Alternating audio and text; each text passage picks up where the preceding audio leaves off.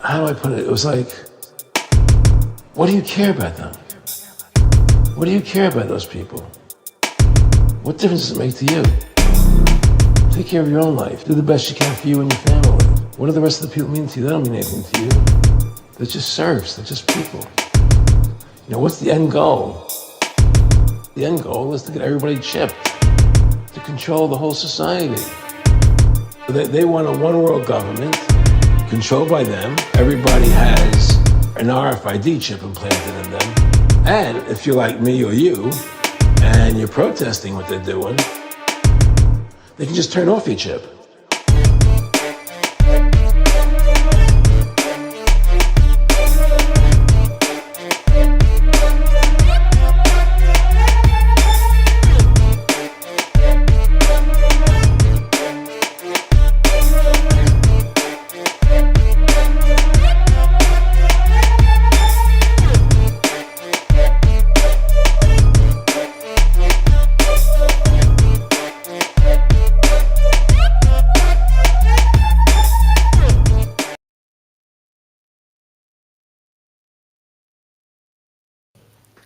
One, two, 1, 2. Welcome back, comrades. Welcome back, intergalactic rabbit hunters. It's Rise Above. Equator-dwelling peasants. Nice. Welcome back, Andy PG. How's it going? Greetings, one and all. Greetings, everyone that's tuned in. We have been on a little break. We took a break last Friday. We had a good old black market cinema, though, didn't we, Andy PG? Yes, mate, we did. Absolutely cracking episode last week. Had a lot of messages, actually, about that. Yeah, it was absolutely... Let me tell you. Unbelievable. Yes, there's new jingles in the house. Grandmaster Ginny himself. Welcome back, everyone. So tonight, our special guest is Jacob of Ephraim. He's going to be coming along in roughly 33 minutes. In fact, exactly 33 minutes. It's 21:07. He's going to come on at 9:40. I'm going to leave it as a surprise of what he's going to be talking about. So we might have had a break, right? But we've been busy. We have been very busy. This is Rise Above. What's the matter with your mouse? It's not working, mate. Let me just do this.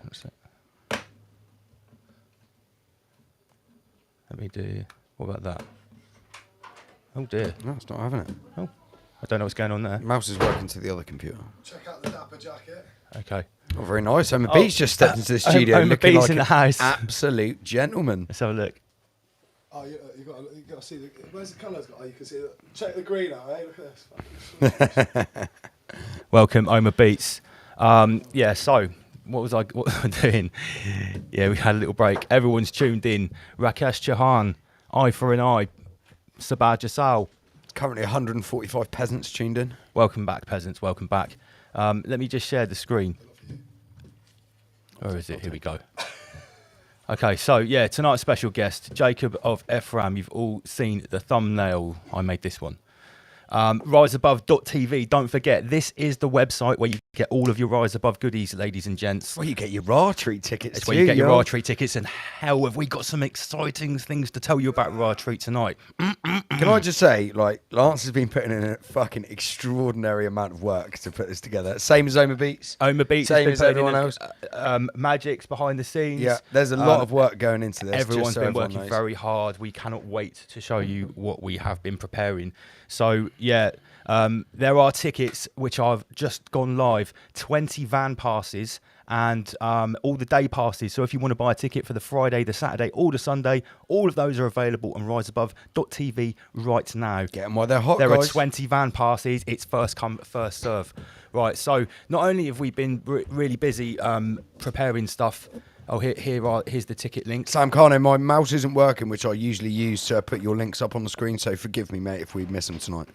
I don't know why it's not working. It's all right. We'll try and deal with that throughout the show, but yeah, please don't be offended if we miss some of your links, mate. I think it's because there might be a problem with the Wi-Fi because we're plugged in. Oh yeah, let's get Inner Guardians in. Welcome back, Master Lee. Inner Guardians, Inner Guardians, Inner Guardians. He'll be with us in a second. There we go. Look, it works, mate. It works. Master Lee on camera. Welcome back, live from the Off-Grid Dojo. Look at that. Salutations, everybody. Can you hear me okay? Salutations. Yeah, you sound great. Looking good, Master Lee. Yeah, I'll try my best. Okay, it's good to have you back. You're going to be dipping in and out tonight. I know you've got some full rabbit to bring for us later on. Quite excited also about our guest. He's going to be talking about solar stuff. Solar Wolf, Jacob of Ephraim. Okay, so we've got Master Lee in tow. RiseAbove.tv. Now, I have to give a huge shout to the man they call Slick Rick, our new editor. If you haven't subscribed to the other Rise Above channel, you are seriously missing out. He is getting literally the fillet of rabbit, the finest cutlets, the filet de mignon of the rabbit. He's getting that, and then he's cutting the fillet out of that, and then he's presenting it for you. You're getting the eye of the meat here. Yeah, right. So we've got like bite size. We've got edits where he's cutting out all of the really nice interviews and collaborations that we've done. Also, we're whacking out these shorts across Instagram, Facebook, and YouTube. So it's maximum. He's gaining traction as well. Yeah, it's gaining traction. We're going for maximum coverage, right? And I've got to let everyone know, I've been busy. I've been making a few creations, and this is the kind of creation that you're going to see when you subscribe to the other channel. And I'll just give this a little introduction. Tonight, I'm going to be talking about how everything's getting schwabbed together, whether it's climate change, the Soviet Union, the Greta resets, the trans agenda, all of that. That's going to be my thing later on. And I think this video, because we've had the hot weather, I wanted to settle the climate debate. Now, this is part 1 of 3 of an epic conversation from 2 of our leading experts on climate change. I'd just like to play this for you.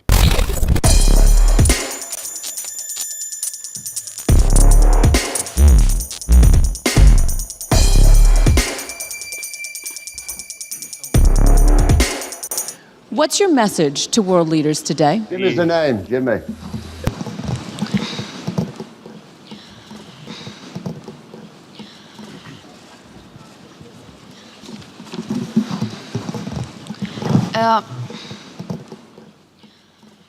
My message is that we'll be watching you. What you see with me is what there is. All I know is that I'm having a great time. This is all wrong. A person can only do so much, and if I went out of my field, I would be no good whatsoever. I should be back in school on the other side of the ocean. Yet you all come to us young people for hope. However, it's up to you guys. If that's your scene, you have got to try and change things, because you're going to come into power sooner or later. How dare you? Not really, because you see, what we deal with a lot of accidents. Using your logic, you would leave the people lying in the road. You have stolen my dreams and my childhood with your empty words. And yet, I'm one of the lucky ones. No, that's the way you look at it. The way I look at it is that nobody's going to take my right away to help people, because I've been helping people all my life. It's a family thing. I grew up with that atmosphere. It's rather like staying in the circus business. And my parents were great charity workers in their own way. I do that thing. Whether it's right or wrong, it's not up to me. People are suffering. People are dying. No, try and look at it this way. If I raise, and my team with me, raised £10 million to build a hospital, we raise it from the public by having a good time. We ask them to have a good time, to do all sorts of things. They have a good time, they raise money, they send it to me. I cut out all the middlemen. I was always a good time, good fun animal. And there's nothing wrong with that. It's just that you are what you are. And so what you get from £10 million that anybody gives me, they get a good time. And it's not watered down. £10 million plus a broken bone.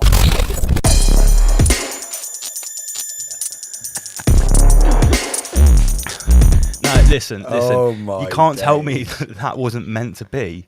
Master Lee, what are you saying? Well, it's difficult to tell what's real and what's not nowadays, isn't it? Exactly. I mean, obviously everybody knows that Greta, and by the way, that's part 1 of 3. I haven't made part 3 yet. I have made it. I haven't released it. Part 2 coming up later. Everybody knows the Greta speech. However, not many people have seen that Jimmy Savile interview. It's back in the late 1980s, and there's loads of these sort of like young sort of media bods grilling him about whether he really is a full-on rapist, a philanthropist, or not. And when I came across that interview, because I was just trying to make some jingles, you know. Let me tell you, unbelievable. I was trying to make some jingles, but I came across this interview, and it's like, oh my God, this has been made to go together. So yeah, make sure you can subscribe to the other channel and get more of that content, guys. So yeah, some great work from Slick Rick. Now, I've just got to do a big shout to Roots Brands. I am currently on the Trio pack, right? I've got Restore, clean slate and 0 in. I'm just about to take a 0 in capsule now. So thank you everyone that's buying. I just got some 0 in off you. Cheers. Nice. Yeah. Roots Brands /rise above. Absolutely kick-started my journey back into fitness. You've seen all the skating 100%, videos, mate. 100%. Yeah, lost quite a bit of weight. Doing really good on this stuff. It's excellent stuff. It does work. That's why we only endorse the best here at Raw. Yeah, and if you want to get any of these amazing health products and you do the Rise Above referral code, it's just /Rise Above. We get a 15% kickback, which is almost half of 33, and it's very, very appreciated. But we're not sellouts. No, we're not We're not sellouts. We're not sellouts. If this was rubbish, I definitely wouldn't be taking it or recommending it. Yeah, rootsbrands.com /Rise Above. Nature in, synthetics out. Boom. Eat it off the floor, lick up my waist. Yes, right. There's new merch on. I'm racing through this. We've got so much. We've got guests and everything. There is new merch. We've got red hoodies in some already existing designs. I'm trying to really expand the range for everyone. Okay.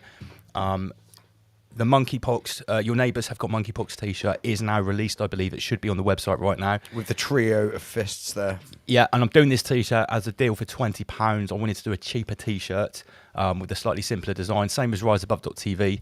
They're on the website now. Also, new stickers, Whole Rabbit and the digital Inner Guardian Sun. Those stickers are available, and this new amazing geisha jumper. It's another Rise Above trans geisha design. There's some variants as well. So yeah, remember the merch helps us out greatly. It helps purchase all our equipment, keeps us running. So please do purchase Rise Above merchandise. Helps us put on 3-day events in the woods. Yeah, exactly. Without this, we wouldn't have been able to put deposits down to start archery. And now, yeah, exactly. That just goes without saying. Okay, so let's talk about the event of the century in the creator realm. 9/11 weekend. The 9th of September to the 11th of September, that's a Friday to a Sunday. We're inviting you to come and camp with us in the woods and be entertained. Everyone knows who's playing now, right? Terra Slim, Comprehend, Double LMC, apparently he's pretty good. We've got JD, Native Tongue. Now, Nathan from Native Tongue is actually going to be joining us after Jacob of Ephraim, and he's going to be playing one of his videos and talking about it. So we're really excited to speak to Nathan a little bit later on. MC Manic and Oma Beats. Now, I know you guys have seen this, but the reason I'm showing it again is because we've got some new additions. Obviously, we've got Mark Devlin as well. Wild Wellbeing, Forage for Knowledge. Right, Magix has pulled it out the bag. We've got Maxwell coming back all the way from Canada. Oh, yeah. Yes, Maxwell is flying in from Canada to come and play an exclusive set with his brethren Skibber, who is also an amazing artist. So Maxwell and Skibber, that's the first addition to the lineup. Thank you very much, ladies and gents. Up Awesome, next, man. we've got Lucas Lyon. Lucas Lyon in the house performing his own exclusive material. And we've also obviously got the official meme here for Sagehead's meme workshop. So he's going to be Rolf teaching. Harris coming. Yes, of course, yes. Yeah, I'll just make that bigger so everyone can see. Yeah, it is Rolf Harris. So Sagehead and Friends live meme workshop inspired by some of Britain's most trusted artists. And there's a picture of Rolf Harris. Absolutely. Absolutely. Let me just change these captions here. You see what it is, yeah? Can you guess what it is yet, mate? Guess what it is yet, mate? Right, treat tickets. There we go. Is he still alive? Rolf Harris? Yes, I believe he is out of prison now. He did a short spell, didn't he, for touching people He's reformed. in the 80s. Yeah. Oh, he's been reformed, mate. He's been through the correctional system. Okay, we have Rustler, D&B legend, really wicked producer playing. We've also got Sister in Sounds, which is Jennifer Amulet, who's also going to be doing a talk about the symbology on our cash and the future of cash. Really interesting. Oh my days, I'm just going to drop it right here. Boom, there We've it got is. Cotty and Killer P. For anyone that doesn't know who Killer P is, and Cotty is an absolutely legendary godfather of dubstep, and Killer P is an original member of the Roll Deep posse, who are grime godfathers. Okay, so this is an amazing addition to the lineup, and I'll just have you know, these guys actually approached us. They've seen the show. I know Killer P, and Magix knows Cotty, and they've both seen the show. They're on board, and Awesome, they man. wanted to be a part. Tayatsim as well is an amazing producer, absolutely smashing all of the 140 BPM polls at the moment. I think he's one of the hottest things in the 140 at the minute. Literally hottest thing in 140 at the moment. So yeah, And we're not finished. Inspector Veg. Yes, we've got Inspector Veg doing an exclusive set, headlining with MC Silver, backing him up. So, yeah, as if Raw Treat wasn't sick enough already, guys. So this lineup here that we previously showed you has now turned into this. Yeah.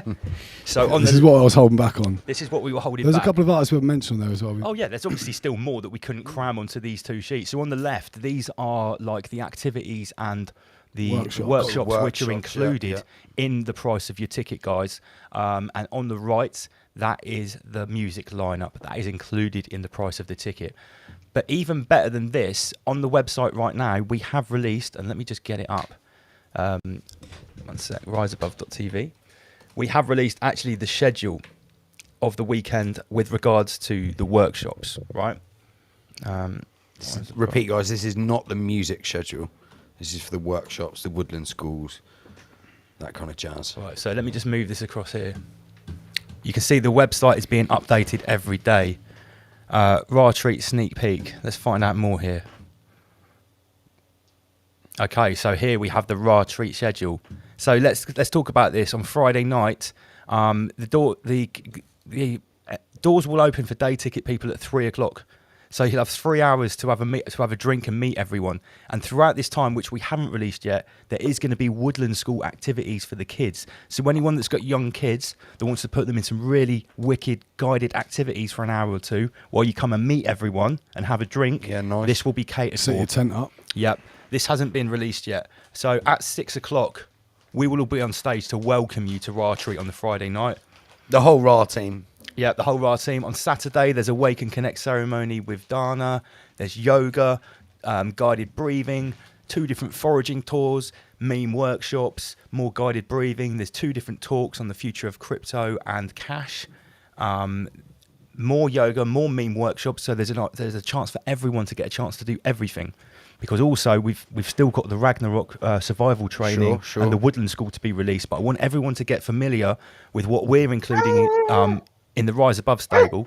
So I'll just go down here. It's also shown like this as well for people that like to get a little bit more visual. So you can see what's going on at the same times. And as you can see here, Inner Guardian self-defense is going on both days. So 2 o'clock on the Sunday and also 11:30 in the morning on the Saturday. So while we've got you here, Lee, can you talk a little bit about like what you're going to be offering in your first principles of self-defense? Yeah, apologies in advance because I've got one of my dogs kicking off at the moment. I'm surrounded by foxes, so please bear with me while... That's okay, we like a little dog barking in the background. Quiet. Yeah, they don't like foxes. Yeah, so we're going to be covering first principles of self-defense. So it's all about preparation. Not just about the preparation, but it's all about the reparation or the repair. So we always balance out the two. When I teach self-defense, I'm always looking at balancing out the positives and the negatives. So it's not all about being attacked and things like that. It's quite the opposite. It's actually about building up the confidence and being able to be relaxed in any form of difficult situation or conflict or pressure. So it's kind of performance based.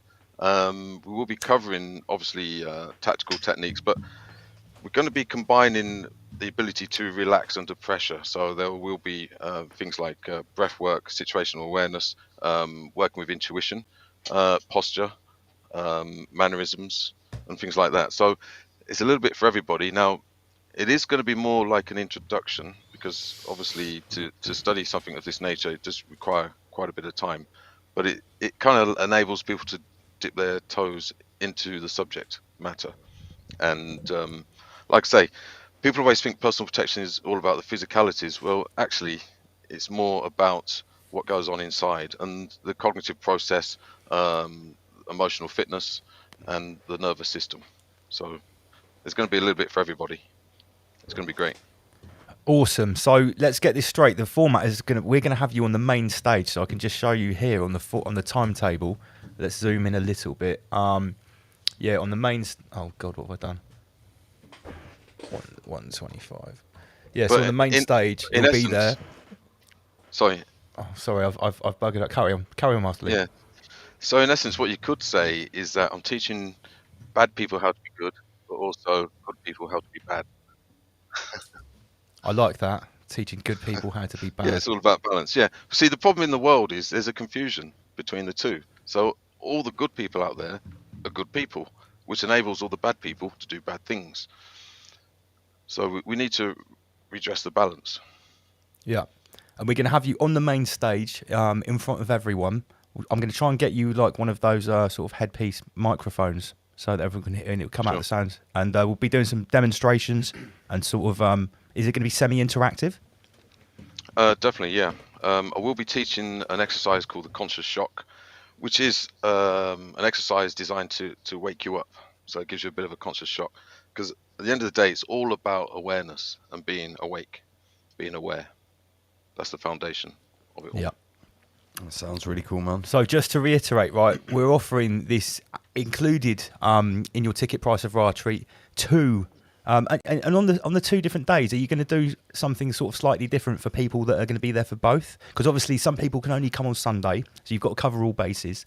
But do you reckon there'll be some progression in the second session if someone's attended the first? Definitely, yes. The way I teach not in a linear fashion, but I do a cyclical training. So it will be a repeat, but I will probably add things or take things away from the previous session. So for those that went the day before, it will be like a recap, reminder, reinforcement of what they learnt before. And for those that didn't train, then obviously they'll be learning something new anyway. So if you want to be like a second degree sort of Padawan of Master Lee, you can actually attend at 11:30 on Saturday. And on Sunday, as you can see, we've only got things on the main stage from midday onwards. So we actually want everyone together on Sunday. And there's going to be an amazing talk from Mark Devlin, followed by another demonstration from Master Lee, Inner Guardian's First Principles of Self-Defense. I'm then going to be conducting, it's just called Meme Auction at the moment, but it's the General's Soviet Union People's Meme Auction. I'll have you know. Of course. And we're going to be auctioning large sort of signed memes, and obviously it is going to be subsidised by the Soviet Union, so they start at £1 and they go up in £1. They're not going to be like silly prices. It's going to be a lot of fun. The General's going to be hosting it as well, which will make it particularly entertaining, and you get to see how I can conduct an auction, which is something I actually do professionally, and it's quite entertaining in itself, especially when the General comes along. So yeah, and then from 3:30 onwards on the Sunday, it's basically the Rise Above crew farewell set. Myself, Omar Beats, Magix, Andy PG, and MC Manic. So yeah, this is your timetable for Raw Treat, guys. I want everyone to get familiarised with it, because this is what's going to be happening on the main stage in the learning tent, and on a third area, which will be something like a woodland circle, whether it's like some yoga or obviously foraging is a little tour. But in a couple of weeks, we're also releasing another timetable of the extra activities, which we have put a lot of concentration and effort into tailoring for you guys, for children and adults. These are going to be offered by the Woodland School, and it's going to be things like axe throwing, wood carving, Woodland School for Children, which is going to be really essential skills, and also a chance for the parents to have some time on their own, so we're trying to be mindful of that. And there's going to be Ragnarok Apocalypse survival training for adults too. Amazing. And it's going to be really reasonable, like £10 an hour for adults and stuff like that. And we're going to be out in the woods. So the idea is everyone can get to know this schedule.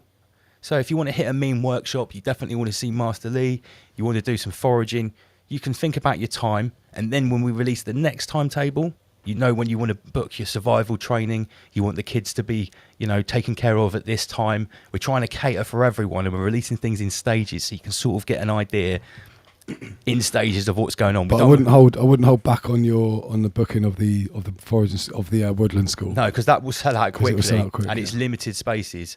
I've told Chloe exactly how many children we've got booked. So the idea is that if all the kids want to book, they will all be catered for. But with the adults, the Ragnarok Apocalypse training, there is no way they can cater for like 300 people. Because we've sold 200 tickets now. Yeah. Big up to the guys who just bought 4 van passes as well. Okay, so there's 16 van passes left. So yeah, it's going well. It's going very well, guys. We've still got 2 more paydays to Raw Treat. We've sold a pair of full weekend adult camping tickets as well. Okay, so I believe there's like 15 or 16 tickets, adult weekend tickets left. There's children's tickets and there's 99 day tickets. That's 33 for each day for adults. Children aren't Do you included know if in you've that got number. many? Do you know if you've got many full-time van lifers going? I've had 8 inquiries about vans, and we've just sold 4 van passes. I've released 20. Yeah. Do you know if they're full-timers? One of my friends who's coming, she is a full-time, lives in a van. Yeah, she's actually helping us set up like at the start of the event. It's probably too late, but it might be worth trying to add somebody that can speak about van life, for those that are interested in pursuing that lifestyle, maybe. It is something I've looked into, actually. I've been speaking to a couple of guys about that, Lee, already, actually, funny enough. But it's tying them down to the dates. That's the problem. Yeah. I shall endeavour. Well, there'll be a few van lifers around, so I guess Maybe between yourself, informal. Lee, and JD, because he's a van lifer as well. But maybe between you two, you could, have a little. If there's time for JD and for Lee to do this. Yeah. We don't want to overload like everyone. a informal chat around the campfire. Yeah. Yeah, and he after hours, that's always a good chat about. Off grid. I was trying. Basically, there's a guy who's doing off grid teaching, so I'm trying to get him because he's got some wicked information. Mate, I can't wait to see what kind of campfire chats there's going to be. Well, we've also what we haven't mentioned. We've also got Russell and Sarah doing some sort of like off-key chats about mental health and things like that. That's on the Sunday morning. There'll be a woodland circle, sort of like discussing mental health issues and stuff, which is really important. So there's obviously serious Sarah's things. like an expert in this stuff. She works at a mental health unit and she's done vast amounts of training. Russell is got a massive amount of knowledge of living with the mental health issues and things like so it's superb. Okay, the team is amazing. Excellent. Do I never get invited to dinner parties. Do you think it would be fair to say that this retreat could be like the place for everybody that never gets invited to the mainstream? Absolutely. That's what it is. Sure. We've had a lot of people buying single tickets, and as far as I'm concerned, they're some of the most important people coming to Ratri, and I want to come and meet all of those people because we're very lucky to have our networks, and I've got physical networks with people right here. Some people rely on the internet, and if you haven't got anyone that's on this level with you, then it can be a lonely place, man. Yeah, absolutely. And this is the ideal event. So a massive shout to those people that have bought the single tickets. We can't wait to meet you, party with you guys, and learn something as well. Because at the end of the day, this is a learning weekend. Yeah. At some point tonight, I wouldn't mind talking about something that came up in the dojo on Wednesday. Dom and Rob was actually in the dojo. So Rob from Esoteric Night to Malta, right, and obviously Dom from Sheep Farm. We came up with a new term. It's PTSD, which is Platform Traumatic Stress Disorder. Right. So it not only applies to those who create content or do these platforms, because it can be very stressful, especially when you deep dive into some of these subjects. You can actually end up with some kind of stress disorder. Sorry to butt in there, Lee. I said on our Black Market Cinema episode that me going into the level of research I did with a Pizzagate and child sacrifice, and that changed me, man. Looking into that, yeah, and I didn't have any choice about it. Something that I'm really picking up on from people, even on an energetic level, is a lot of people, because they've been deep diving into rabbit holes of finding the truth, and obviously when you look for the truth, you find lots of lies and deceit and deception. People are actually suffering from like trust issues and stuff like that, which is understandable because once you realise you've been lied to from the moment of birth about the nature of reality, the shape of the earth, and pretty much everything else, you could end up with some sort of trust issues and sure, the inability to relax. And so, for instance, if you can't fit in because you're living in the world but not of it, so to speak, there could be all kinds of side effects, which is why I always talk about the healing aspect of all of this. So there has to be a sort of a counterbalance when it comes to researching, deep diving, discovering the truth, and you go through that kind of dark night of the soul. There has to be a healing element to bring back some balance or normality. The new normal. I think the new normal. I think Magix has actually put that on the poster. Where is it? Yeah, self-defense and everything, bushcraft, axe throwing, yoga, self-defense and everything in between. Heal, grow and learn and experience life in the woods. So we've got heal in there as well. Absolutely. Yeah. Look at this lineup. I cannot believe how much we've squeezed in there. Inspector Veg, Cotty and Killer P, Rustler, Mark Devlin, Comprehend, Terrace Lim, Lucas Lyon, JD, Native Tongue, Tyatsim, Maxwell back-to-back Skibber, Lost Dice, Omar, Andy PG, Double L Magic, Manic, Leo Wild, Tom W's, Rise and Shine, DJ Chronic, Mode 12, Living Proof Hi-Fi, Chapter, Sister and Sands, Sinistar Dread, and Dan Sonaski. So, yeah, that is a big lineup for £66. And what else? I hope you're going to capture all of this. I've actually got Freddie Stevenson, the guy with the massive transformer camera. I'm getting him along to capture everything. He goes out and films all the activism, all the truth events and stuff. So have we decided on live streaming or anything like that, or if there's going to be certain sections live streamed? We're going to do our very best. There is a bit of mobile internet there. I've done that on the last site visit. So I mean, basically, when I'm sat at the anti-Coviet lemonade stand, yes, of course, there's going to be one. It's going to be next to the HR department. I'm going to constantly have a GoPro and a tripod with me, and I'm going to be sort of like streaming as much as I can. But obviously, I won't be able to do that all the time. We need to get someone who's going to be a dedicated media bod. Maybe someone that's watching that's already in contact with Sam Carno, that's one of our 15 stewards that's already signed up. They could actually step forward and say, yeah, I'll look after the tripod. Maybe some kind of roving reporter that can go around. Yeah, we need that because, I mean, I'm going to do that sometimes, but obviously... You're going to be busy, man. Yeah, I'm going to be very busy. We're all going to be busy. Absolutely. But yeah, can't wait. It's going to be something very, very special indeed, guys. So, yeah, make sure you get your tickets because the bigger it gets and the more people inviting along, the less tickets we can sell. We've got a maximum limit of 499 people, and we're racing towards it at the moment. And it's going to come around quicker than we think. It certainly is. How many? I read a report, 33 million people in Britain are mentally ill. No, they're not. I really like these new jingles. So we can thank Greta and Jimmy Savile for that. Right, this could actually, I don't know, could usher in the collapse of this known civilization. This could be the last chance.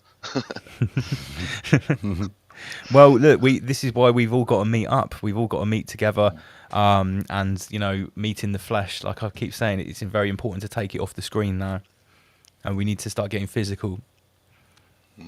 So this is what Raw Treat's all about. Come and meet us. I've been contacted by people from Turkey, Germany, Sweden. So I think we've got people like crossing oceans and crossing borders to come and meet us. Anybody from New Swabia? Not so far with the Guardians. But yeah, the email is blowing up. So if you want to get in contact with us regarding Raw Treats, it is rawtreat@gmail.com. riseabovelivestream@gmail.com. info.rawtreat@gmail.com. Yeah, for punters. That's the one for punters. Okay, so in a couple of minutes, Jacob of Ephraim, a.k.a. Solar Wolf, will be joining us. He's given me about 500 slides. It literally took me like almost an hour and a half to get all these images into the Swab show. So, oh God, no, I almost dropped a Messerschmitt meme that I'm saving for later on. Steady. Okay, so yeah, after we have Jacob, basically I've got a medium-sized Schwab show, which has got some amazing memes in it, and it's going to be sort of, my theme for tonight is how I think. I think that they're actually about to try and Schwab everything together, right? Because it seems to me like we have some pandemics like bubbling away in the corner. We've just had our first like actual climate change event. Yes. Right? An actual proper Greta event, right? We've now got all things being merged into it as well, like solar activity, which Jacob of Ephraim is going to talk about, aka Solar Wolf. We've also got mental health and the trans agenda coming in. That's getting swapped together as well. The alphabet mafia. The alphabet mafia. So maybe while we're just waiting for Jacob, I could probably warm up with a couple of memes, which will sort of set the scene, because I think I've got a feeling tonight's going to be quite synchronistic, and it's all going to come together. So I'll just start with this. On the right, we've got Auntie Koviet. I'm going to get my climate change, Brittany. Thank you, Greta, with an NPC. And on the left, this is an amazing bit of work. What's up? Oh yeah, bring me my pizza, please. I'm actually getting hungry. On the left, we've got an amazing piece of work here. And by the way, Jacob, I have emailed you the link. If you haven't got it, please let us know. But yeah, jump in, click the link. We'll see you in a minute. On the left, what can you say? This is fantastic. No, it is. You're just still looking at it. Yeah, I am. Yeah, I'm just. You've got Zelensky there walking on water, being symbolised as Jesus because he's a fucking alleged hero, and he's in his best Freemasonic apron there with the Ukrainian colours. Got Lord Sausage Fingers bottom left. He's got a kind of schwabbed together bishop's mitre with the all-seeing eye of consciousness and the counter-rotating pyramid Star of David. Big shout to Bob's your uncle. Glad you like it, mate. There's a lot going on here. Then you've got the Goonies. I actually think this is another level of memetics, what we're looking at. Oh, you've got the Disney penis as well. Yeah, that's the Disney penis. Disney penis. It's the Minnie Mouse phallic symbol. Yeah. I think that's actually Minnie Mouse's shoulder. Yeah, no, sure. Yeah. And then we've got the old NATO American death flag plastered over a Elon Musk whale. And obviously, let me just get rid of the graphics, right, because you're missing the best part. Sloth is there. Sloth's there. Sloth The is always Goonies. there. Okay, right. Let me. He's drowning. He is drowning. Yeah. Right. Let me stop being silly, and I'll move forward because we have got a guest. Oh, we've got Jacob in the green room. Yeah, he's a YouTuber as well. He's a researcher, and he's actually a long-time viewer of this show. So Jacob of Ephraim, aka Solar Wolf, he sent me literally about 533 billion images earlier on. So let me just get down to them. I don't know if they're in the right order, but we're going to do our best. Let's say hello to Jacob. Welcome to Rise Above. Let's hope this works. Hello. Hello, mate. Can you hear us, Jacob? Hey, how's it going, guys? How you doing? Greetings, all good. Yeah, I can hear you fine. Hey, Master Lee, I'm gonna leave it anytime you want. Come on down to Texas. You're welcome. Salutations. Thank you for that. Yeah. I've been listening to some of your work today, and yeah, it's going to be interesting tonight. We can cross-reference a few things, syncretize and all that. Yeah, the channel's been doing pretty decent. And actually, I do a lot of, like you guys know, I do a lot of solar weather. But I've also, with my partner in crime, Figs, Ambiguous Figgy, I have a little segment we call Clown World, where we kind of break stuff down, and that's actually taken off pretty good. Sounds good. Psycho Clown World sounds right up my street. I like that. Okay, so Sam Carno's got some links here. It is too. This is the solar. This is the weather war and solar monitoring channel, right? Okay. So let me get some slides up, Jacob. Or do you just want to do like an intro into how you got into this sort of like solar weather reporting? Yeah, we are getting a bit of lag. Let me just get rid of an unnecessary screen. 1 sec. Absolutely, yeah. Is that better?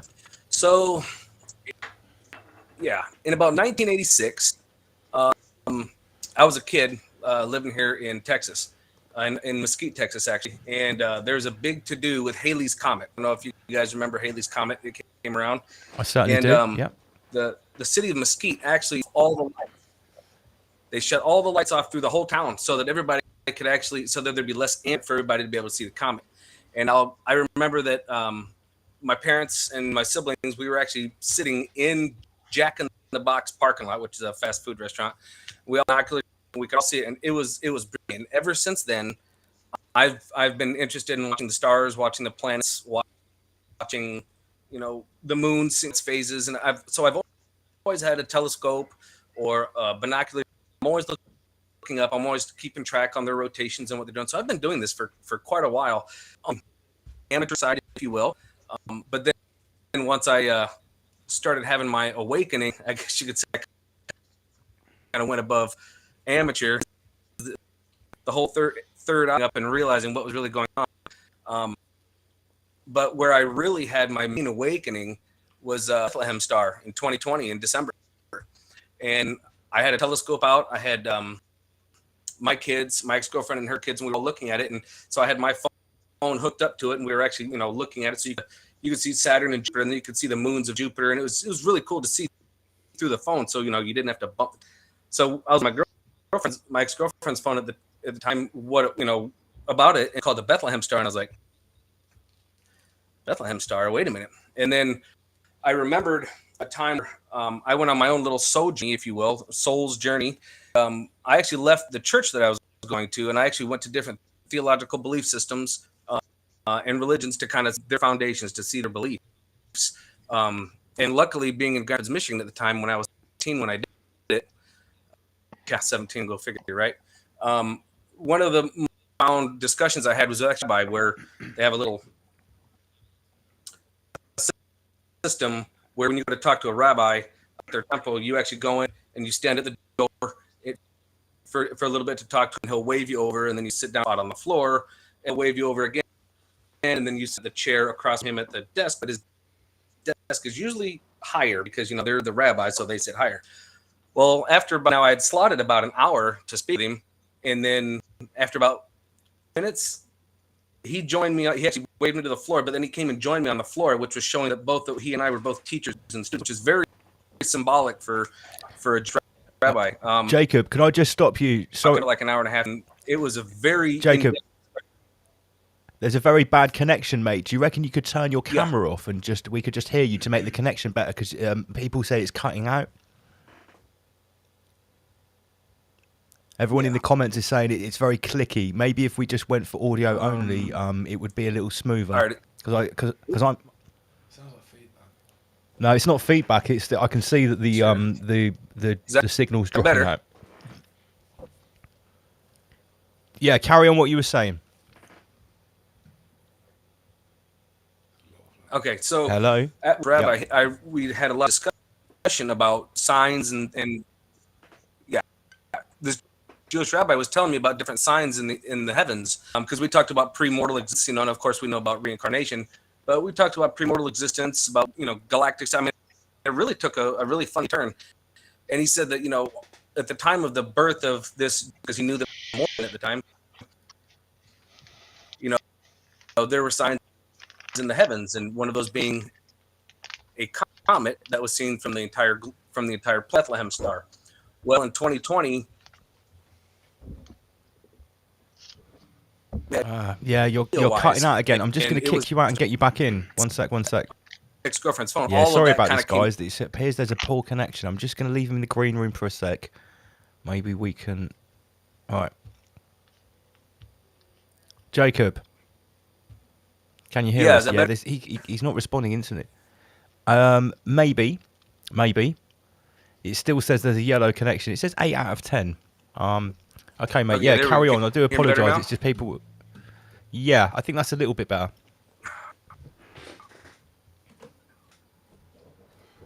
Yeah. Carry on. Sorry, I'm just trying to optimise things here. Okay. Yeah. Yeah, all right. No, it's fine. Very clicky. So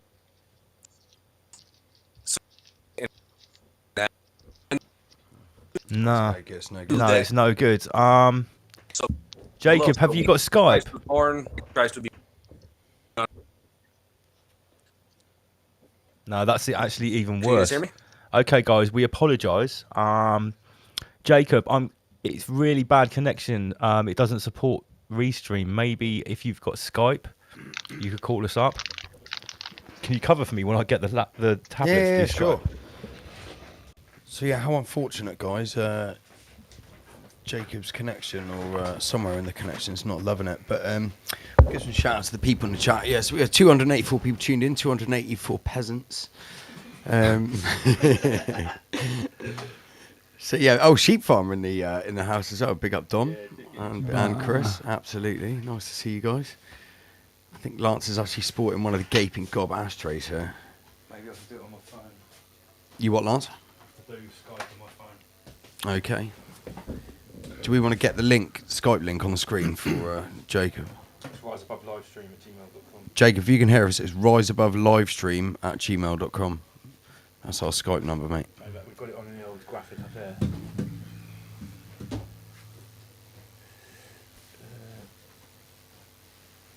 How unfortunate. Too much crap on the screen, Michael. Yeah, that's the Skype Rise Above Livestream. Yes, okay, so bottom right-hand corner, guys. That's the live stream address. Yeah, so Jacob, we are now... Oh, right, enter password. This is when you sort the men from the boys, ladies and gents.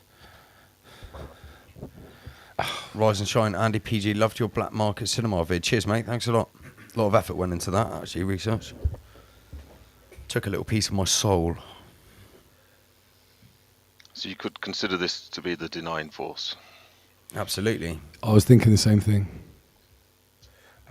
Me and Helen were discussing this today about there's possibly a department of the denying force at, say, every council. Okay, we're in.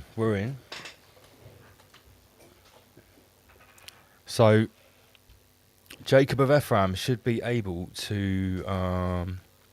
just Bluetoothing the Queefmaster Pro. Hold on. Yeah.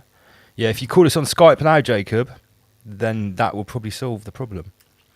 Yeah, because we really want to talk to you, dude. Yeah, because he was just getting down to business as well. What's that feedback sound? Yeah, there's some feedback. Can everyone else hear that feedback sound? I can, I've got it. Can you hear it? I can hear a little bit of feedback. All right. Okay. All right.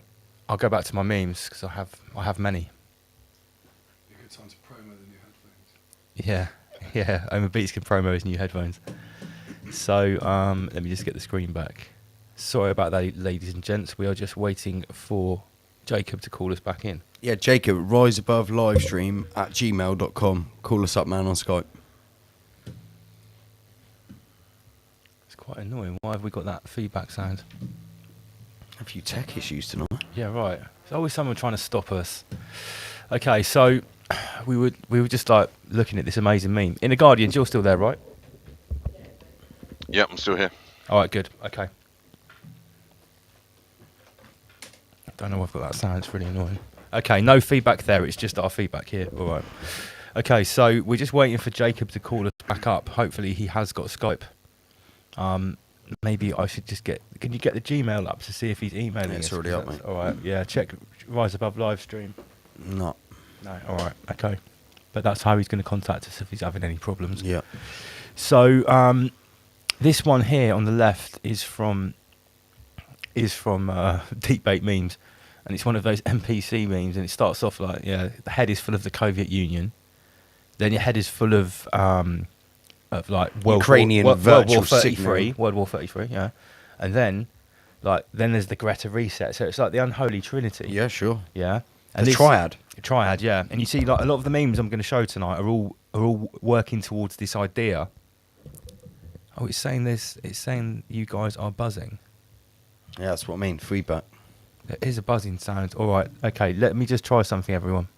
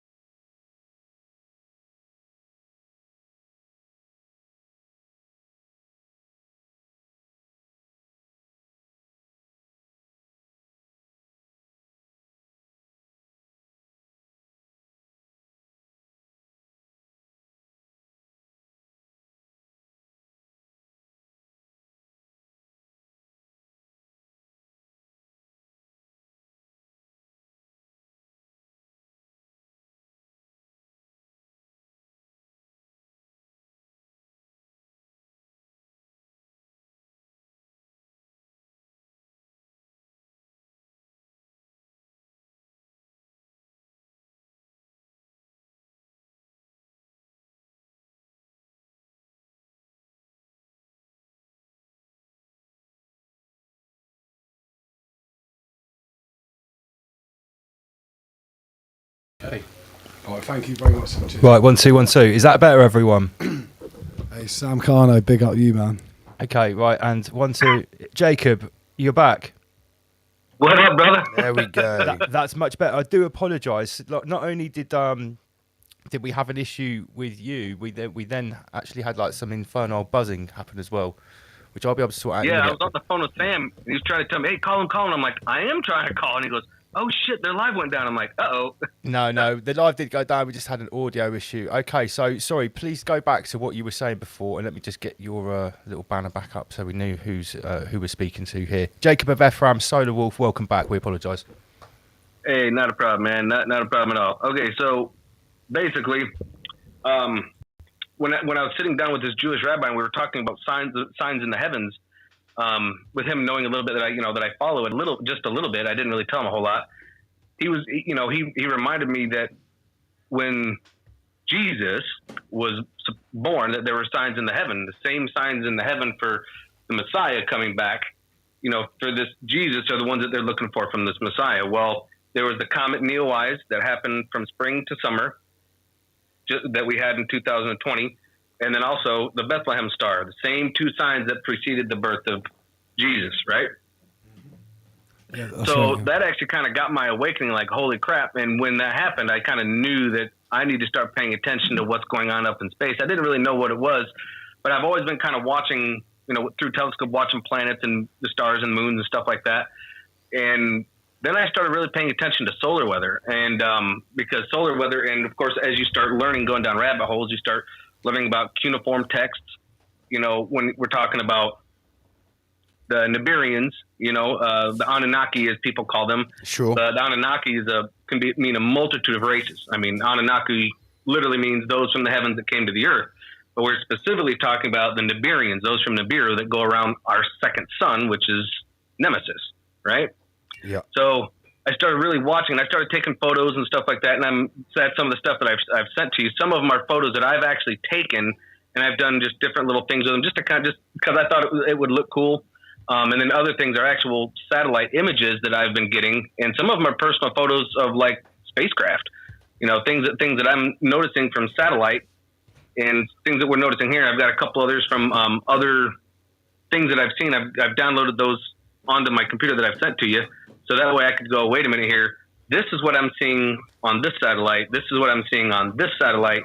And I'm able to start putting things together. And dude, we're literally living if you want to say, a Star Trek reality, but there's literally Star Wars going on out in space. Like I've got some of them photos you'll see. I mean, it's just lit right up. You can see everything going on. And you've taken these yourself, have you, Jacob? Some of them, yes. Now I can't see on the screen where you're at. That's why I sent you the file. I didn't know if we could if we'd be able to do a share screen or whatever, and then I could just kind of go through them with you. But I mean, I can watch on my phone and watch where you're at, and I can kind of let you know some of them that I have taken myself, actually. Okay, cool. Lance is just going through some of the slides now. So you've taken those pictures yourself, have you? Yeah, a lot of them I have. Some of them are actual screenshots from satellites that I've got or downloaded from different websites. So if we started off the way I sent it to you, I don't know if it received this way because I created a zip file and I don't know if it screws it up. But this one here that we're looking at, this is from LASCO C3. Okay, so if you see the little white circle in the very center, that's actually the surface of the sun. And then you have an occulter disk that actually kind of surrounds it to block the light from the sun so we can actually see coronal mass ejections. And as you can see here, you actually, on this one, you can see the plasma coming off from the sun. Wow. But you can also see to the left of that disk, you can see a small craft there. Sure. But if you also look to the right of it and you see that plasma where it has that little glitch that's in the middle there, and it almost looks like a skull, like a skeleton skull right in the middle, that's actually believe it or not, it's a Borg cube, and they have the ability of bending light and screwing up the image. And some of those that I've sent to you, you'll see the little actual Borg cube, and you'll see the different light variations from one end to the other. Usually goes up at a triangle. Right, okay, this is mad. Fuck, we're only on the first slide. Okay. Wait a minute, let's get to the next slide. Go through the slides. I'm sorting this sound issue out. Go through. Yeah, the so slides. we've got another. Can you? Are you watching the screen, Jacob? Can you see the slides? Yeah. Yeah. So This is a good one. So this here, we're looking at LASCO C3 on the left, and then on the right, we're looking at stereo ahead.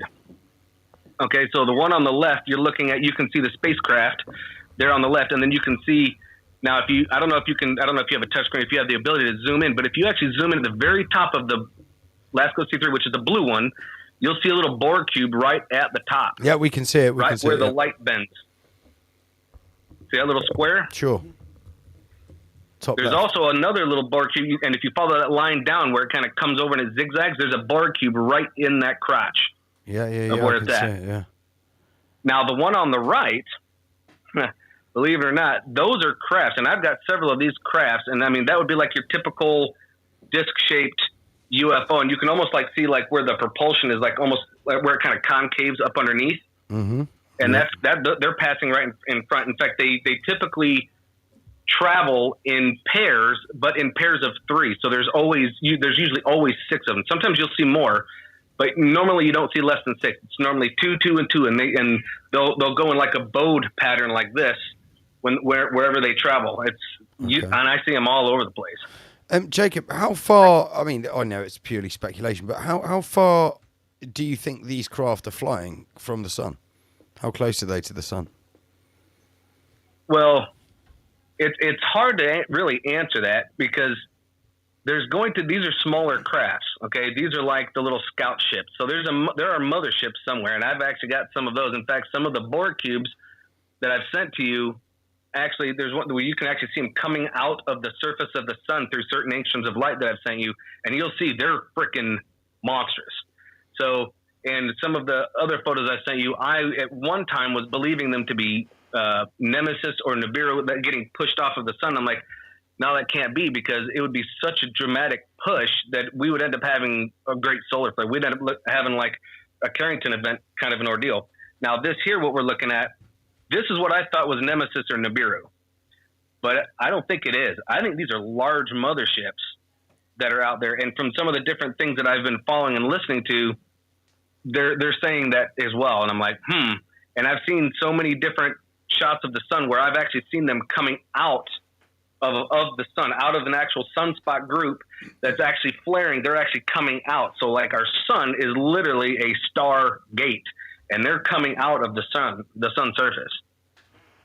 I mean, I've seen some footage of this online, and it looks almost like a jellyfish, like leaving the surface of the sun. What sometimes it looks like is they're sucking the energy from the sun. Yeah, that's what I was looking into. Is them as like kind of recharging their ship or refueling from the sun. But in normal science, in some of my videos, you can actually see where the plasma is actually kind of coming off the surface of the sun in a like a tornado type fashion. Yeah, that's right. But you'll see it going off the eastern or the western limb, and you'll see it spinning off in that direction, and there'll just be this big round void that's there, and it'll just be going right over towards that void. And I've actually got a couple videos where you can actually see, after a little while, you can see this big round, just a black object, and it's like darkened out. You can see it lifting up and going, and literally lifting off the sun after it's had enough of the plasma. Wow. Yeah. But in the normosphere science, Jacob, are we told that these are like solar flares? These occurrences that can be observed. Is that how they would be explained away? These observations of things apparently coming out of the sun. Yeah, some people. Well, you have solar flares, you have coronal mass ejections, and they're both different. Okay, solar flare is when you have the polarity. Basically, if you were to take your battery, right, and you hook it up with jumper cables, and you just take them, you touch them together, you're going to get that, that spark, right? That's the same thing with the sun surface. You got your positive and your negative polarity of the sun. And so when you have a flare, it's kind of like the same thing, and it does a flash. Okay, and that gives immediate X-ray radiation to the surface of the sun. In fact, from the time it goes off on the sun to the time it reaches us is about 8 minutes. Okay, now a coronal mass ejection is a ribbon of plasma that gets ejected from the surface of the sun. Now, typically, if you have a large enough flare, you're going to have a coronal mass ejection, especially if it's a long duration flare. You're definitely going to have plasma, but sometimes you have ribbons of plasma that are just kind of coiled along the sun's surface, and sometimes they just lift off and there's no flare. So it's something that always has to be watched. Now, this is one of my favorite ones, actually, because the one on the left in green, that's actually looking at 94 angstroms of light.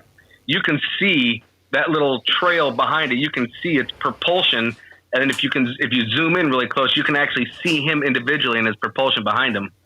And then on the one on the right, that's actually from SEED Sechi satellite, and that's two large, round, planetary type objects, or gigantic motherships, if you will. Okay. This is a very interesting subject. I mean, we're going to get a lot of views on this. People are going to be really interested in this. Oh, dude, man. Oh, and by the way, I was listening to what you were saying, like, holy crap, I sent you home, but trust me, dude, that's nothing. I can't wait to see it. I literally have over 5,000 photos on my computer. Like, I'm not even exaggerating.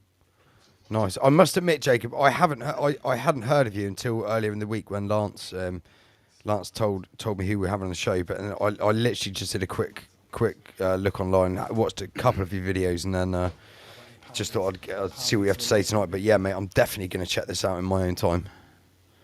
Yeah, see, now I have to give credit where credit's due, and then I also started seeing through some crap. There's a couple other channels that I was following that I don't follow anymore. Well, one of them I do just because I want to hear the bull crap that he says, and he's actually paid opposition, believe it or not. And right.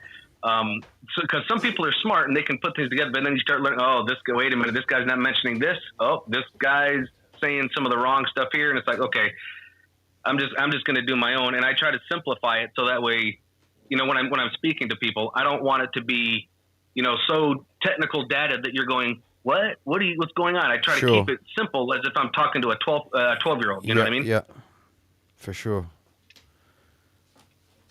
Should we move on to another slide, Jacob? Yeah, Yep. Go ahead, please. Yeah, we'll go to the next one. Here we go. Oh, okay, so this is a similar image to the previous one on the right-hand side, but it looks like you've highlighted a spherical object at sort of 2 o'clock. Now, what I do here typically is I'll take several screenshots of the same image, but it's through different times. So, like when that large round planetary type object is close to the occulter disk, and you see it moving out, when I'm watching it, I'm clicking it, and you can see it moving away. It's clearly moving away from the sun. So, and I show that in a lot of my videos. You can actually see it moving, transversing across out of the side of the satellite. So, awesome, man, awesome. What kind of, can I ask? I mean, it's not like that's not Mercury. It's not Venus. No. This is something else. Yeah. Can I ask, what are you actually taking these pictures with? What's that? What can I actually ask? What are you taking these pictures with? What kind of camera? Okay, now these are actually downloads from the Sechi satellite website. I have several websites that I use. I use their satellites, and I'm accessing direct to the satellite and getting the images off. Okay, cool. So that's good. We know what we're looking at here. Should we move on to the next one, Jacob? Let's have a look. Mm-hmm. There we go. Have we done this one? Yeah, we did this one. A lot of CDs. They do. Omar Beats is just saying in the studio they look like CDs. Okay, now here we got two of them here. Now here you can see the groups. You can see the groups of three. They're pairs, but you can see the group of 3 pairs that are there on the one on the left, and then on the one on the right, that's actually like another large round planetary object. Now, if you look at the picture on the left, you can clearly see out of the lower right side, you can clearly see how the plasma looks when it comes off, right? Yeah. I mean, it's just kind of spreading out. It's kind of, dissipated. It's just like kind an of eruption out, right? from a volcano almost. Yeah, but the one on the right, there's a large round something in the middle there, and I've got those all over the place. Like there's those round objects in a coronal mass ejection ain't supposed to be there. No. It's not a natural ordeal. It's something close to the sun pulling out plasma, and as it goes, it's dragging plasma with it. Right, okay. So Jacob, what do you think's going on here personally? What's your personal opinion on what these ships are doing? Like you said, are they using it as a kind of gateway portal or Stargate, if you will, or are they using it to refuel their ships, charge their ships in some way? You know, what's your take on this? If you could speak to that. All of the above. All of the above. Excellent. Okay. All of the above. They're using the plasma for refueling. They're traveling in and out of the sun's surface for traveling. Because I mean, when we look at we know that it's an electric universe, right? So when you think of it that way, the sun connects to, if this is like a central hub for like your nervous system, and you've got your connectors from one section to another section, you've got that line. Well, that would be a wormhole from one sun to another. Same thing in our galaxy and in the universe. That's how they work. Right. Okay. So it's wormhole to wormhole to change location. Yep. I've got a question here in the chat from Donna Harper. She's saying, why is there a circle in the middle of them all if from satellite? Ask him to show the ones that he's taken himself. The circle in the middle, the circle in the very center, that white circle, that's actually the surface of the sun. That indicates to let you know where the surface of the sun is. Yeah. Okay, and the black disc is an occulter disc, and on these images it doesn't show very well, but there's actually like a little handle that kind of comes down from in front of the satellite, and then it holds the occulter disc in front of it to block the sunlight. Kind of like, when you go outside and you look up at the sun, you put your hand in front of it. Sure, but, sure. it's not blinding you, but you can so still it's see not blinding you. the light. Same kind of thing. Okay, cool. Just so everyone's aware. I know you did say that at the start of the presentation. Mm-hmm. Wow. Okay. Right. So, mate, these are some really cool images, man. Yeah. Let me just get rid of them at the moment because I want to go a little bit further into the slideshow because there was. Oh right. Okay. Here's the one I was looking at. Please, Jacob. This looks incredible. Is that COVID-19? So is this also the surface of the sun? Yes. Now this here is looking right at the surface of the sun.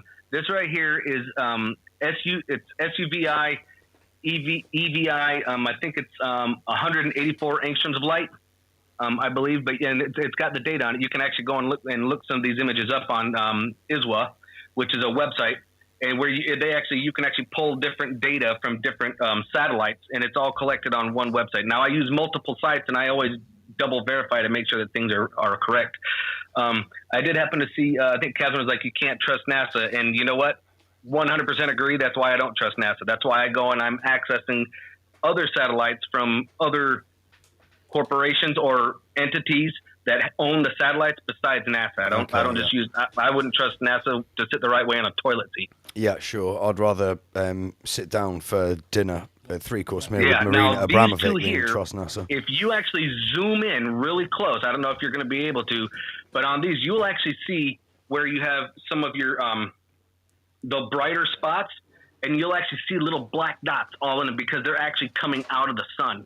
I don't know if you'll be able to do that for everybody or not. I'm just trying to at the moment. I apologise, guys, because I've been trying to sort out this wait a minute. No, these ones have the Borg cubes. You see the black Borg cubes on them? Sorry, I just had to exit that view to do the zoom, and it's just fucked things up. One sec. Where do we get to? I know what you're talking about, Jake. The black cube, bottom right of the left-hand image. Yeah, those ones had the Borg cubes. Now there's one of them where it shows it in yellow and blue, and they're right next to each other. I think I kind of spliced it together, and you can see it coming out of the surface of the sun. These ones here, it's just in front, but you can clearly see the one on the left. It's in the lower right corner. Shit. That's another Borg cube, and I've seen them on LASCO C2 and LASCO C3, which only show coronal mass ejections, and those are the ones that are bending the light. And when you're moving forward, you'll actually see half the screen won't move, and then the other half will for like one or two frames, and then it'll catch back up, and the bent side will actually disappear. So skeptics would. I've seen actually some videos of these anyway. I'd like you to explain to the skeptics of why this is not just a pixelation image. You know, where they've like taken out a square of pixels. I'm having a hard time hearing you. So everyone does. So I've seen a video where some skeptics have been talking about these Borg cubes, and they say that it's just a pixelation issue of the picture as opposed to an actual Borg cube. So what would be your sort of argument against that? Okay. When it comes to pixelation, on these cameras and they are digital. Okay, then there's a lot of skeptics on it's digital. Well, that's where one of the photos that I actually sent you, I believe, and you can actually see it coming out of the surface of the sun. So it's half covered by the plasma on the surface of the sun, and you can see the other half. You can't get a pixelation of it with the plasma gas just covering half of the cube. No, that's correct. You can't, Sure. yeah. Doesn't work that way. Okay, the other thing is that the pixelations on this are actually much, much smaller. Way smaller. Well, you can see So that if to you have a zoom in, you can perfect see that anyway. Cube like that, that would have to be an intentional put in there, which I don't think it is, because like I said, one of them is in the yellow instead of the blue like we're looking at. One of them's in yellow, and you can see it literally coming half out of the sun. I've just worked out how to zoom in without completely messing up my Schwab show. Sorry, guys. You could see me out getting quite annoyed there. Right, yeah, this is how we zoom in. So, yeah, look, I'm going to say it straight away. What you're saying is true, Jacob, because I know a little bit about digital images. The pixelates, this is actually very high definition images.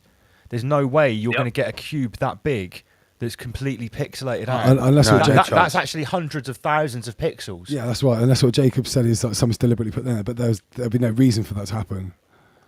Yes, sir.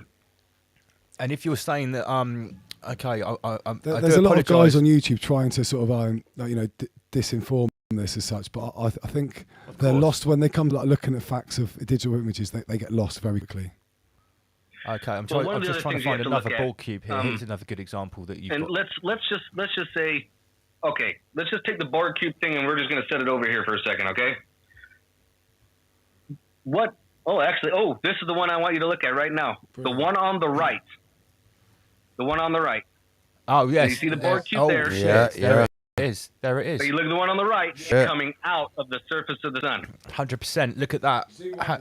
Let me see if I can zoom in some more. No, I can't. That's the maximum zoom in. I'll just make that big screen so everyone can see it. Maximize that motherfucker. Right. So yeah, if you look here, guys, 50% of the Borg cube that is literally jet black is actually coming out of a plasma cloud. That's quite obvious. And let me just covering half the surface of that thing. That ain't no pixelation. Let me just reiterate, right? Did you take this photo yourself? No, I saved. Sometimes it'll be a screenshot. This one was a download. I actually downloaded it from that satellite imagery, because each one of these satellites, you can go to each individual site, but some places you can go to, you can get multiples. So I can access different satellites at like certain locations. So this one is a download from that satellite itself, from that satellite imagery from the corporation that owns it, and downloaded it. What would be amazing is if you could get a sequential set of photographs where you can see it like in one position and then a few millimeters over and a few millimeters over and so on and so forth.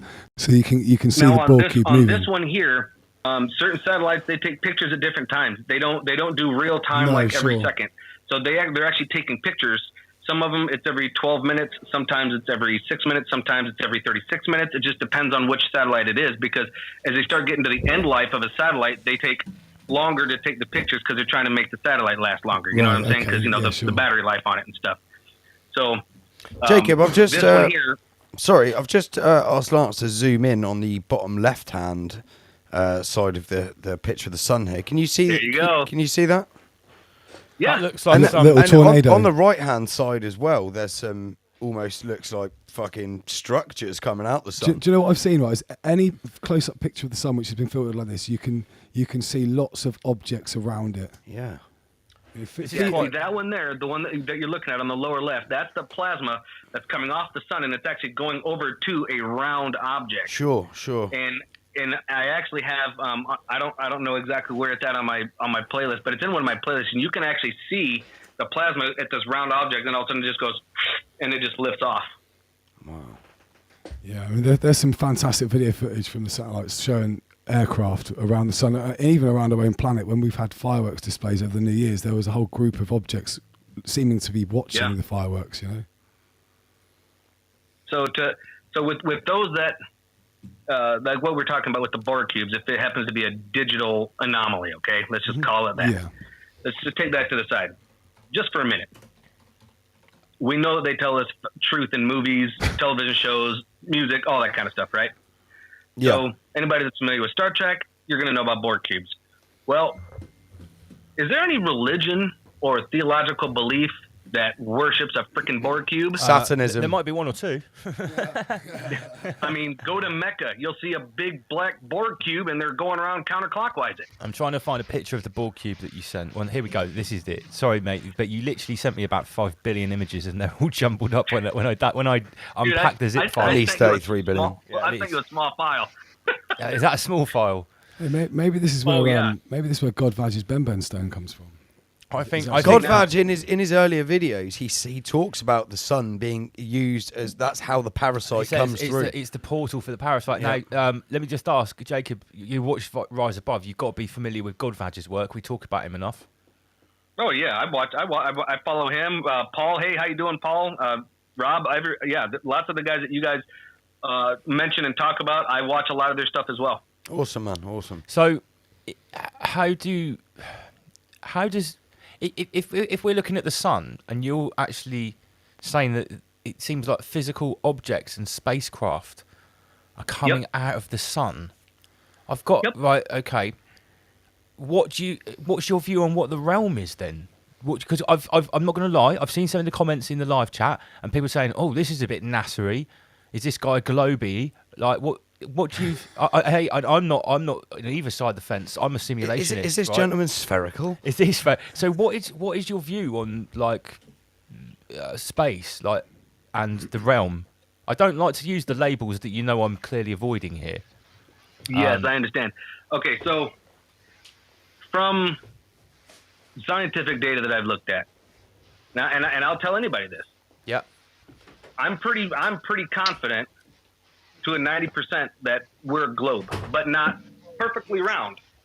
We're oblong, like an oblong globe. Because of the centrifugal force of the Earth rotating. Like a donut. If you were to take a look at the sea level in England and take a look at sea level anywhere on the equator that you want to, there's 23 kilometers more water on the equator than there is in England because of the centrifugal force. I mean, take a kid by the hands and spin around in a circle and their feet are going to come up. So same kind of principle. Are you officially saying that you're, rather than being a flatty, you're a glober? I would be leaning more towards a glober, if you will. However, I'm going to say this. I've never been into space. Yep. Most of the listeners have never been into space. We can't 100% answer that question. Sure, absolutely. No, that's always been my position. I'm very open-minded to flat Earth, globe Earth, and this crater Earth with the Ben stone stuff. I've followed up on that, and I'm kind of, maybe, I'm not sure. But there's a lot of things that kind of don't make sense when it comes to the flat Earth or the crater Earth, and that being the North and South Pole moving. Well, our North and South Poles are moving. Sure. The South Pole's not even in Antarctica anymore. It's in the ocean. Master Lee, you've been really quiet. How about the bigger Earth theory? The greater Earth? I'm open-minded to that too. Because can you see that, although you think that we may be on a globe, can you see that there are problems with like how big our realm is supposed to be, flight paths? There's problems about how big this ice wall is. Is Antarctica really just to the south? Is it surrounding us? Could we be an enclosure on a larger globe? The fact the South Pole's in the ocean and not attached to a continent. The map is not the terrain. Well, here's the thing, and that's been a large argument. But when you really look at the landmass of Antarctica, it's like the 5th largest continent. It's massive. Huge. So for anybody to really go around it, I mean, that'd be like saying, hey, go completely around South America. That's going to take you a long time to do. But also include, you got icebergs and terrible weather and crap down at the South Pole. So it's kind of, or should I say down in Antarctica. But when you look at your poles, your North and South Poles, they're actually on the move. They're actually moving. They're taking a hiatus. And the reason for that is because those of us that know about, the Anunnaki, and that Nibiru and Nemesis, our second sun, it comes around between 12 and 13,000 years, basically 12,600 is kind of the middle shoot. But it comes around that in a regular cycle that it comes around. So with that being said, think about another star with the same density as our sun, which is Sol.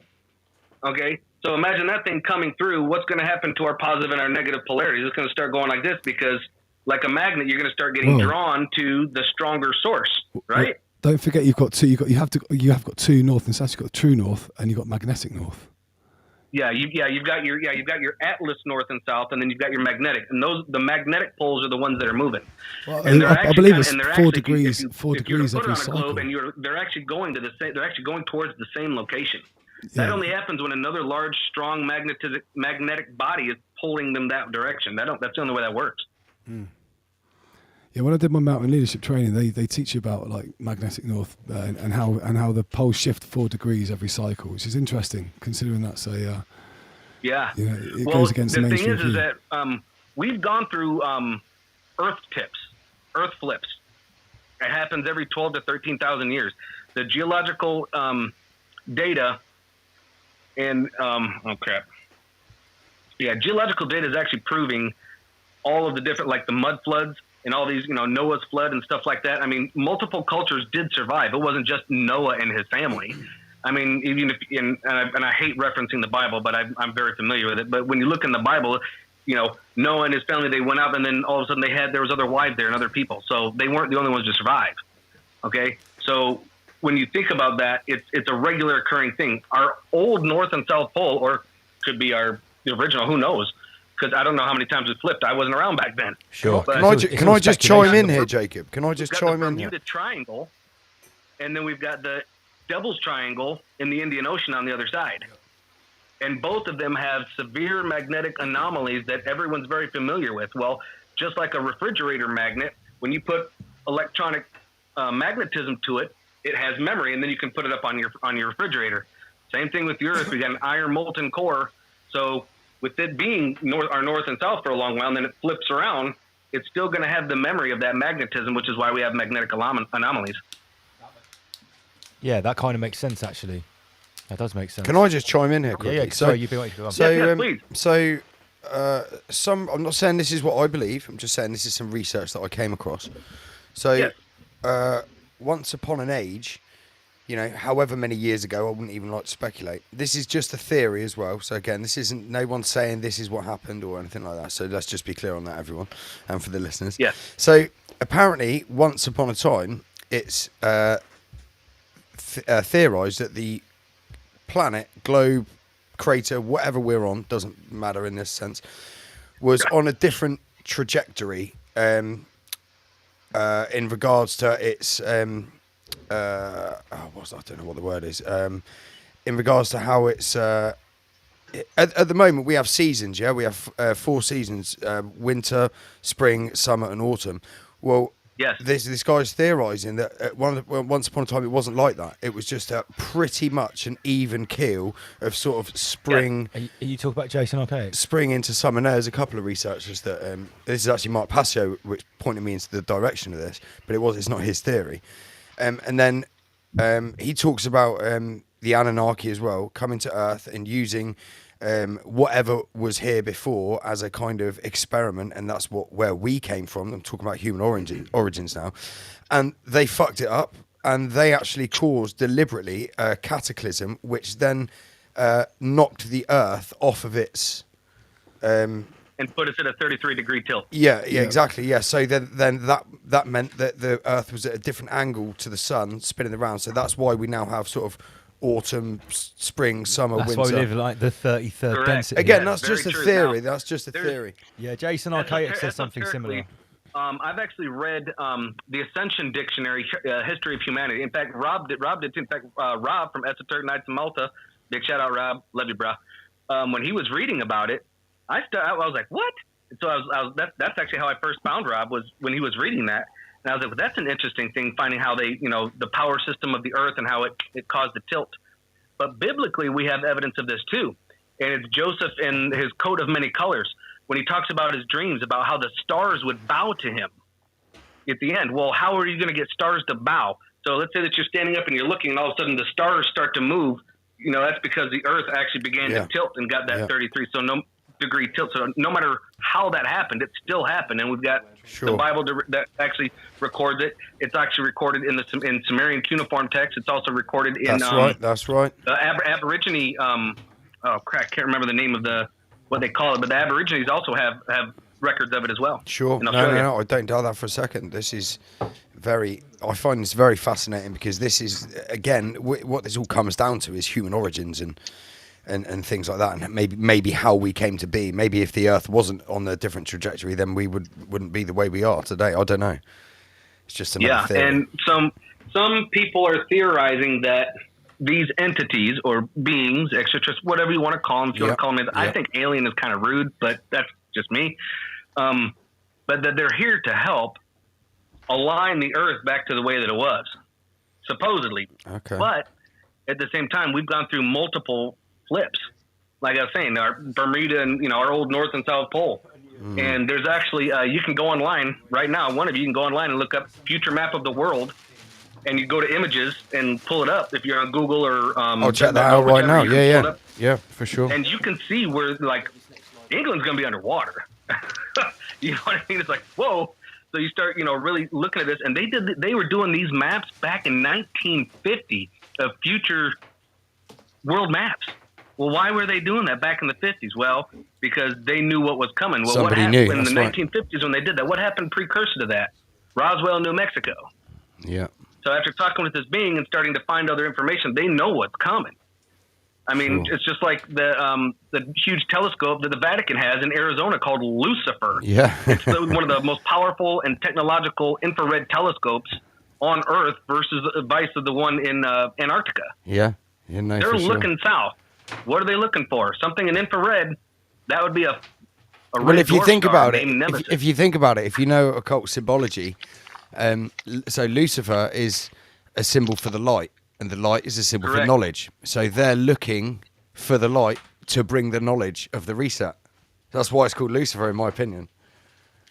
Well, yeah. Well, Lucifer. I've done a lot of reading in the last couple of years. Of course, reading the Book of Enoch, brilliant read. I can only get through so much of the Emerald Tablets of Thoth, and it's like, oh man, it's kind of hard to follow. It's a But bit one much. One of my it's a bit favorites much. actually is the Book of Melchizedek, and in the Bible, Melchizedek was a very honorable high priest of Salem, and there's actually a book, and it was found in the Qumran caves. Okay. And when you read in there the history of the universe, now you're supposed to go in succession from the stories, but I went straight to the history of the universe, and you learn and you wonder where the Catholic religion gets a lot of this information from. Well, because they have all these books, they've had them, and a lot of us know that Lucifer was the first creation of God, right? Well, it doesn't say that anywhere in the Bible, so how can the Vatican release that information? Well, because they had the Book of Melchizedek where they learned it. So Lucifer was the first creation of Source, okay, and taught him everything of the light. And then, of course, now this is actually going to get into ancient Egyptian stuff and stuff that you've heard every day, and I'll get to that here in a second. So Lucifer was going around as the perfect representation of Source Creator, okay?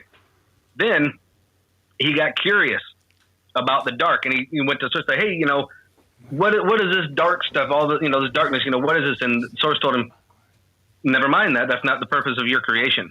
Your creation is just to do, all the things that are the good and the light. Well, do you remember the old saying? I know you guys have heard this. Curiosity killed the cat. Yeah. We know the saying. Yeah. That actually dates back to Egyptian time because cats were doorways and used for the other side. Okay, in Egypt. So curiosity killed the cat is actually what killed Lucifer from Source. Okay, gotcha. I mean, that's a very ancient, old saying that in the whole world is. I don't know anyone in the world that doesn't know that saying. Well, why is that? Sorry, Jacob. I've got up I just put in to Google future map of the world, and I've got up this There one you here. go. I just went on to images and just found this one. I mean, That's actually the perfect one to use. Is those ones right there? so guys, just you probably won't be able to read it. Right at the bottom, right-hand side, that's Switzerland. And then we've got Botswana. What is that, a flood map? I'm looking at It Africa is right a now. future map of the world. So this is post-reset, aka Yeah, this is cataclysm. post-flip. This is once our magnetic north. Now, what's going to happen is our magnetic north and south pole, they're constantly moving in one direction because that other dense star, Nemesis, is coming, and it's stronger than the Earth's magnetic field. So the magnetic north and south are going in the same direction. And then once it passes, they're going to go whoop, and they're literally going to snap, and the whole Earth is going to go, oh crap, and it could wind up going right back to the same location that it was, or we could just straighten perfectly up. I don't think it's going to be that. I think we're going to wind up doing another flip, because after the flip and after this, I think we're going to wind up going into another ice age, because think about all the fresh water that's going into the Atlantic and Pacific Oceans. They're melting. You get too much water, you're going to shut your current off, and it's really very fragile. So once that gets shut down, no circulation from warm air to cold air, we're looking at another ice age. And then now flip it on top of that, there's going to be no currents. Everything's going to be sloshing around. Yeah, that could be an issue. Yeah, for sure. Let's get back to the slides here, Jacob, mate, and we'll move on to the next one. Sorry, Lance is still trying to sort out this audio issue. So to go back to the Borg cubes, aside from that we're seeing on the sun, and we know about Mecca, okay? Yeah. The Hoover Dam. I've actually been here. Yeah, the Hoover Dam. You've seen those two archangels sitting on top of black Borg cubes, yes? Sure, yeah. That's right. Do you guys remember Transformers, the Allspark? It's a black cube, and where was it at? The frickin' Hoover Dam. That's it. I've got the slide up here on the screen, yeah. Yeah. I mean, they're telling us so much. Now, the funny thing is about these statues, it's made out of bronze, and bronze is made up of like 80% copper. They're antennas. Whether they're sending information, gathering whichever, they're antennae. Okay. Electrical conductors. For a specific purpose that we don't know about.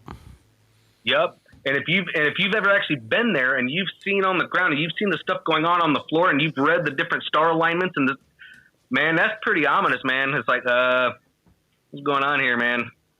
Well, it's definitely something going on. And then there's another stone engraving that's there, and it looks like Poseidon kind of standing out of the water, saying that 10,000 died so that the desert may live or whatever. But if you look in the waves of the water, you'll actually see it almost looks like Enlil or Enki in the water, like some kind of a large being in the water. Right. Yeah. Wow. And I'm pretty sure it's in one of the slides I sent you, one of the pictures. I'm a little bit gobsmacked, to be honest, Jacob, mate. This is really, really fascinating. I find this really cool, man. So I'm really. Oh, dude, we're just scratching the surface. I'm sure we are, my man. I'm definitely going to be checking out the rest of your work. That's for sure. Lance, there are you with times that my brain is like, man, you remember Matrix where he says, why didn't I take the blue pill? Like, there are times where I'm like, oh my gosh, why didn't I do that? Like, my brain hurts sometimes. Absolutely. So, Jacob, what have we got here on the screen? You're looking at the Transformers. This is actually a screenshot from a picture I actually downloaded of the Allspark in the Hoover Dam. So this is the black cube again. They got the cube, and it's there, and then these two archangels are sitting on top of Borg cubes on the outside. Borg cube over in Mecca. There's Borg cubes out in space. I mean, that's here, yeah. Freaking hell. It's a lot going on. How many more coincidences can we have before it's an impossibility? That's right. And this is the symbology of the symbology of the cross is also a cube. Yes, it is. Yeah, it's an unfolded 3D cube. Not just that, but the cross. If you now think about this, there's the one I was wanting you to look at right here. So it looks like you got Poseidon there, but if you zoom in the lower left of the waves, there's a person in there, and it actually almost looks like it could be an Anunnaki laying there, but it's like there's an individual there. It's like, why is that like that? So there is a being there in the water at the bottom. Like, zoom in on the water, left-hand side. Blow your skirt up whether you're wearing one or not. There is not a single dam that hasn't been built in this world, these large dams like this, that has not had a sacrifice. At least one person has died, sacrificed. Really? Every single dam that's been built? Every single dam, someone has died in the building of it and when it was destroyed. Every one. Interesting. That is very interesting. You see that being? I mean, look at that being. It's like, and you can see the arm going down. I mean, that's clearly a body. Yeah, for sure. It looks like a dead baby's body, to be honest with you. Yeah, they died to make the desert bloom. What? In fact, I think there was like 10,000 that died building the Hoover Dam. You want to talk about overkill on sacrifices. Well, 10,000, that's a good bloodletting for the earth. So which dam is that on? Is that on the Hoover Dam? This is Hoover Dam, yeah. Yeah, this is the Hoover Dam. Lance, how do you zoom out here? Just do a right click. Let me do it. I'll get back on the buttons. Sorry, guys. We're swapping mics and leads over here. Yeah, this is the Hoover Dam. Okay. And look at that. Yeah. So Jacob was saying, look, you've got these two statues here, and what are they sitting on? Black cubes. Yeah, and people say that these statues are fallen angels. Right. Now, here's the other thing. You're also looking at a representation of Giannis, because you right down on the ground, you see the American eagle, but you also see the compass in the square. Yeah. Those two standing up like this would be like the pillars of Giannis, actually being left brain and right brain, and that small, slender flagpole would be the narrow gate. Yes. Because it's within your pineal gland, in between your left and right hemisphere. That's right. That's another thing that Figs and I have been digging on, is that Giannis is technically in all of us. And we're still trying to get all the pieces together. But this is what we're theorizing, that it's in all of us, the left and right hemisphere of the brain. Yeah, and sure. That, because like it says in the Bible, the narrow passage is, it's narrow because it's right here. It's in the center, dividing the pillars. That's it. See, we would call that the third force. Mm-hmm. Yeah, Master Lee's calling that the third force. Yeah. Turn me up a second, because Lee's quite quiet. Turn Master Lee up. Yeah, I think so. Now, here's the thing that I think is really awkward. If you look at the toes on each of those statues, notice how they're shiny? Mm-hmm. Because so many people come by and they're touching the toes on those daggum things. Wow. Really? Is that why they're so shiny? That's incredible, isn't it? Yeah, because people keep going up and they touch the toes on it. It's just the toes, nothing else. It almost looks like the Statue of Liberty, that green copper, because same kind of thing, made out of mostly copper. But yeah, the toes are all shiny because people keep coming up and touching on it. I'm like, man, I wouldn't touch anything there. You're not going to have my information, my data, no. I'm surprised I haven't got Dorothy's shoes on. Red shoes just to finish off the mockery, right? The Wizard of Oz. What's kind of funny is I actually used to have a pair of red sneakers until I found out what that was about, and they went right in the trash. Yeah, I'm sure. Yeah, I've never really thought. Yeah, you just said Wizard of Oz, Lee. I've never really actually put that together. That obviously Dorothy's magical slippers with the red shoes. I just didn't consider that before. Well, that's another thing about the whole Wizard of Oz. That's a whole nother rabbit hole. I actually did a video on that, with that being the straw man, the Tin Man, TIN, your tax identification number. Oh, remember the Red Shoe Diaries? I was just having a thought of all the different Red Shoe things, which was Mulder, wasn't it, out of X-Files? Yeah, we use the wonderful Wizard of Oz as part of our esoteric teaching. The Tin Man being the intellectual centre, or lack of, Scarecrow the moving centre, because if you remember, he couldn't stand up properly. He was always bumping into things. And then the Lion was the emotional centre. Very scared of everything. Fear-based. And then the Scarecrow was the first character that Dorothy bumped into. So in esoteric teaching, you have to connect with the moving. Is actually representative of everyone on this planet. The straw man. Yeah. When you're born, you don't have a brain. How many sheeple that we know of, they don't have brains? Brainless. What did he get? He got a certificate saying that he can be smart. He got a certificate, a birth certificate. Then you're Tin Man. You go to work and you just work yourself away like a flipping robot, and you got a TIN, tax identification number, TIN. It's all part of their system. Interesting. Oh yeah, Figs and I actually did a little video on it. Yeah, I actually claimed my straw man. I actually have the original birth certificate. I've exited their system. I'm no longer a U.S. citizen. I'm an American national. So in the UK, people who do it are called the Freeman. Yeah, Freeman of the land. Yep. It's real stuff. Yeah, I believe you're supposed to send your birth certificate back to the Queen, and you audit your own life. Yeah, when you do that, you exit the legal system and are only enforceable by the lawful system. And there's a difference between legal and lawful. Mm-hmm, absolutely. We had a chapter. When you look at the teachings of metaphysical freedom, it's all about the exiting of not just the straw man, but the exiting of the body into, say, the astral body or etherical body. Yep.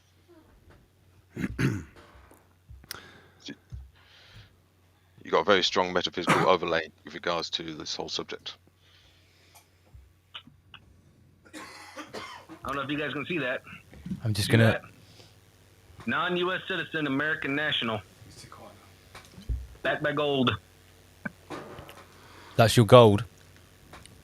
Yeah, backed by well, gold. it's everything. With the whole new financial system, being backed by gold, so Right, stuff right. is coming. But we're not even going to touch on that. I'm just going to have a look here, So just anyways, through the slides of what we haven't covered so far. Because, like I say, they did Okay, sadly get all this here. jumbled up. These are mine, 100% mine. The picture on the right, I was in Broken Arrow, Oklahoma. Which picture? Okay? This one And here. I happened to be outside, and I was looking up, and I'm like, what the heck? Why is that a perfectly round cloud?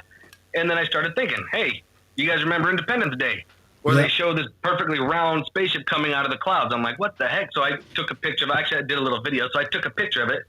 And I was like, I wonder if that'll appear on radar. So I went to the Weather Channel, looked at the radar, and you can see that round object on radar that I'm standing right by and taking a picture of. I've seen some strange things hiding in the clouds as well in the UK. In the middle of broad They've been daylight. here for decades. You remember the cartoon Chicken Little? Yep. Where it had that little octagon skin and they blend. Yeah, they're here, man. They've been here. I mean, that right there, they're hiding in the clouds, but there it is on radar. So, I mean, I'm standing one spot, taking a picture, radar, screenshot. What's that saying? Every cloud has a silver lining. Yeah. I've got some theories about some cloud movement and a movement of larger ships. About when at night times you hear these loud noises or there's big events where everyone's distracted looking one way, and you have these objects in the clouds moving in another direction, but you can hear them but you can't see them. It's very interesting that they're doing this. Yep. Now this one here, what you're looking at a. Some would call it a TR3B, but this is way bigger than a TR3B. Those waves that you're looking at with all the multiple colors, you can see where it says max, the hertz are like way high.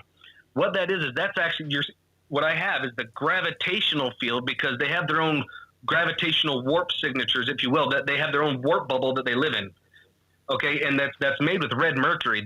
Red mercury is put in the center and it's spun around really quickly. Again, we're using centrifugal force, and then it's charged using electricity, and it creates their warp bubble. So when we see these UFOs, sometimes you see it all of a sudden going, and it takes off really fast. And you're like, oh man, if you think about you being in that, it would slam our bodies up against the wall, and our brains and everything would be mushed. But that's not how it works. They're in their own gravitational warp bubble, so they're not actually moving. They're standing still. They're moving time and space around them in that warp bubble. That's how they can move in multiple sporadic directions and so quickly. So do you think that this kind of technology is actually possessed by like the human military, or are you saying that? Yeah. Yep. 100%. Okay. In fact, we've got NASA has its own star. It's called NASA Star. Yeah, I've heard about this. Could you explain a bit more about that? Yeah. Now I sent you a couple of couple pictures of it where it actually showed. One of them you actually had it up a minute ago. This right here, what you're looking at, the Stinger here, or what do they call that? The Hailer, the SM-9. This could be one of the crafts that I'm thinking that I'm seeing in some of my satellite images. It looks like an insect. As it's out in space, because you can see clearly where it looks like there's a head, and then the wings, and then a tail. And you can see a little trail behind them. Something, it'll look like I just call it a little la la la la, like Big Hero 9 or whatever it is. But I mean, you can see some form of signature trail coming out behind it, and it's got wings, a tail, and a head, or a war bird of prey, like if you want to go to like Star Trek. But beetle. it's something along that line. Now, what's to go, your Jacob? So that's an official NASA. Go on, Lee. Yeah, what's your take on like time travel? So, as an example, what you're talking about, we could be actually looking at ourselves or coming back from the future, as an example, with technology. Yes, time travel is real. It's been around. Now, did we invent it? Well, maybe not now, but in a sense, yes. And we know a lot about some of us that are in a little bit more known. We know of our higher selves. Well, there are some in the ET community that look at these, that are saying that these ETs that are here to help are actually our future selves coming back here to help us get to the next point. Yeah, I've heard something. Which with these subjects, with these subjects, we can't just look at one thing. We have to kind of look at everything. You have to look at the whole picture. Otherwise, it's just for sure. Yeah, you have to look at the whole rather than the parts. Although you can actually break it down, but when you put it all together, you do have to factor in something like time travel. Yeah, and the other thing is that when of course, when we know that time is not linear, we know it's a loop, right? Yeah. So we also know that with that loop, it's also is like a torus field loop. But you've got your positive and negative loop. And I actually, here's the one I was wanting you to look at. Yeah. You got EIT 171 angstroms of light, 284 angstroms of light, 2 different photos, Borg cubes coming right out of the sunspot group. That's really undeniable, isn't it, that one? Yeah. Undeniable.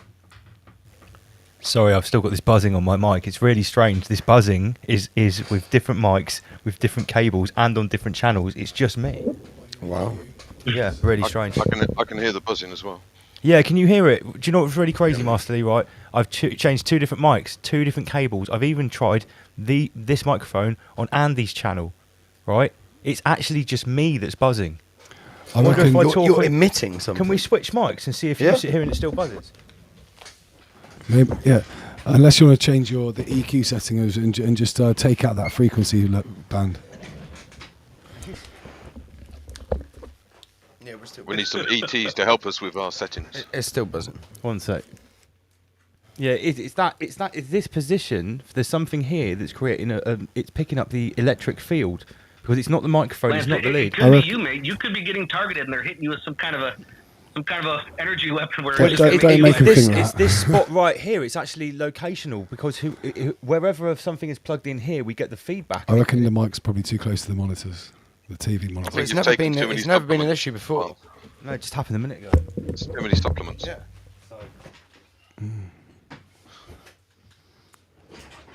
Oh, the buzzing's gone. Yeah, that's because I muted my mic. When you hear the buzzing going, it's because I'm muting this mic, and I've, like I say, I've swapped mics. No, it's still gone. It's not there. You hear it now? No. I can hear it. Hold on. Yeah, I can hear it. Yeah. It's subtle. We can get away with it. Let's rise above that. Right, so we're rising above it. Right, this is one of the photos which I've been trying to get to. The Dark Knight. Did you take this one yourself, Jacob? Now what I did is, go back to that other one with the blue and the red. Now the blue and the yellow, those are actually 2 that I actually split screened and tied together from screens that I actually downloaded. Now the one that you're looking at now, that's actually the Black Knight satellite. Mm-hmm. But if you see here, I actually have the dates on top. EIT 171 angstroms of light, April 29th, 2013. The other one is 284 angstroms of light, April 17th, 2022. 2 different, completely different angstroms of light, 9 years difference, and they're still there.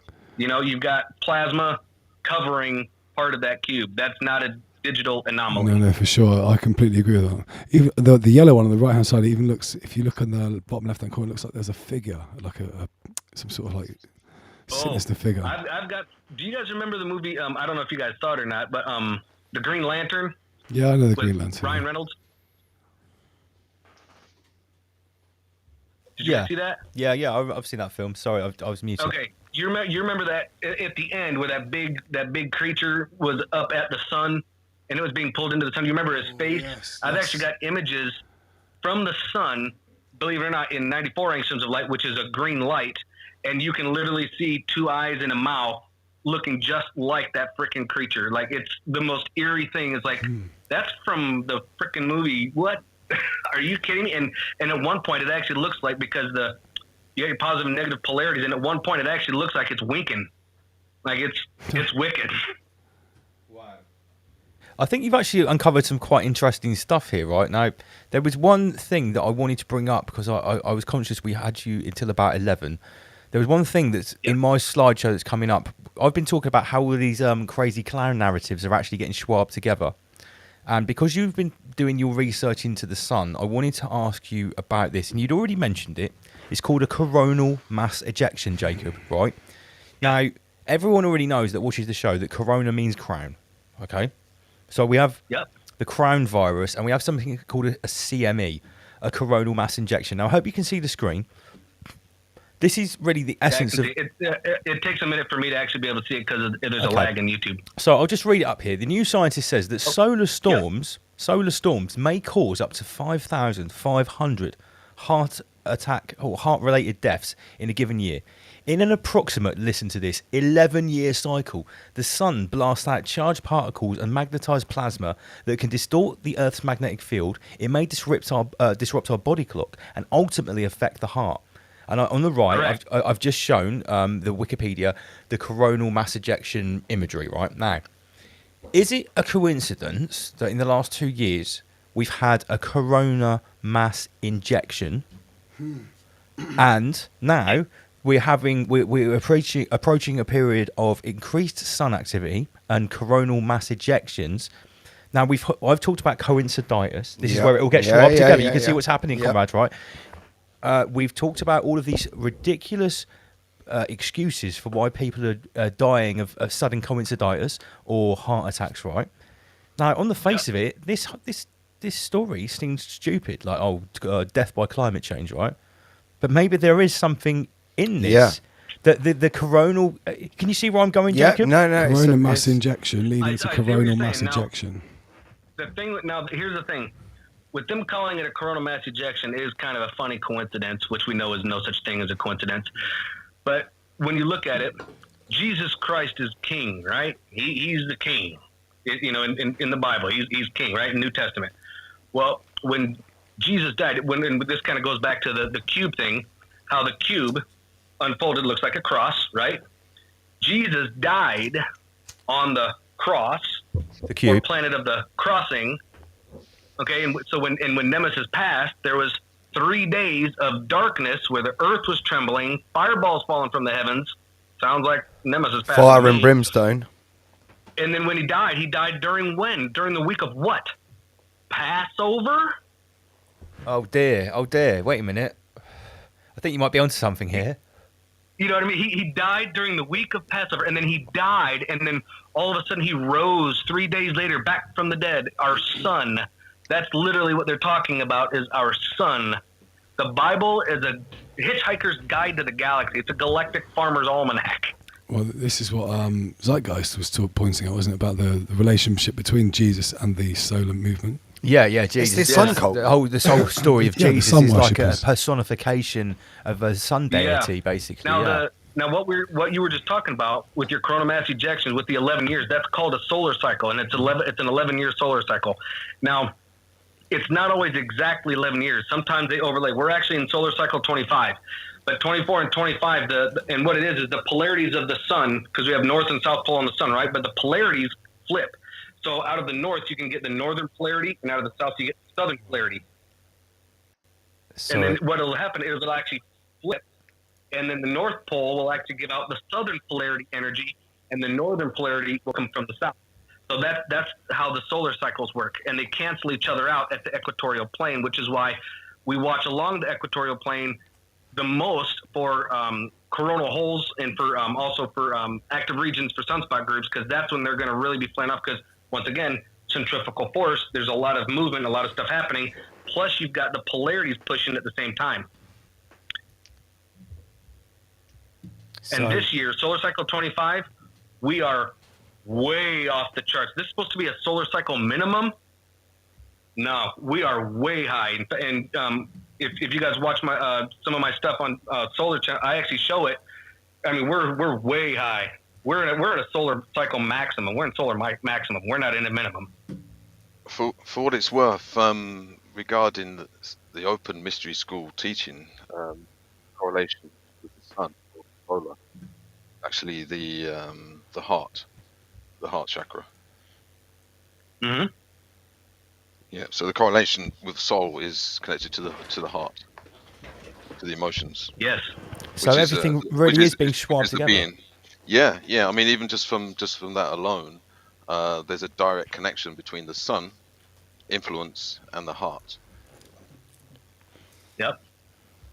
And there's so many levels to the heart, as for like as above, so below, and there have been many things, I don't want to call them theories, but people have studied, the Earth. And really, if you think about it, we've all heard the term Mother Earth, right? Of course. Yeah. Well, the Earth, in a sense, is our mother. I mean, she gives us life, and if you want to look at Earth as a sentient being, because she is alive, and we live. If she wasn't alive, we wouldn't be alive. That's pretty common sense. Yeah, sure. if you look at India, India looks like the shape of a heart. Do you mean the shape of the country geographically? The shape of India looks like the shape of a heart. Now, I've also got on from windy.com, I've actually got, I don't know if I sent you the image or not, but I've actually shown on some of my channels where I've actually seen anomalies, energy anomalies that look like veins all over India, looking like a heartbeat, like it was pulsing. Wow. Like an actual heart. And with those, I've also gone as far as like reading into star forts. I've sent you some stuff on star forts as well in that slide, which is what brought me down the road of star forts, because especially around Havana, Cuba, right at the entrance from the Gulf of Mexico coming in, you've got 5 star forts right there at port, and they're massive. And I've seen very strange energy signatures of vortexes going counterclockwise. And I've talked with Michael Tillinger. I actually sent an email to Michael Tillinger, and he and I have corresponded a couple times on these energy signatures that I'm seeing. And he was blown away. He was like, "What the heck is that?" And I'm like, "I don't know. I was sending it to you, hoping you could tell me." Yeah, and for he's sure. like, "I don't know, but that's fascinating." So I've seen them going counterclockwise and clockwise, and in different patterns. Star forts. One of them's in Camagüey. And the one, if there's one or several in Camagüey, they're covered by Google Earth. You won't be able to zoom in on and be able to find them in Camagüey. I've spent hours trying to find them, and I can't. Yeah, I'm sure So they blur blotting shit like them that out, out. or the trees, the natural trees are actually covering where it would be at, if it, because it just hasn't been discovered yet, if you will. Yeah, but yeah. Havana, Cuba, very, very obvious. This is incredible. We've already talked about on the show about like the energy field of the earth and how, as above, so below, we can look at like a city and it starts to look like exactly like a circuit board. So like the parasite seems to be farming some energy. But if you're saying that there's literally, I mean, I've seen those kind of like tributaries and rivers and on the map, especially in countries like India and the Amazon and stuff, and it looks exactly like veins, like the life force running through the planet. Yeah, it's really interesting stuff. Oh yeah, there's the energies are quite strange. In fact, one of the things that Rob actually really appreciated at one point was, when I go do windy.com, I also look at like nitrous oxide, sulfur dioxide, air quality and stuff like that in different areas. And certain places have really bad air quality, and it's got to make you wonder why. And some of them are like out in the middle of nowhere. It's like, what's going on over there? Yeah, it's the opposite to what it should be. Yep. For sure. Now, one of the other things that we have to keep in mind, one of the things that I do talk about, I actually just did today, that volcanoes. We know that there's volcanoes that are starting to go off. Japan, the big one in Japan is starting to go off. Earthquakes, volcanoes, tsunamis. When we get impacted by coronal mass ejection, we get affected by space weather. Okay, so if again, we're going to take the Earth as a globe. Okay, so let's say the Earth is like a punching bag. Okay, a round punching bag. Okay, and you punch it. Coronal mass ejection being that punch, okay? It's not just the initial punch that's going to affect the Earth. It's the reverberation back as it comes back and expands, because that shock goes all the way through to the other side and then reverberates back. And when that happens, tectonic plates start shifting. We start having volcanoes. We start having lots of earthquakes. Then that pops off tsunami buoys. We've got one going off in the Gulf of Mexico, another one going off in New York as we speak right now. In really ominous places. Like, why are those going off? Like, what's happening? Yeah, for what reason? Yeah. Yeah. Yeah, Jacob. I'm just cycling. I'm just cycling through the images here. You sent so many. It's some incredible observations you've made here, and I know that some of the things you've said, some people watching might not agree with, but the reason that we have so many varied guests on this show with so many different ideas and so many different interpretations of what's going on is for exactly this reason, is to bring as much to the table. Open-minded. Yeah, of course. Did we talk about this? No. Yeah, what is this? The fly. What is what? Can you see that, Jacob? This photo we just got up of some crazy craft. I'm just cycling through the hundreds of images you sent. Yeah. It's craft. You see those 3 round knobs? Where was this taken? That was taken in our atmosphere. Now, I did not that is not my photo. However, those crafts are the ones that I'm catching by the sun that are skimming by. Remember when you've seen it in green and you can see the trail behind it, and you've seen the little guy up above it? Yeah. That's those guys. I've got several images where I've zoomed in. I don't remember if I sent you any of them, but if you do zoom in, you can actually see it's like a triangle with 3 round knobs on each end of it, and that's those guys right there. Incredible stuff. Now I've also got in there somewhere. There should be some that actually look like an actual bird in the sky. Yep, just it looks found like an that. actual bird. You would swear to God it's a hawk, but it's not. Like a chicken. It's a ship, because as it turns around, you can actually see different thrusters coming out from under it as it's rotating around. Yep, there you go, right there. And once again, it looks just like some of the ones I'm getting out in space with wings, a head, and a tail. Klingon war bird of prey. Wow. What is Enlil's animal? His representation animal. Oh, it's shit! a Wait a freaking minute. bird. It's an eagle. With a big flying, like the big golden flying discs that are on many different ancient cultures. Doesn't it look exactly like this? This looks like one of the spacecraft out of Stargate, the film. Yeah, Stargate was the one that they did in Stargate was a little bit different. It looked like a crescent moon. Yeah. Yeah. Now when we're talking about that's the other thing. Stargate. I've been relating things to movies because we know they have to tell us things in movies. And if you go back far enough, and you find out, okay, there's the NASA star. You're actually pulling up on that right now. The NASA star. That's actually when they sent that in to the patent office for the NASA star, and I've got images of it in space. In fact, I think I sent you a little video of it coming between Earth and Venus. I think I sent you that video. But anyway, so with the movie Stargate, they actually told us a lot of truths in there. If you guys saw Stargate, you remember how Daniel, he was down in that bed and he came up and he came back to life. You know, when he got shot, that was a med bed. Have you researched on the CIA website about Project Stargate and I can't think what the files are called now. It's the I've done a lot of research and reading. I mean, we're talking about paperclip, high jump. I mean, I've read a whole lot of it. The whole remote view. I've done so much reading. It's the Corpse International, isn't it, or something like that called? You're gonna have to speak a little louder, but I have a hard time hearing on Skype. Sorry. Yeah. So there was a company called, was it Corp? Oh, whoa! Hang on a second. Sorry. Go back to this one. Now, in the upper, the one where it showed the Earth. Go back to that photo, and this is something that's really awesome. If you go back to that photo and you zoom in the upper right corner, along the Earth, you will actually see in our atmosphere, or just above our atmosphere, 5 or 6 little crafts that I'm seeing on satellite. You got to go up a little bit higher. There you go. Now, if you can scroll up and down, you should be able to see them. But they're on the Earth side, not the dark side, the Earth side. Oh, on the Earth side, right? Okay. This one you got to zoom really high. Now I actually downloaded this right. Yeah, from I the can see ISS. them. I don't know if anyone can see them though. This is the most I can zoom in. I was looking on the outer Earth. Right. Okay. Keep going up a little bit. No, I can see them. They're actually here. If anyone can see my mouse, let me just make this full screen. This is the biggest I can possibly make it. It's these 5 little dots here, and I can actually look, and they are quite clearly 5 individual things. They seem to be semi-spherical because they have a lighter pointy edge pointing towards us, so you can see the 3 dimensions of them. I'm just looking as closely as I can. Yeah, okay, I've spied them. That's a very good find. That right there. When I saw those, now I go through a lot of images, and I'm always looking at stuff and zooming in, and I'm trying to find the needles in the haystack. You know what I mean? And trust me, my brain hurts. Look sometimes. how many sex bots we've got at the moment. You must be onto something good here, Jacob. You know about the sex bot attacks on Rise Above.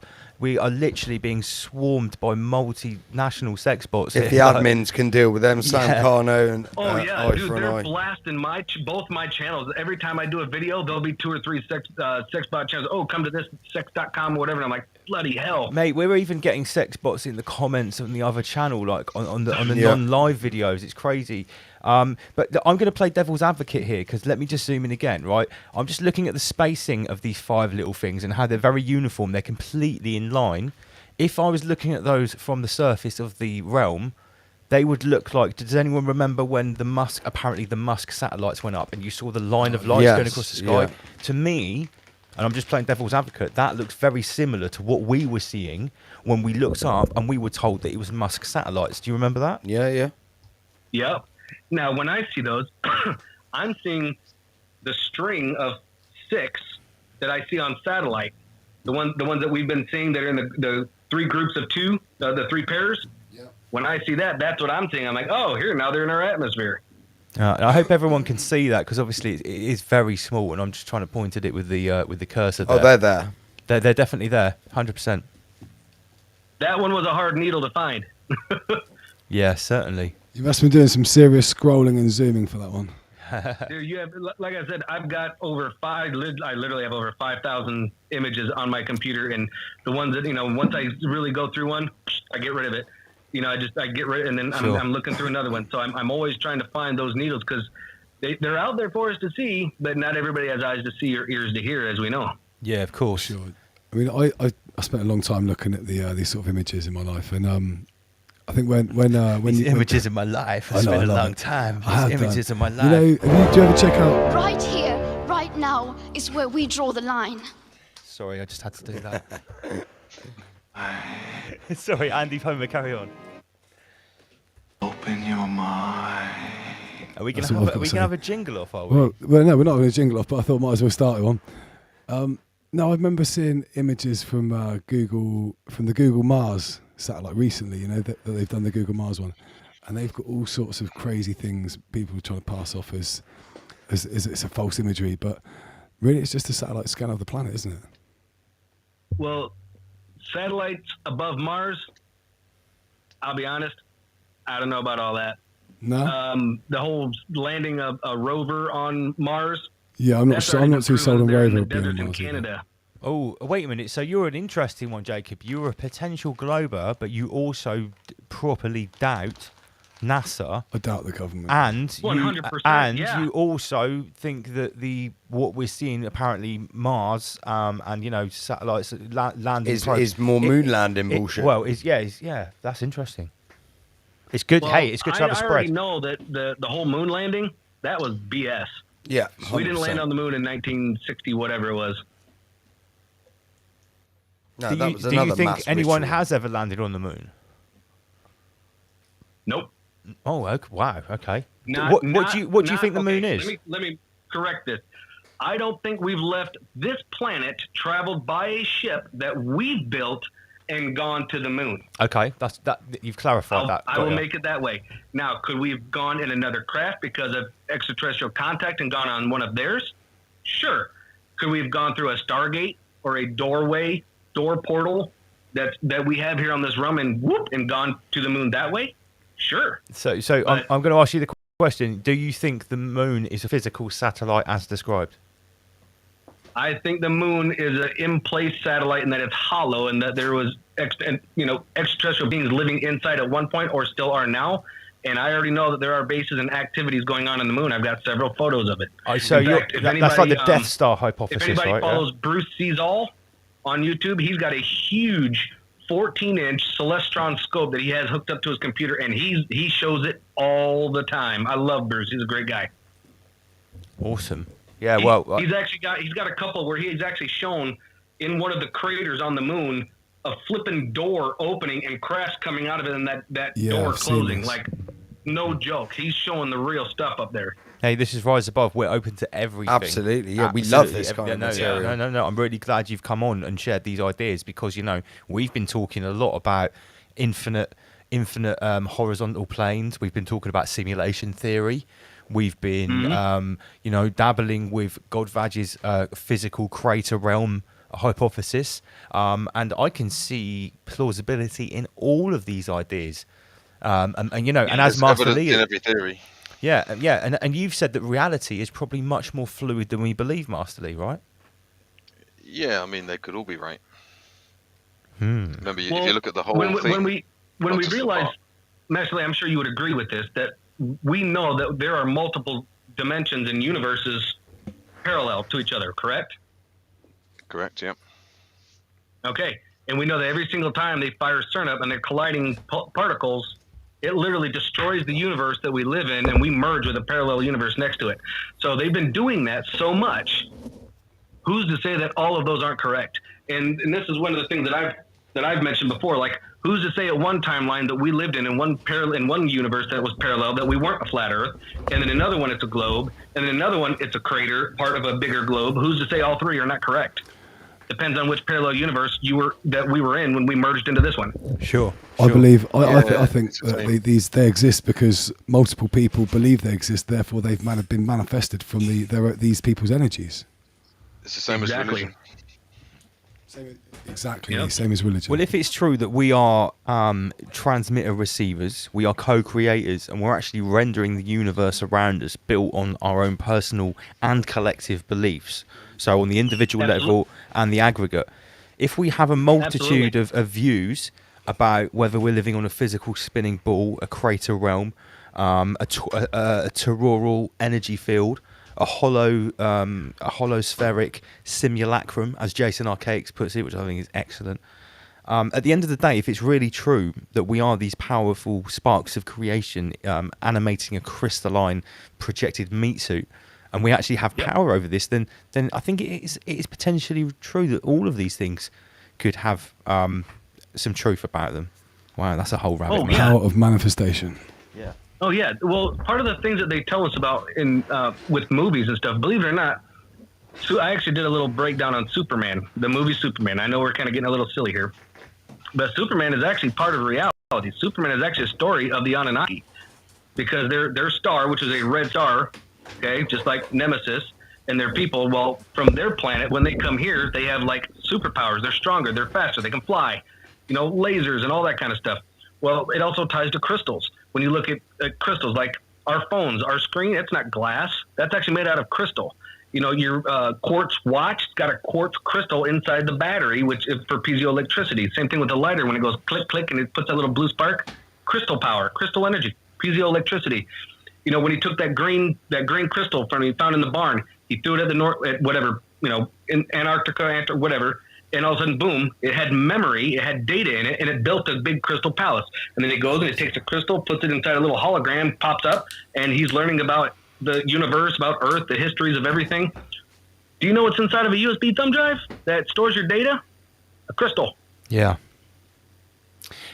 Paul from the Flock TV did a whole video about, I'm sure it was Paul, about how, we're actually crystalline beings. If you look at, cell structure and the way the DNA forms and everything, and it's incredible. When you really sort of zoom out and zoom in at the same time with this sort of whole rabbit flex and look at the nature of reality, the nature of the realm, the nature of physicality, what it is, what are we actually made of? What is if we believe in this physical universe, what are the bits and pieces making us, putting us together? And in the development of higher being bodies, it's about the crystallization of the higher being body. So as an example, most people can recognize that they have a physical skeleton structure and a meat suit that lives in a three-dimensional 5 sense reality. Yeah. When you try and talk about anything other than that, like say an astral body, a lot of people will say, well, it doesn't exist, it's not real, it's imagination, it's fantasy. Well, for them it doesn't. For them it doesn't exist because they haven't crystallized it, and they haven't applied any coating, or they haven't firmed up that other body or other bodies. Now, at the moment of death, when this body goes away, potentially, if they haven't developed any form of crystallization in another body, then they will have no body to inhabit. Yeah. And that's what the work, that's what the conscious labor, the work is actually all about. It's the development of another body or spacecraft vehicle to transport consciousness. Yeah. Now, one of the other things I'm going to tie, now believe it or not, I'm going to actually work about the Tartarian, the Starforts, and Superman. And one of my, I think I have it in Food for Thought, in my playlist. Around most Starforts that I found, a Superman symbol is on the ground somewhere nearby. Like the S? What? And then I've also found Death Stars. Like big round and something like a little small, it looks like a Death Star. So you got your Starfort, Tartarian Starfort, and somewheres around it, you'll from Google Earth looking down, you'll see a Death Star, and you look around a little bit more, and you'll find the Superman symbol that looks like a diamond, and it's like, what is going on here? Representation of something else. Every single Mormon temple is made out of marble and granite, and they're star forts, and they're shaped like star forts, right? In every way. Well, if you think about it, we're made of carbon. If you burn anything down with us, we end up with carbon soot. Yeah, that carbon is what is diamond and graphite, I think, is it? These are both crystals. Yeah. Yeah, we're crystalline beings. Yep. When someone put here, Sue Evans put, when our blood dries, it crystallizes. Which yeah, is maybe yeah. We're definitely crystalline beings. Now our bodies, we know that water holds memory as well, right? Well, our bodies are made up of water, and we've got a whole bunch of DNA. So, and when I was younger, I wanted to get a motorcycle custom painted, and I wanted to have it saying on it, having my family crest, all the family crests that I have. Through both sides of the family, because with the thought in mind that my family is riding on me and I'm riding on my ancestors. Well, we are our ancestors. Like everything that all of our ancestors on both sides, all the way back as far back as you can go, we have all of that genetic code, all of that data from all of them in us right now. Similar to the. So imagine if all of our DNA was activated, and we're going to get into chromosomes. We've got 22 chromosomes, well 23, but one decides male and female. Only one is active out of the other 22. Why aren't the other ones? What would happen if the other ones got activated? Yeah, that's a very good point. The junk DNA as well. In different, what was it? Aztec. Some of the Aztec drawings and designs. The tree of life that they have has 22 leaves on it, or 22 pieces of fruit, symbolizing the chromosomes. Yeah. So it's all coded in there, isn't it? It's all coded. Solar flash that we have the great, almost like a. I mean, really, it's going to be a huge flare. I have a feeling that's going to activate a lot of our genetic codes. I think we're going to start waking up here before too long. Some people like are more saying, so than we are. We're going to start realizing our powers, like who we are, the whole lot. When do you think that this event could potentially happen? What kind of time frame are you talking about? This polar shift, solar flash event, because it seems that like a lot of people are talking about this, and it seems like it might be one event where this all happens. Are you talking about in decades, centuries? What? I think we're going to see a lot of things change by 2030. I'm thinking a 2030 timeline, something around there. I've actually back when I was really hard with the Bible thumping part, from that aspect. I shouldn't say Bible thumping, but from the Christian aspect of it only, before I really started waking up and realizing the truth of things. When you look at timelines, I've actually got some stuff done up when 2030 is looking like it's stuff's going to happen in 2030. Like that's going to be like the major ordeal.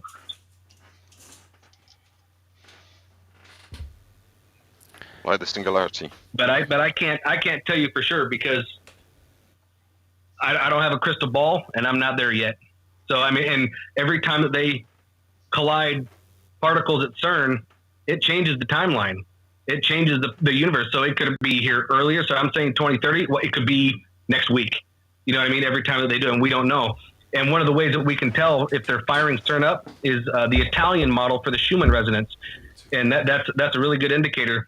You can see lightning as it kind of spikes up like this, but when you watch it, and all of a sudden it just shoots straight up, it's like a big red brick wall. CERN is on, and it's in Cumiana, Italy, which is just a stone's throw away from CERN. So every time CERN fires up, the Italian model for the Schumann and tells on it. Because people are following the Schumann resonance quite closely and posting pictures of it all the time, like spiking. I did a speech about it in 2020, when just explaining to people who probably never heard about it, and said how it started speeding up in 1983 when the internet was created. And I tried to sort of insinuate that the creation of the internet that sort of sped up the sharing of human consciousness actually affected the Schumann resonance and caused that to speed up as well. Yes, and actually one of the best ways to know if we're having if the Earth is actually responding or waking up, or if the Earth is sending out more information, is to try and use as many Schumann resonance models that you can find. And the two that I use the most, one of them is in Tomsk, Russia. It's on disclosurenews.com, I think it is. And then there's the Italian model for the Schumann. And if both of them are in correlation, both of them are actually, you're seeing events happen, then the Earth itself more than likely something's going on with the Earth. But if it's just Italy, you scroll down to the bottom and you look over, then you'll see lightning and thunderstorms. And we know that CERN creates lightning. So that's why when you watch the graph, when you're watching it, if it kind of slowly kind of goes up and then slowly comes back down, odds are it's probably just a natural occurring thunderstorm. But if you see any kind of a straight up brick wall, they just turn down CERN. I wonder if the same thing happens when they turn HARP on as well. What's that? I wonder if when they turn HARP on, I wonder if the same thing happens. If they turn HARP? HARP. No, I don't think so. No, because HARP is much smaller than CERN. See, CERN's huge. And this is one of my big concerns when it comes to CERN, is that in France, they actually shipped the world's largest magnet to France. And they said it was for the thermonuclear reactor, but that thermonuclear reactor is not even 50 miles away from CERN. Now, this magnet that they have for this thermonuclear reactor has a magnetic field that it produces that is over 10,000 times stronger than the Earth's geomagnetic field alone, than the Earth's gravitational magnetic field. Now, put that into perspective with comets or meteors that are going by. That could pull it right down, because they're all made of iron. Yeah. They could pull them right down to us. It's pretty concerning.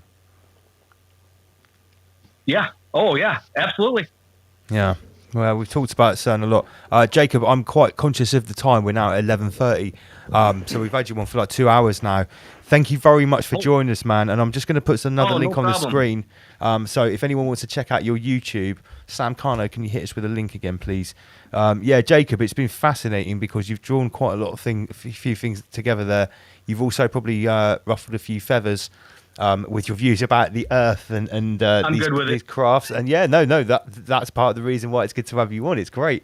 So, mate, I just want to say a massive thank you and basically tell you to keep up the good work. Oh, man, I'm actually really honored, and I'm very thankful that you guys had me on. Been kind of talking with after being with Rob. I was like, I'd like to get on with those guys and kind of share with them. And thank you for having me. And like I tell everybody, just everybody keep your eyes open. Sure. No fear, and remember that love is the only way forward. Absolutely, mate. Thank you very much for joining us, Jacob. I want to say a little sorry because I was a little bit preoccupied with audio issues. We'll probably get you back on again in the future, but thanks very much for coming on, dude. Rise above. Count on it. You guys have a good one. God bless. Crater-dwelling peasants. I actually meant to press the rise above button. I didn't mean to call you a crater-dwelling peasant there. I pushed that button. Was that you? Yeah, I beat you to it. The meme off, I win. You won the meme off. Oh, Jacob, that was amazing. Right. Open your mind. Okay, I think we need some Moma beats, don't we? We need some Moma beats because I can sort out this infernal buzzing. What you got for us, Beats? Got some music, what do you reckon? Yeah, that'll do. Come on then. Don't forget to make the lights flash, you peasant.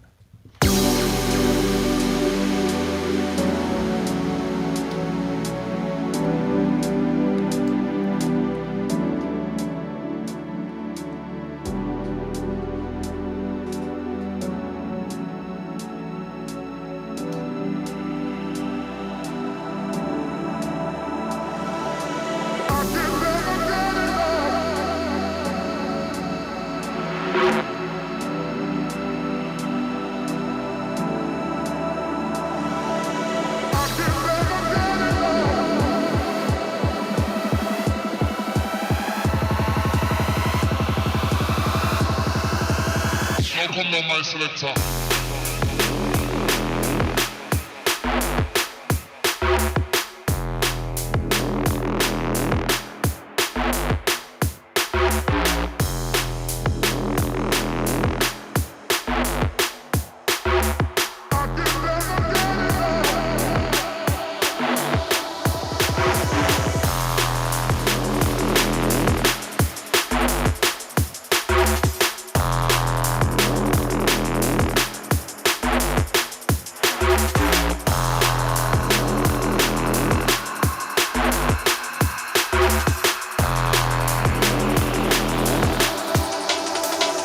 come down my selector.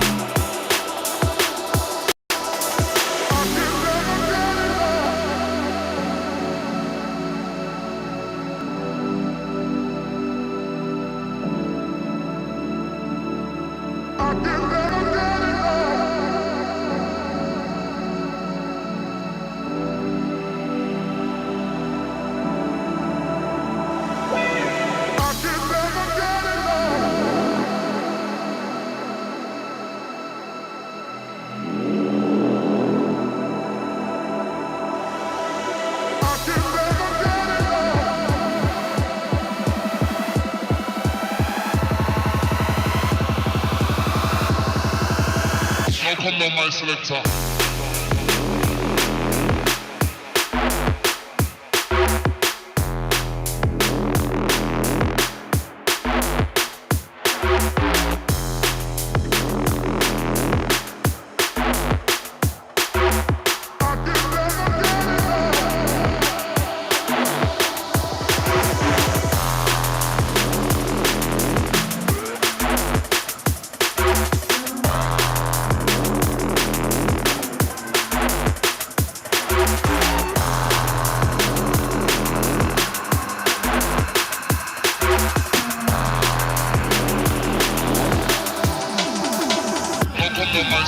Feel the pressure, keep the vibes intense. Non-stop overnight express. Dusk till dawn, gotta maintain. All aboard the one-way train. Groove touching your inner soul. Cuts deep like the winter cold. Change your mood and turn the lights low. Type of tune to get you moving with your eyes closed. The pressure.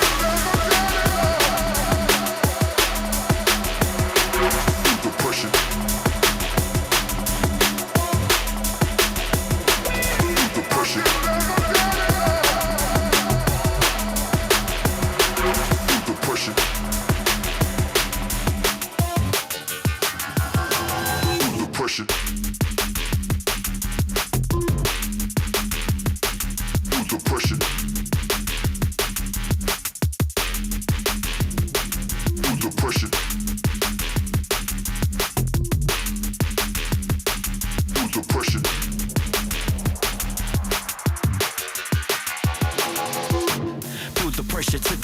Intense, non-stop overnight express. Dusk till dawn, gotta maintain. All aboard the one-way train. Groove touching your inner soul. Cuts deep like the winter cold. Change your mood and turn the lights low. Type of tune to get you moving with your eyes closed. The pressure.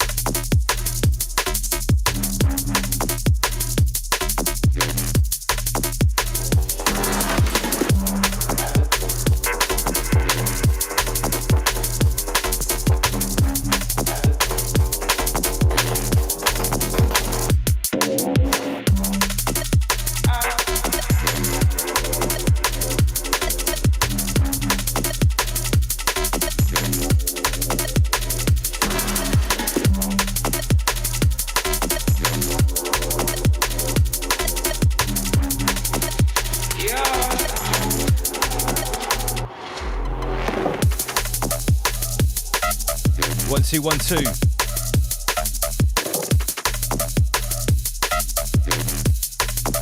Yes, Oma Beats is live. Rise Above, we're live. Big up to everybody tuned in. 236. Big shout out to Master Lee. He'll be coming back and dominating the last part of the show. We have missed him.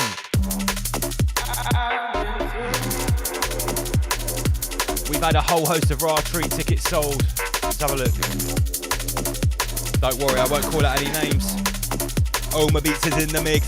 MC with Mike on the lyrics. Huh. Big up MC Manic, big up Spitter. Wow, we've sold a lot. 1 van pass, 2 van pass, 3 van pass, 4 van pass.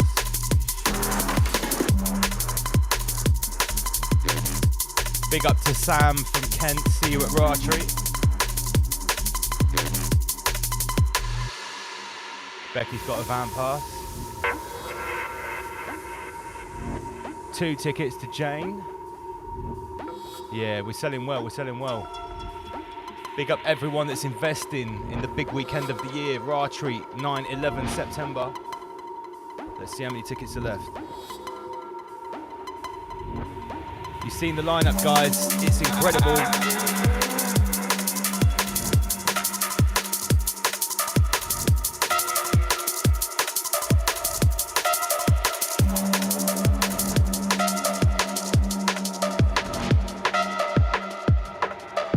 Yeah. 13 full adult weekend tickets left.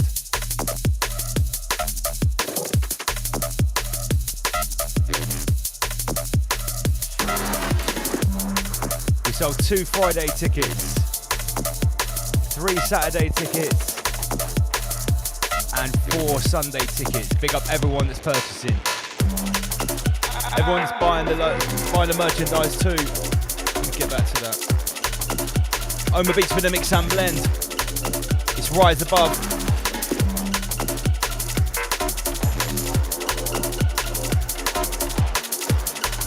I think we'll go till 2 o'clock tonight. In case you've just tuned in, I need to let you know we have upgraded the lineup for the weekend. We're flying in Maxwell from Canada. Back to back with Skibber, Lucas Lyon, Rustler, Sister and Sounds, Cotty back to back with Killer P, Tyatsim, and Inspector Veg, Raw Treat. Nothing less than savage. The damage that we're causing, impacted tragic. The crowd is still applauding. Audio's marauding, yeah. Bigger, badder, better, calm. Bigger, badder, better, bass and drum. Bigger, badder, better, get ya. Coming down with a critical coming down with critical pressure. My selector, bigger, badder, better, bass, bigger, badder, better, flex. Who's out about the techniques? There's no need to take a guess. I pick up my pen, pull off my lid, the thumb I pick on the button, blow, I'll pop the nib. Time for the ink to flow in the paper, flipping up the script. I can write some lyrics that will bust you in the lip, and I can write some lyrics that will take you on a trip, leave you spinning round in circles, that not knowing what you think will see you shrink. Write a lyric so dusty it stinks. My lyrical book is open, my pen is full of ink, it's killer ink. Burning up at the paper in a blink, it's killer ink. Give you a chance to let you hear me think it's killer ink. Believe the shit don't stink. I spit a bubble that more precious than a mink. Killer ink.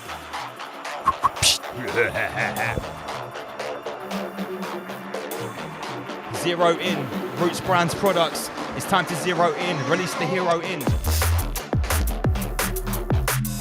Big up Donna Harper. Yeah, yeah. Fire! Fire! About to take them higher, rise above, we're rising higher. It's long time, with MC double L up onto the mic, it's long time. I'm getting started and it's going fine, it's long time. I'm flowing to the sun, but that the shine raw. I'm a beat spoon selector. We're giving you a little taster of raw treat. Sasha English, you can feel the rush coming on. We're about to drop the bomb. It's bigger, badder, better. Oma Beats is on the song. Listen, it's Oma Beats, live up on the fader. Double L's here. Bigger, badder, better, double L calm. Bigger, badder, bass and drum. Bigger, badder, live in the HQ. We broadcast to you. Listen.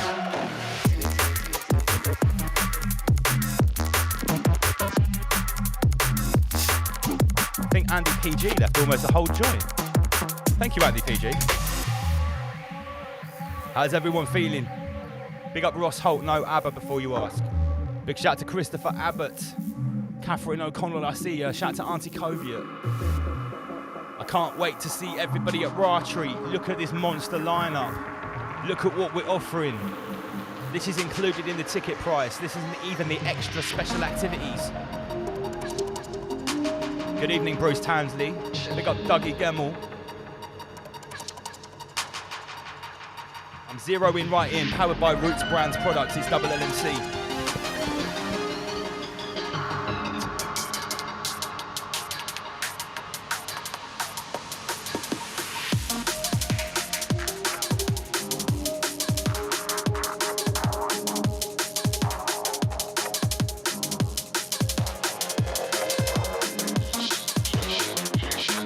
Denise, we'd love to see you at Raw Tree.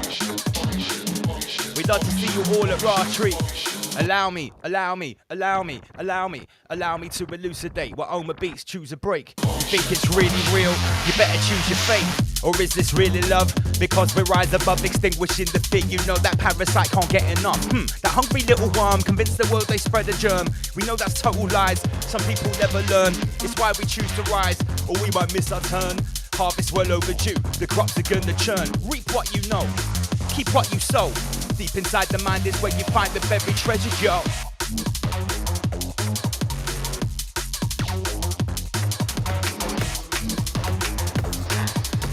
And before anyone has a go at me, yeah, I'm sipping Illuminati juice, and what? I needed a sugar boost. Big shout to Lord Doobs, Eye for an Eye, Wheelie Dan, Sam Parno. Remember, Roots Brands products, /rise above.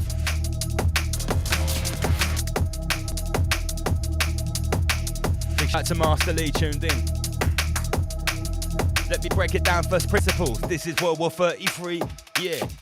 This is World War 33. Crawl on hands and dirty knees, climbing dirty trees. More than 32 degrees. Kiss a jan to bring ski. Silent weapons can't hurt me. My name is Double LMC. Never make me a refugee. This is World War 33. No more hidden refugees. Yo, survivors will have sturdy genes. Survival of their dirty deeds. World War 33. Big up everyone tuned in. Big up Helena Phoenix. Oi, listen. Once upon a day, I was just catching in my yard. Channel hopping through the sky, my man was floating far. Oma sitting next to me, shotty blazing spar. Slowly came over me, my brain was getting started. I need them oxygen to think again. Start what I was finishing, make him cease diminishing with that lyrical precision. I need oxygen to think again. Put off magic trick again, make this place go sick again. Show you where it's happening. Oxygen to neutralize MCs that are paralyzed. Wipe out all these parasites. We rise above, extinguishing the fear, cause we generate the love. Yes, bruv, right, rise above. 33 bars of amazingness.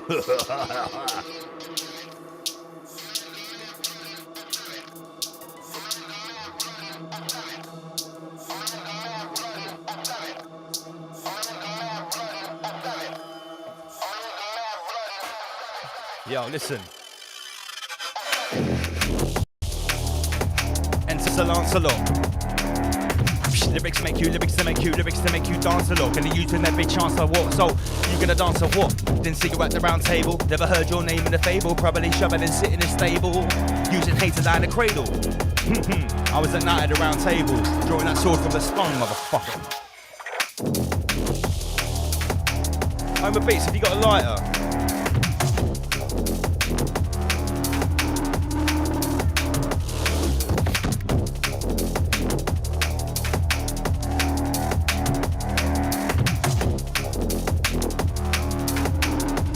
Get back to the chat with Master Lee shortly after midnight. See what Andy PG's joint is saying.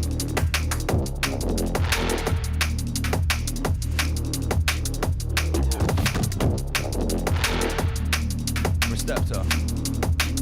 Big shout out to everybody tuned in. Don't forget, we've got this hottest merch in the whole damn crater. Look at this. RiseAbove.tv.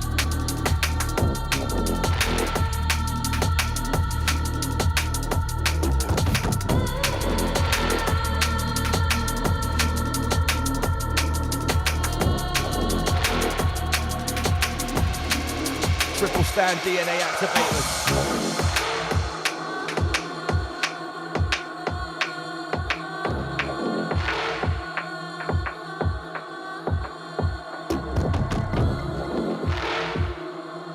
Massive shout out to Jacob of Ephraim, our guest earlier on.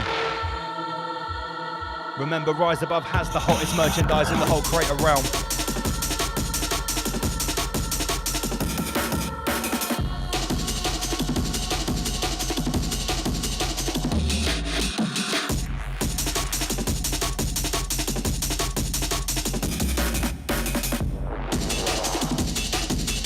No red shoes, Dougie. What are you talking about, bro?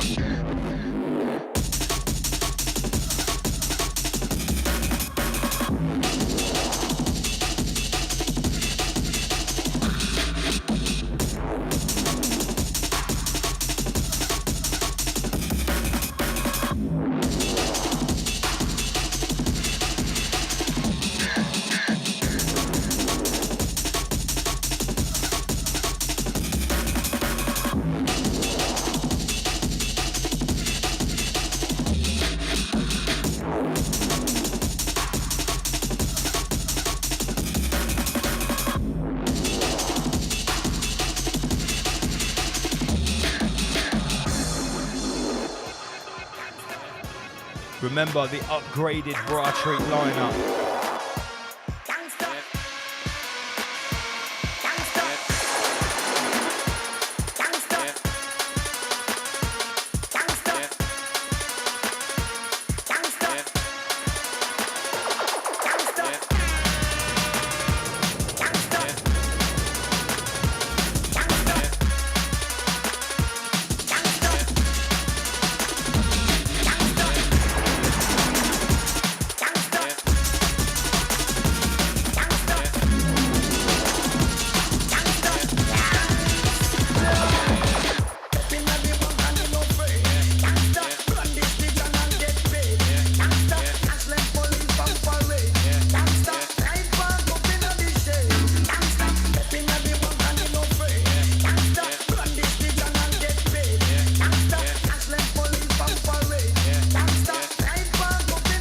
Shout out to Alan CNS. Big shout to Alan.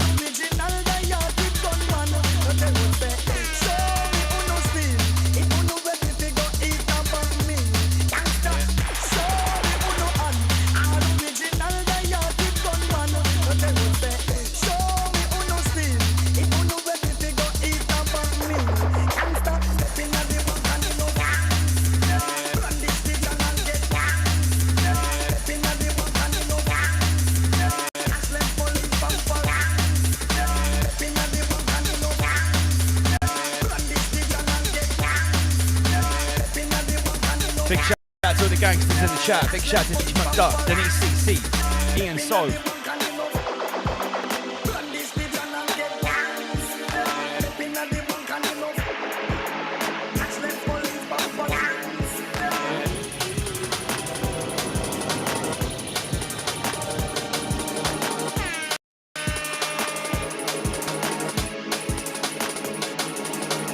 At Raw Treat, there's going to be digital and analog setup for the performance. We need that.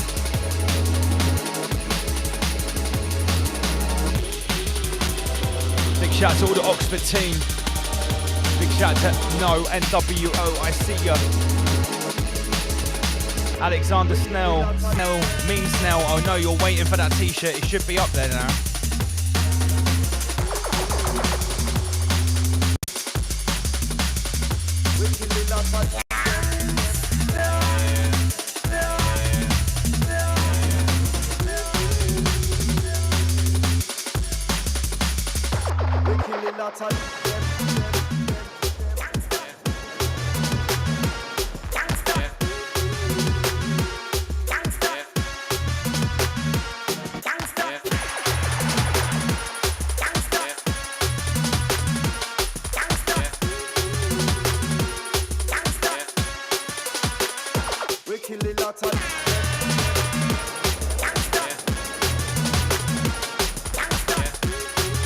I'm gonna have a word, they should be up by now.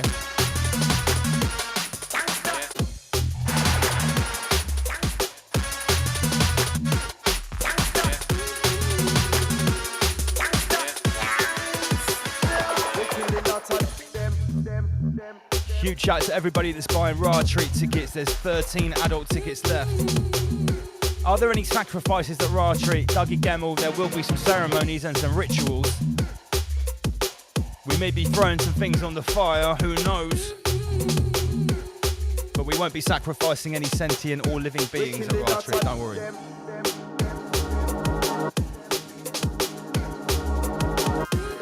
Yeah, Snell, those designs have been given to Tom at 52838 to get up there. They should be up there now.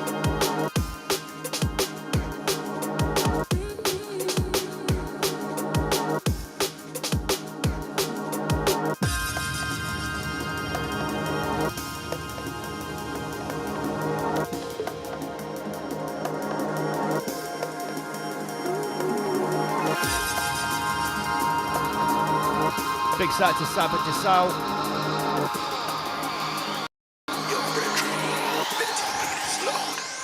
Me like me baseline, like me like me girl them. Cute face always touch the wall, friend. Me like me baseline, like me waistline. So I give it that 40 hertz, but to me again. Me like me baseline, like me girl them. Cute face always touch the wall, friend. Me like me baseline, like me waistline. So I give it that 40 hertz, but to me again. DJ play tune, the girl get mad up. 18-inch pulsating and rattle, slow motion, new slogan, she turn up. Red light speaking, things burn up. Alright, my losing, keep the grooving. Could have made so fast to get to bruising. It's right there, making sure you're choosing. Right, yeah, things I'm calling using. It's not my fault, we be abusing. Sneakers start from the front ceiling. On the day, body, girl, who want to breathe in. Why don't you wait? Me like me baseline, like me girl, them. Cute face, always touch the wall, friend. Me like me baseline, like me waistline. So I give it that 40 hertz, but to me again. Baseline, like me girl, them. Cute face, always touch the wall, friend. Me like me baseline, like me waistline. So I give it that 40 hertz, but to me again. DJ run that again, bass weighty. Climate changing, pace getting hazy, no phasing. We raving so wavy.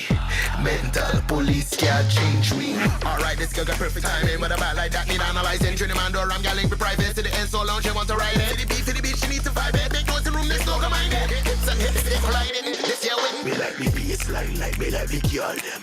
Cute face, always touch the wall, friend. Me like me baseline, like me waistline. So give it that 40 hertz, but to me again. Me like me baseline, like me girl them.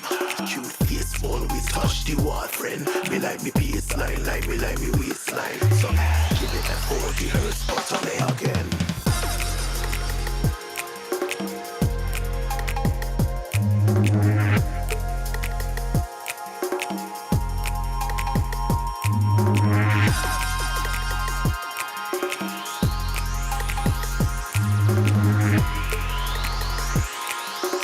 Give me that 40 hertz, but to me again.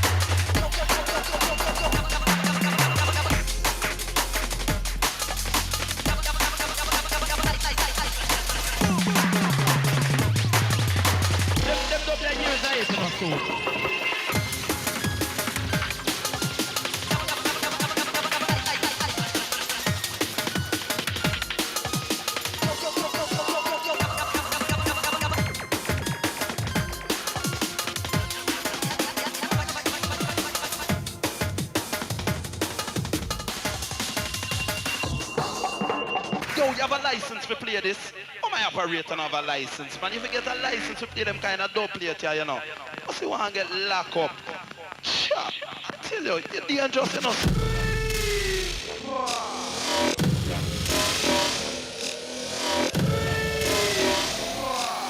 We have the dance under full control.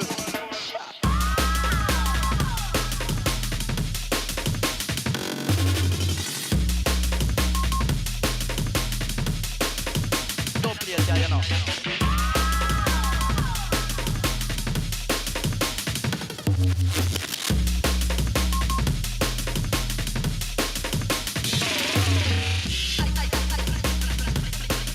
Yeah, the wickedest sound of Oma Beats live in session.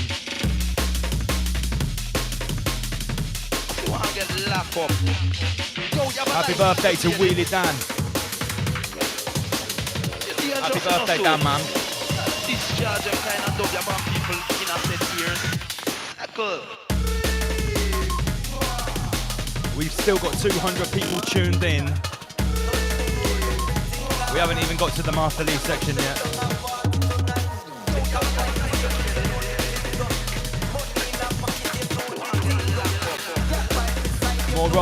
More raw treat tickets are selling as we speak.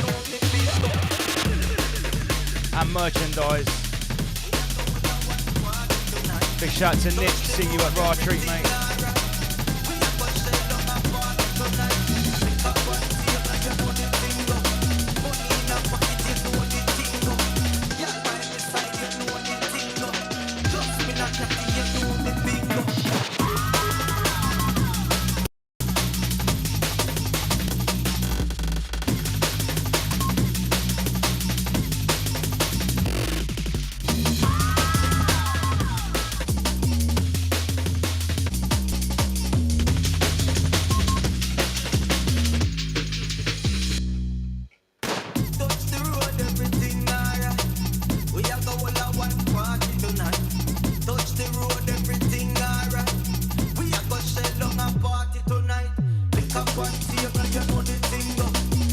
Big shout to all the family.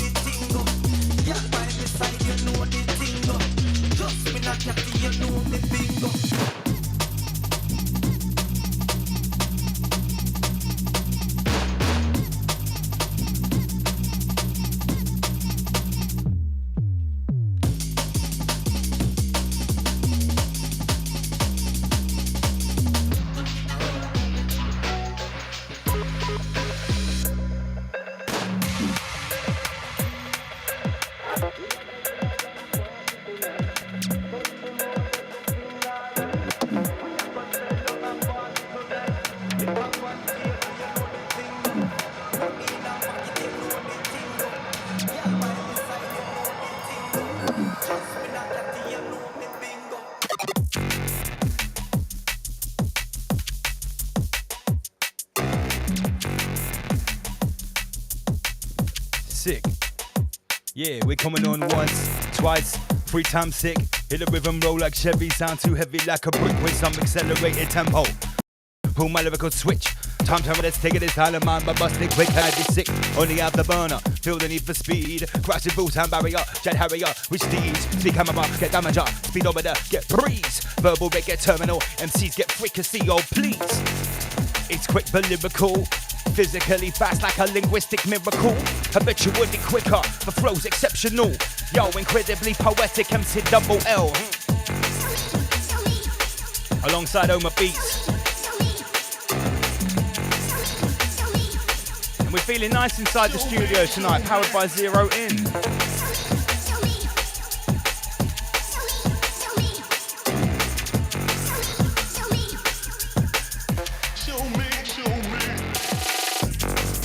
Lee Redpath is backed right up, comrades. Draw for the lax.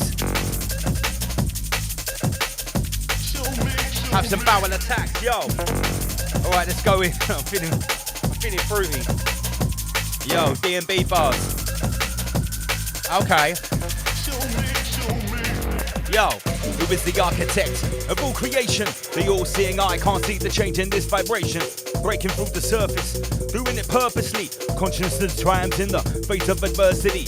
Strong ties are severed, weak links are severed. We strive towards the goal that we've endeavored. Believe, revealing hidden knowledge from ancient clay tablets. Clues to the creators of this world that we inhabit. Who is the architect? Tech. Many ask the questions, but few have got the answers yet. Forget what your pastor said. The truth is so incredible, it might just bust your head. Another frequency, that's where the masters rest. Probe a little deeper and you see who got the fastest legs. Big up Rise and Shine. Can't wait to bust mic with you at Raw Treat, bro. We might even have some 140 in a minute so I can flex a little bit. Do I have your blessing? Spark up the best thing.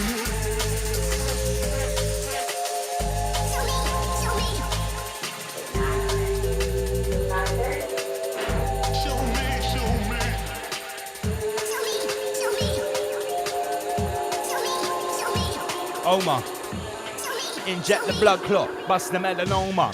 Yo, it's time to take it over. No misunderstanding, MCW's here when I've landed. Lyrical's gonna be branded. No misunderstanding, MCW's here when I've landed. Lyrical's gonna be branded. Standard, no misunderstanding, MCW's here. No misunderstanding, I'm crystal clear. No misunderstanding, MC Double L's here and I've landed. Okay, let's do it, let's do it. Yo, yo. You can act like you have been affected, I eject. I disappear, I feel I've been detected, deselect. A rhythm that will never be rejected. Yo, can have no copy cause we're copyright protected, I defend. The jungle code among the don't surrender. Intend, keep it real, you won't be a pretender. Suspend, something here, not on the agenda. Set the trend that people recommend, the number one contender. I invent a style to make an MC's discontent. Beneath the surface, yo, we cause astonishment, hell bent on inflicting lyrical bewilderment. I circumvent my mouth to stage so I can really represent. Represent, tell me do you really represent? Represent, tell me do you really represent? Represent, you tell me do you really represent? Whether you're the star player or you're sitting on the bench, represent. Oh, my beats and double L, we represent, we represent. Whether you're living in a mansion, sleeping in a tent, represent. Whether you're the star player or you're sitting on the bench, represent. Yeah, I'm feeling it tonight. Let's do it.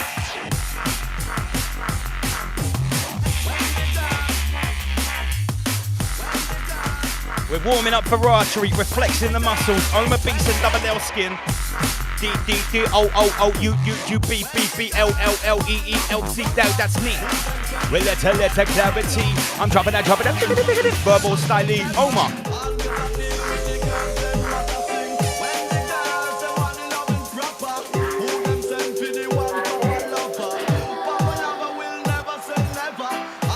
Shout to Willie Dan. Ready. Prepare yourselves.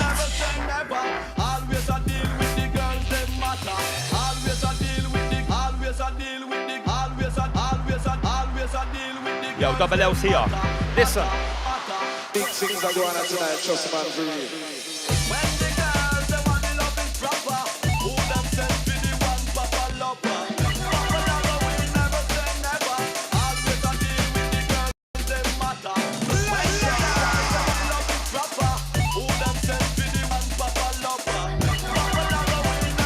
We are feeling the vibes tonight. Lord Doobsworth, we will be broadcasting Ratry into the metaverse. We will do our very best. Fighting off sex bots in the real life.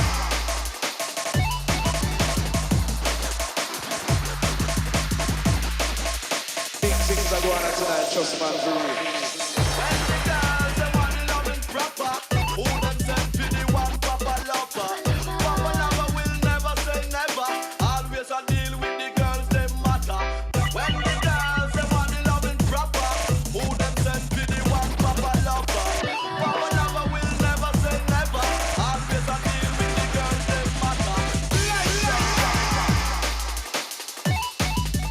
The sensational sound of Oma Beats.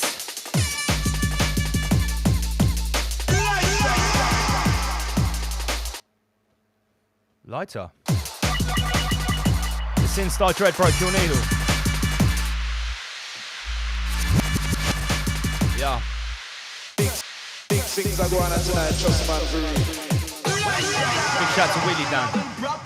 Who them send for the one Papa lover? Papa lover will never say never. You got any grime, man? Uh-oh.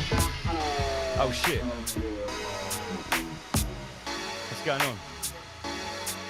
We've got a different tempo. Okay, then. Listen. Rise above. That man I say. And it goes like.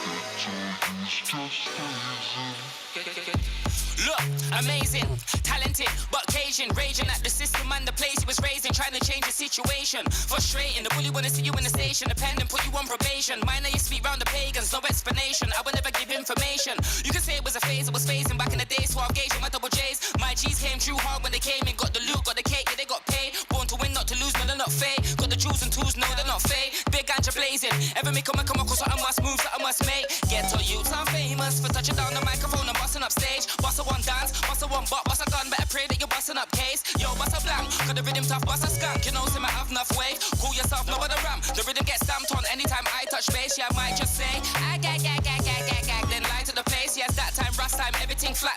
Fire. In a righteous way, righteous man, trying to live right. It's not right now, it's only right, just spray. I don't right, I just spray. Highest of grade, real ghetto you, I will not phase. Ghetto you's just crazy. For the north side, east side, west side, south side. This is Bugsy. The man them's outside. Remember. Ghetto you's just crazy. North side, east side, west side, south side. The man them's grinding outside. Ghetto you's just crazy. I'm ready. North side, east side, west side, south side. The man Yo, them's yo. outside. Ghetto you's just crazy. Said north side, east side, west side, south side. The man them's grinding outside. Ghetto you's just phasing. Look how times is changing. Nothing ain't changed round here. Still work with the most high, not with Satan. So you got a man debating. The boss off the shop on the baiting. No to the Babylon waiting to lock him down and enslave him. You have to break the chains inside your mind. No time for time wasting. I decline is my life. I make it what I want to make it. Can't say shit. Sometimes I wish I had a spaceship so I can fly away from this spaceship. But I buy the grade and I blaze it. Hold the meds and then I'm vibrating at a frequency that's so high. Don't try to break it. Don't try to hate it. Embrace it. Don't try to take it. Rise and shine, we're saving you as a surprise. My people got taken away, but they escaped inside the slave ship. Now I'm trying to survive without getting a vibe on the side to side. Oi, okay then. Lateral flow.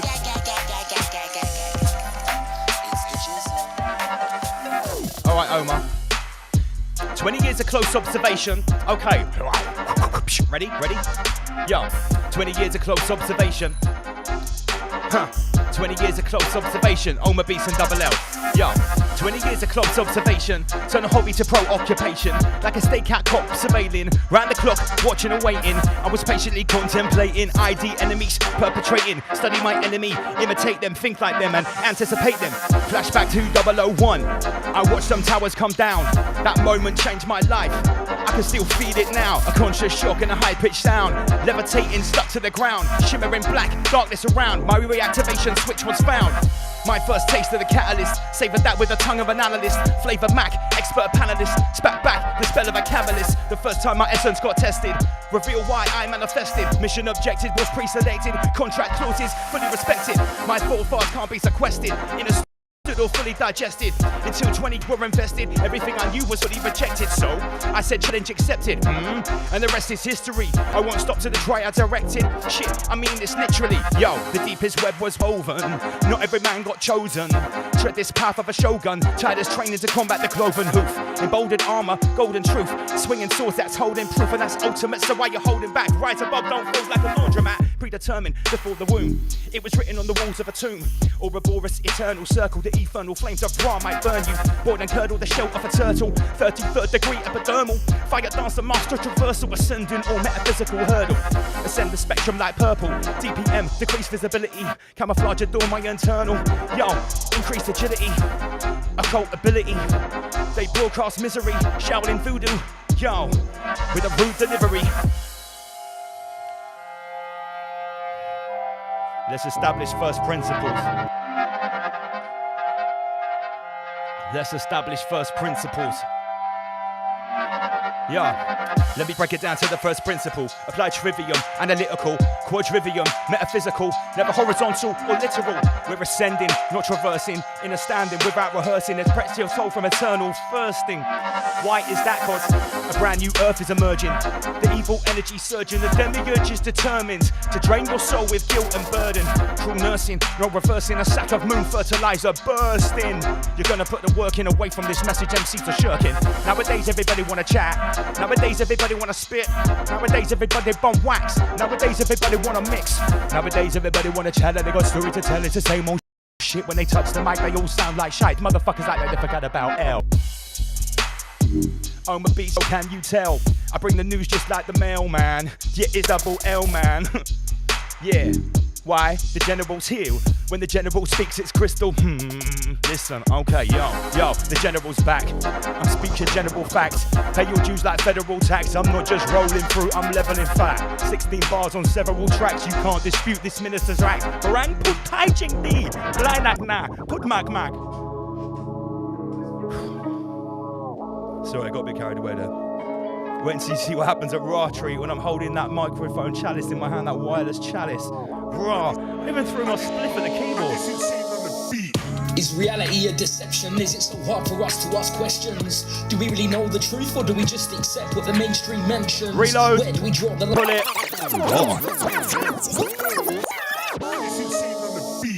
Is reality a deception? Is it so hard for us to ask questions? Do we really know the truth, or do we just accept what the mainstream mentions? Where do we draw the line? I said, where do we draw the line if not here?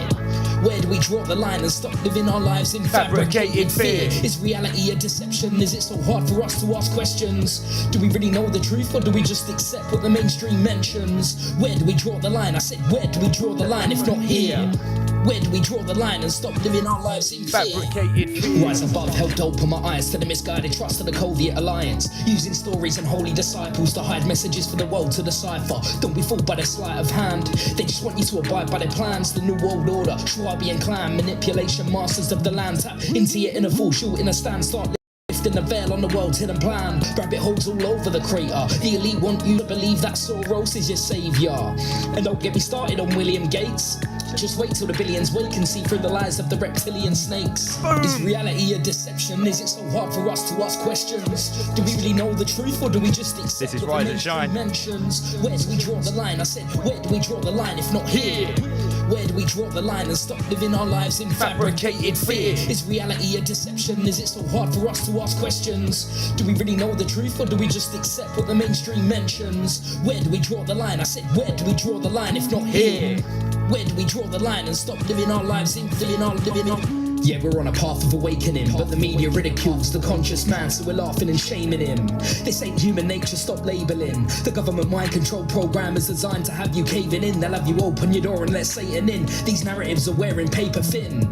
When you think it's not getting worse, Zuckerberg reveals the plan for the metaverse. It sounds like fun to the masses, but they ain't researched where we're heading first. Eternal soul entrapment, this is what we face if we don't take action. All these false flags are distractions while they perform mass loosh extraction.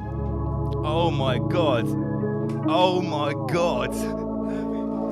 Mass loose extraction. Rise and shine. Holy shit. I am so hyped for Raw Treat, you will not believe. Is reality a deception? Is it so hard for us to ask questions? Do we really know the truth, or do we just accept what the mainstream mentions? Where do we draw the line? I said, where do we draw the line if not here? Where do we draw the line and stop living our lives in fabricated fear? Is reality a deception? Is it so hard for us to ask questions? Do we really know the truth, or do we just accept what the mainstream mentions? Where do we draw the line? I said, where do we draw the line if not here? Where do we draw the line and stop living our lives in fear? Wow, rise and shine. I tell you what, I'm so happy. If you're gay, then be gay. Don't pretend that you're straight. You're a dirty politician who fucks kids every day. You're not an authority. I ain't got no respect for you, Just mate. Brian Harvey. Take a trip to Comet Peace or have a slice of the gate. They say it's fake news. It's what they're saying it is. Why they're tapping up your phone and they're taking the piss. Fucking up your marriage and not printing the truth. They say they're too fucking powerful. There's nothing you can do. All you're trying to do is take your time and just lie to me. Fake truth was gathered round and tried to derail the inquiry. CSA, Leveson, Hillsborough, what? Grenfell Tower, tenants out of the block. That was the plan from day one, all along, mate. Trying to relax our minds like emerald nitrate. Politicians rallied round and some of them have got age. Just held in place as the corrupted media manipulates. There's nothing you can do. You'll never stop them. This is Brian Harvey. Big up Brian. Say to me. There's nothing you can say. You'll never stop. You're tuned into Rise Above. No one can stop them. Fuck the Soviet Union. That's what they say to me. Who's sitting high? Check up on the floor. I see a Mason at my door. 360s, Moloch, Baphomet. Go fuck yourself. I've had enough of it. Who's sitting high? Check up on the floor. I smell the blood of a Baphomet whore. You fucking handshakes, you fucking pyramids, aprons, you fucking idiots. So what's so special about your fucking society? The fact you fuck kids and together you hide it? Anxiety, pedophilia in its entirety. I can't believe that this is what I'm finding out now. Calling out the fucking industry a madman. Cause all the times you fucking said I was a bad man. I'm glad I saw the light and fucking got away. Now I'm coming back to fuck you up and stay another day. Take that. There's nothing you can do. You'll never stop them. No one can stop them. That's what they say to me. There's nothing you can say. You'll Don't ever stop them. No one can stop them. That's what they say to me. Who's saying hi? Check a wood floor. I see a mason at my door. 360s, Moloch, Baphomet. Go fuck yourself. I've had enough of it. Who's saying hi? Check a wood floor. I smell the blood of a Baphomet whore. Your fucking handshakes, your fucking pyramids, aprons, you fucking idiots. Who's saying hi? Check a wood floor. I see a mason at my door. Big up Donna Harper, MC Shopping Centre. Moloch, Baphomet. Go fuck yourself.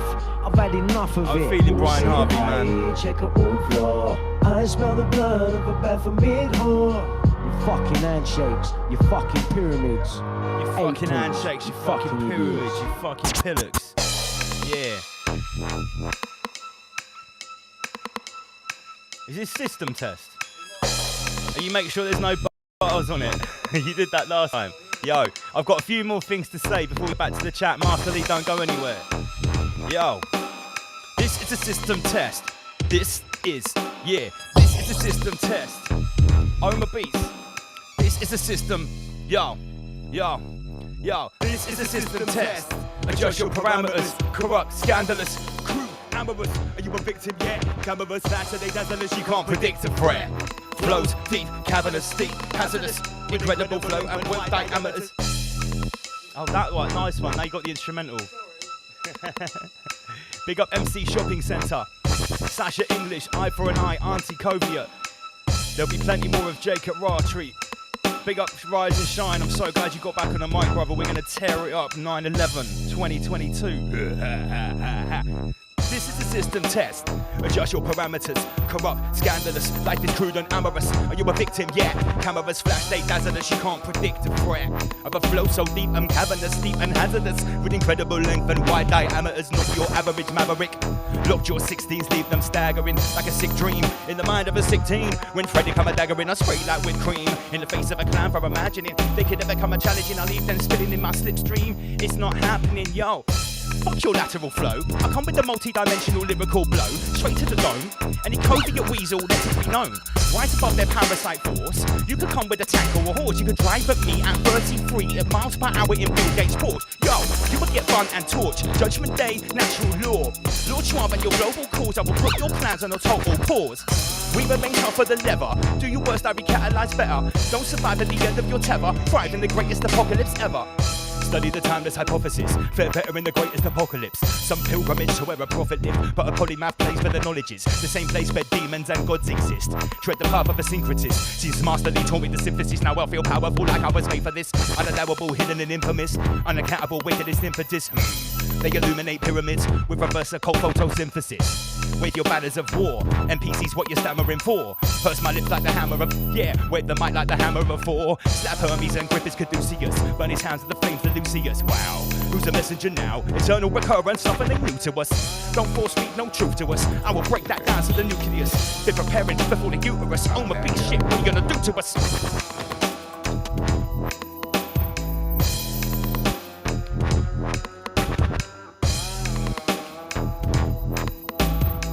Yo, Omar.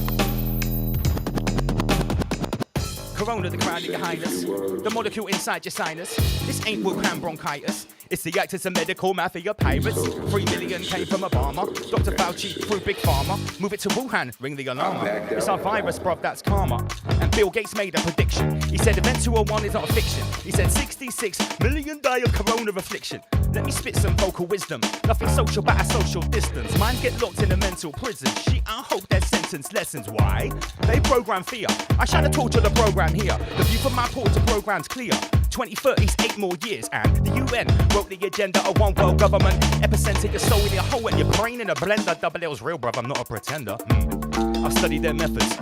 20 years with my head in the records. 20 years I was closely observing their MO and inner workings. That's right, I cut my ear to the ground. So sound predictions are made this time around, bruv. And my mind never swayed. I've been preparing for this day. Oma Beats, Double L Skin. Thank you very much, everyone. We will get back to the chat any sec now. I'm sure I got something else, yo. I was a lifelong student of the occult. I was searching for verses locked in a vault. I was yearning for scriptures in a tomb, burning pictures in deep catacombs. The prophecies buried in dirt. That's why double L's heavy with words. Draw for the sword first. Samurai tongue, severing nerves. Focus, intent, remember. Execute manifesto. The system that he present a form. In the guardian's inner protector. In the guardian's hidden within. Win. Deeper than flesh, that's deeper than skin. Yo. The room goes quiet when the drop of a pin. Let me break it down to the first principle. Apply trivium, analytical. Big up Inner Guardians. We're getting back to the chat in a second.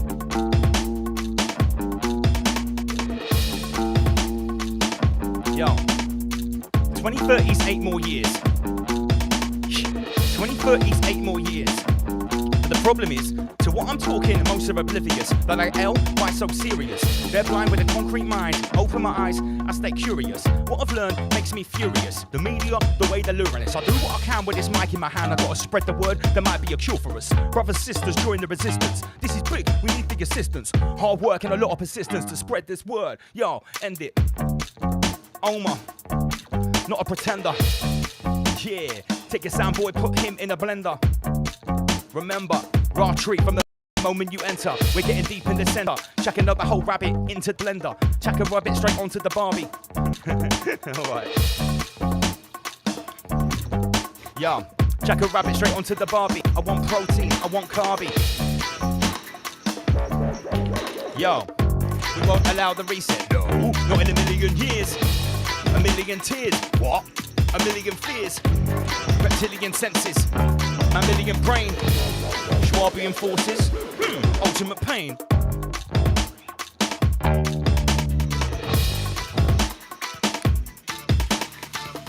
One more then.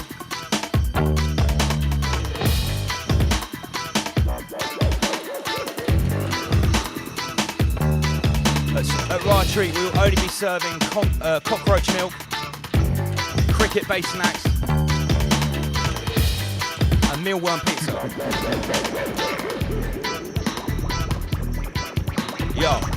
Yo.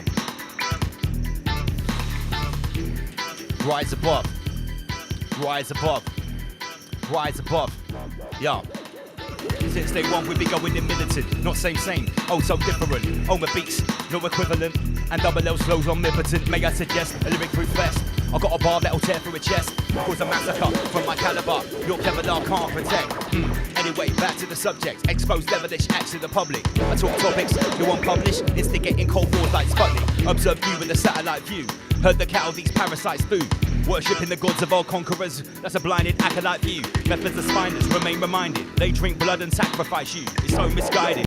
Laws are provided to benefit the chosen few. So we rise above, extinguish fear when we generate love. A single candle lights up the darkness. That is the power that you will harness. Extinguish targets, light them up, lick them down. Carpet and beef, sprinkling garnish. Word, power and sound. I don't care if my rep gets tarnished. I spit this till I'm dead in the ground. When they pollute your mind with garbage, do one thing, yo, hold it down. Rise above. Oma beats, rise above. MC double L, rise above. Extinguish fear when we generate. We rise above. MC double L, rise above. Oma beats, rise above and extinguish fear when we generate love. Look at the limited edition rise above Oma beats earphones. Oma beats is going to join me in the hot seat in a second now. Right, Master Lee, get on station. We're going to go whole rabbit. We're going to talk about schwabbing the whole universe together. This is the last one, Oma. No more mixes. It's 12:30, I was trying to stop at midnight. Right, still got 200 people tuned in. Yes, okay, right, so we're back, we're here, we're all good. It's Rise Above, you know the goddamn score. You have stolen my childhood. I'm feared in every girls' school in this country. I'm one of the lucky ones. Right here, right now, is where we draw the line. Right, welcome back, Inner Guardians, Master Lee. Sensei, salutations, and all the rest. Oma Queef Master is coming over to me. Let me sort these cameras I'd say out. big up Matt on the guitar on the second from last tune, and thanks to Steve for breaking the needle. Oh, Steve breaking the needle, did he? Right, okay. So, Inner Guardians, welcome back. Salutations. Can you hear me okay? Absolutely. Just hold the line a sec. Oma, can you get me a gin and tonic can out the fridge? Hopefully he heard that. And he's left the flashing music, flashing lights there again. Whoa! I need to calm down. I really got in the zone there. I was really enjoying that one. Can you get me a gin and tonic, please? I didn't actually even see you have a drink at my wedding. Did you have a drink or two? I had some champagne. Yeah. You did. Yeah. just one or two. Sorry, I'm just making sure. I had 3 sips. 3 sips. I'm just making sure we're sounding good here because we had a few audio issues tonight. Some sort of weird buzzing attack. So yes, really interesting what Jacob Ephraim brought to the mix, and I'm kind of glad to have someone on that was still believing in the physical world. It's nice to mix it up a little bit, right, Lee? Yeah, definitely. Yeah. There's evidence for every theory, as they say, and it's good to share these theories as well. Yeah, because I guess, like, obviously, you know, we are sort of Vagimites around here. We go on about God Vag a lot. You know, you and me, especially in our midweek chats, have gone completely out of the physical realm.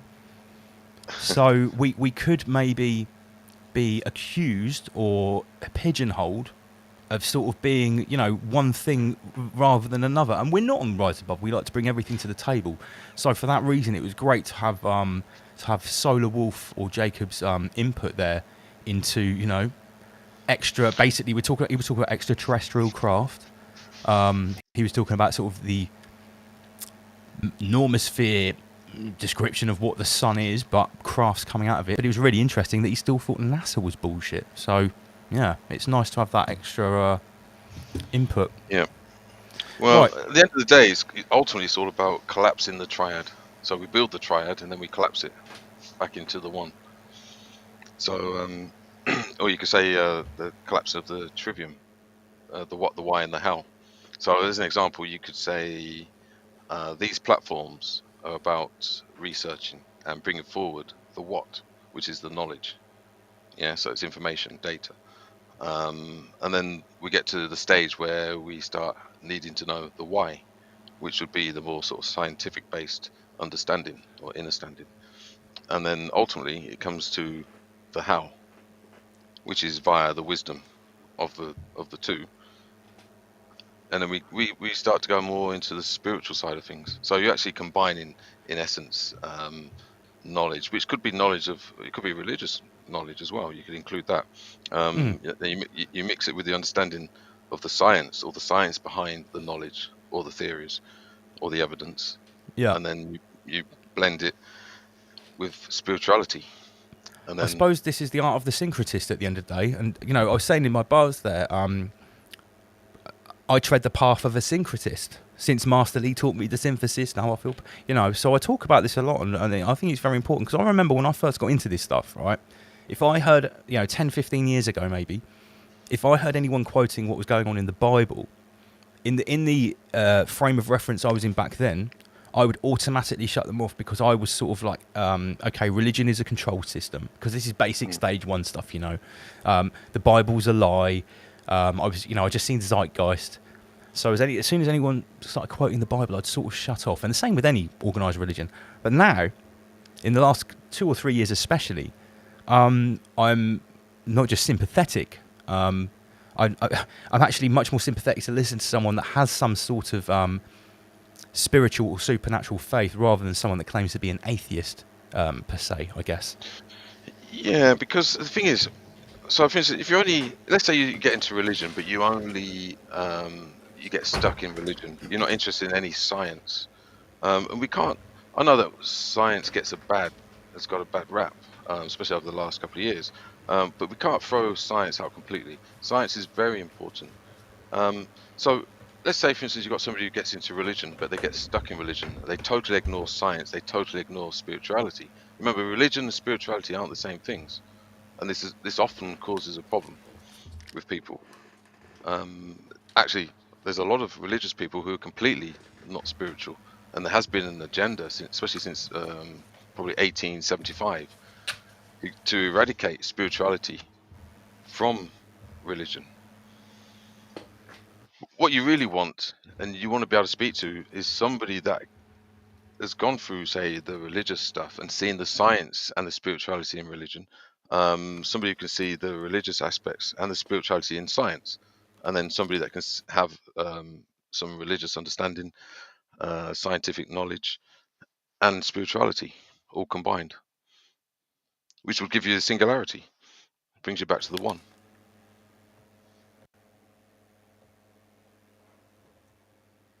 I'm really sorry. We just, I think we might have just worked out what the buzzing was. There's a gain level on the mics, and if you put it above level 33, it causes a buzz. It's true, isn't it? I just showed you that. I'm not mucking around. Sorry, Mosley, I didn't actually get to listen to what you just said there because the buzzing came back. Fucking infernal buzzing. Yeah. Well, Yeah, did you miss that then? I know, mate. I totally missed that because I was still fiddling with the Queefmaster Pro, and now I've worked out we just got to keep the gain under 33. It was so, we should have. It should have been obvious from day one. I'll just turn the fader up and keep it to 33. Well, okay. So I'll recap it in essence. Yeah, right? recap it. Sorry. With the trivium, you got the what, the why, and the how. Now, if you take something like religion, they will teach you and tell you what to do, but they won't necessarily tell you how to do it or why. That's where science comes in. Science is more interested in explaining why something happens. Then you've got the spiritual side, the wisdom side, which is how to actually do something.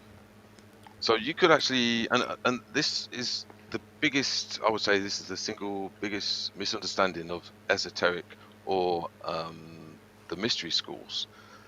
The mystery schools are actually there for people that have gone through religion, gone through the science, and they could be many different disciplines, and they reach a point where they're like, well, do you know what? I've been looking into stuff, and I've got all this knowledge, I've got all this understanding, but I don't know how to apply it. I don't know how to do it. I don't know how to use it to transform.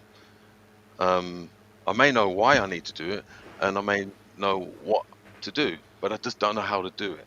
And that's where the you could say the more esoteric, the mystery schools, that's where that comes in. That they hold the final part of the triad, you could say. Yeah, well, I was about to say, it already sounds like it's a triad. Again, the trivium, the what, the why, and the how. Okay, yeah. So I think we've set the scene for what, because I've got my swab show, and I know I think you're going to sort of talk about the same thing. And obviously, I'm going to start funny.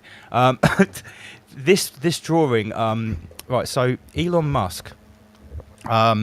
This isn't actually properly related to the swab show. This just got thrown in. I just thought this was absolutely amazing. This tiny little drawing of Elon Musk inside this torso. Right, let me just skip forward. Right, here we go.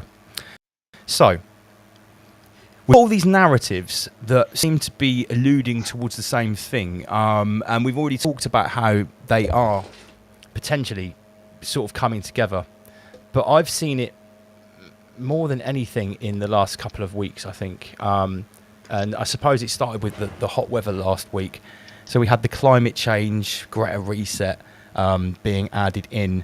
We talked about solar activity and the link between the sun, okay? Coronal mass ejections, heart attacks, and so forth, right?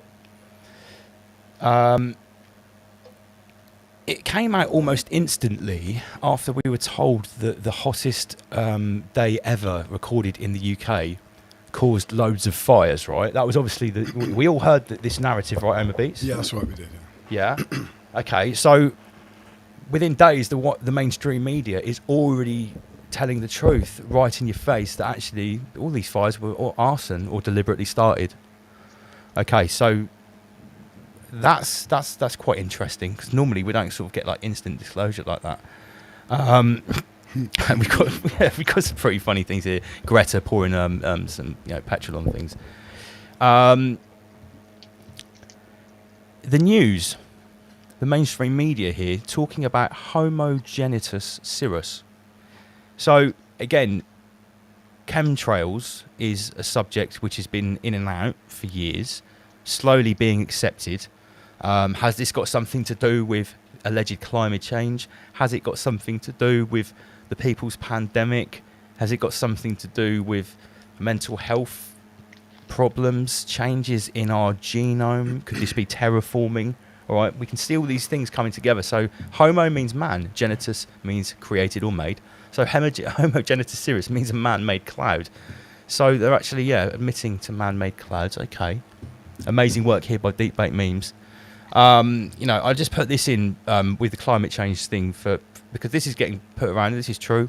Just for reference, going back to 13,000 BC, the actual temperatures and our tiny little fluctuations we have now.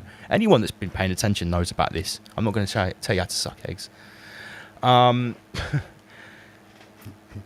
Some great Greta memes. I played my Greta video earlier on. I've got part 2 to play as well. But we're seeing, as the narrative is falling apart and more people are realising that it's total bullshit and being used to control us, it seems like they're also racing ahead with it at 100 miles an hour. That's accelerating, right? So we're seeing two things happen. So on the left, we've got a really good piss take of Greta saying, "You've stolen my childhood," while she sat on an €8,000 chair.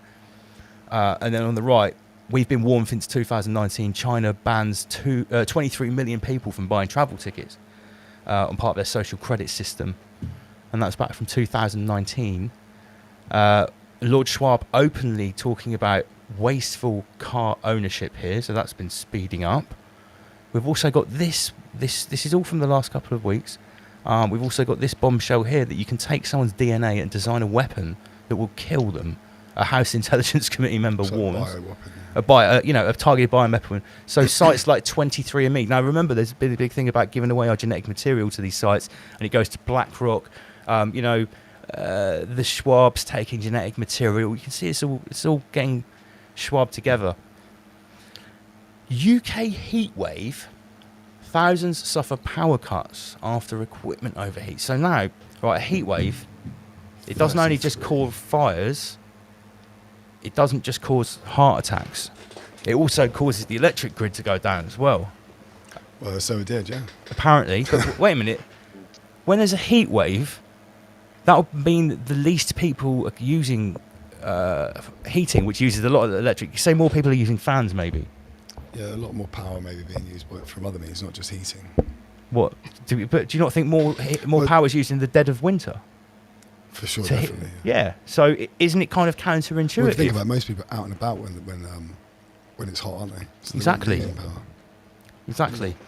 So, I mean, we've talked about the narrative crumbling, yeah, but I'm seeing it now all getting mixed together.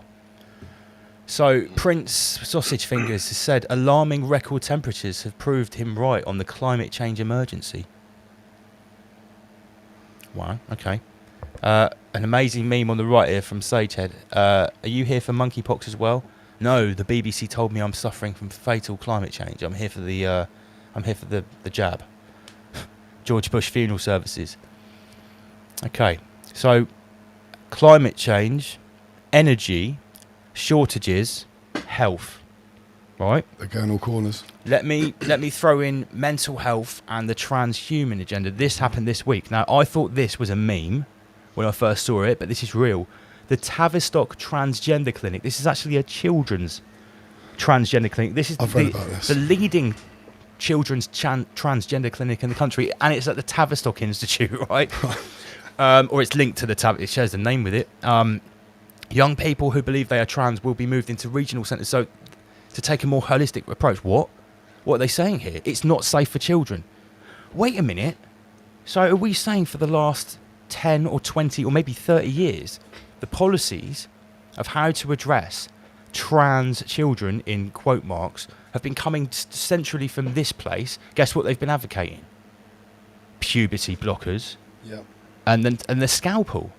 Well, it turns out that's actually harmful to children. That's just been discovered. Shocking. Absolutely. I mean, imagine my shock. So let's read this. The NHS controversial child transgender clinic will shut its doors after a damning report found it was not safe for children. This is the leading one in the country. This is the one that's been providing the backbone for the medical care pathway for when children are identified as potentially gender fluid or neutral or whatever. Very strange. So mental health issues were overshadowed in favour of gender identity issues. Oh, really? I was quite glad to read this story, to be honest with you. Oh, me too. But I think it's very interesting, right? So keep this in mind. This report found that mental health issues were overshadowed in favour of gender identity issues. where children were referred to Tavistock's Gender Identity Development Service, GIDS. The thing is, that there is a fine line what they're talking about. I mean, they removed transgenderism and other sort of aspects like that from the DSM and from other mental health. I'm not suggesting for a second that people that are suffering from gender dysphoria or need help with think they're born in the wrong body, that's fine. But obviously, when it's the Tavistock Centre, that has to ring a few alarm bells. No, I don't think everybody who is not everybody has mental health issues who has got gender identification issues and things like that, you know. But there's some people who might have, you know, and the thing is, I think branding everybody the same brush is incorrect. What do you think, Lee? Yeah. Well, they're good at that, aren't they? Well, they love it. They like to pigeonhole people. That's the thing. Yeah. Well, I mean, the nature of reality is so a bit of everything in everything. Sorry. And you have to. The thing is, you have to have a degree of nuance and subtlety to be able to figure anything out. Really, you can't just bracket everybody or everything. Of course, it's an absolute minefield. This is the biggest problem with these agendas. So, as an example, even with, say, Black Lives Matters, that's obviously an agenda. But if you was to actually ask every black person if they support it or agree with it, you'd probably find that the majority don't. Most of the guys I know who are of different ethnic cultures, especially the black guys, they don't even care about what goes on in Black Lives Matter. They see that as a media stunt. Most of them. Yeah. Well, it didn't. None of the money from Black Lives Matter went into the black community. That was for sure. So yeah, this is this story. The next one. Okay, this is me. Therapist watching kids add pronouns to their bio. So this is a huge story this week, and I think this is absolutely linked in with everything else that I've just talked about, and I'm going to explain why. How long have Big Pharma and the architects of the DSM, the Diagnostic Psychiatric Manual, whatever it is, that prescribes all these drugs, right? 30, 40, 50 years, they've been saying that chemical imbalances in the brain cause mental health issues, whether it's psychosis, depression, bipolar. And most of these things that they give out to people, the tablets and the treatments, are actually for non-specific conditions. Totally non-specific, yeah. Which means they can't really be identified. They can't really be identified. Yeah. So what they said here, millions been taking antidepressants with harmful side effects for decades when there's no scientific evidence they do what they claim. Some experts have suspected it for years. Now patients have been left reeling from a groundbreaking study. Another one here, little evidence that chemical imbalance causes depression, UCL scientists find. Now here's my post. I'd like to make a little comment about this stuff. I said, so, scientists now tell us that chemical imbalances in the brain are a myth, and they certainly don't cause depression. Who could have possibly predicted that Big Pharma have spent half a century needlessly pumping children and adults' brains full of dangerous, mind-altering chemicals for no reason whatsoever? It's almost like they knew it all along and did it on purpose. Why would they do that? For what reason would you want to dumb down and subdue an entire generation? Hashtag rise above. So, you know, I like to give everyone the whole rabbit. Can you see the picture that I'm painting here, Master Lee? Yeah, definitely.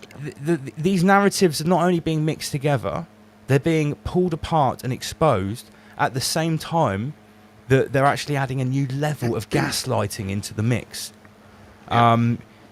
Everyone that we've been shoving into transgender clinics for the last 20 years may have been better off seeing a psychiatrist. But even if you did go to a psychiatrist, he'd have given you dangerous mind-altering chemicals that don't work and you don't need anyway. So it's like a catch-22 situation.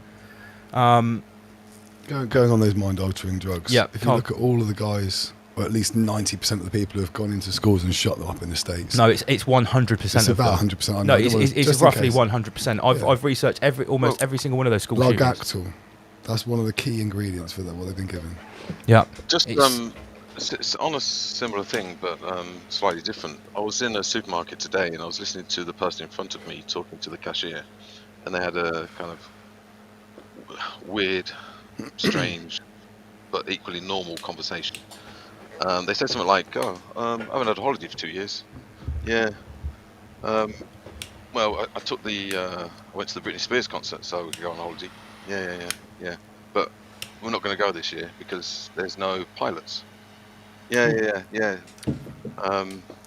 So basically, everything that they tried to do and did the so-called right thing to do, it ended up that they couldn't do it anyway because of the very thing that they were taking. Yeah, So the it just very shows that thing, the cause caused the problem to stop them going on holiday anyway. Yeah, so it's like a checkmate. But the thing that I really picked up on is that between the two of them, none of them could actually join the dots, or they refused to. There was definitely a degree of cognitive dissonance.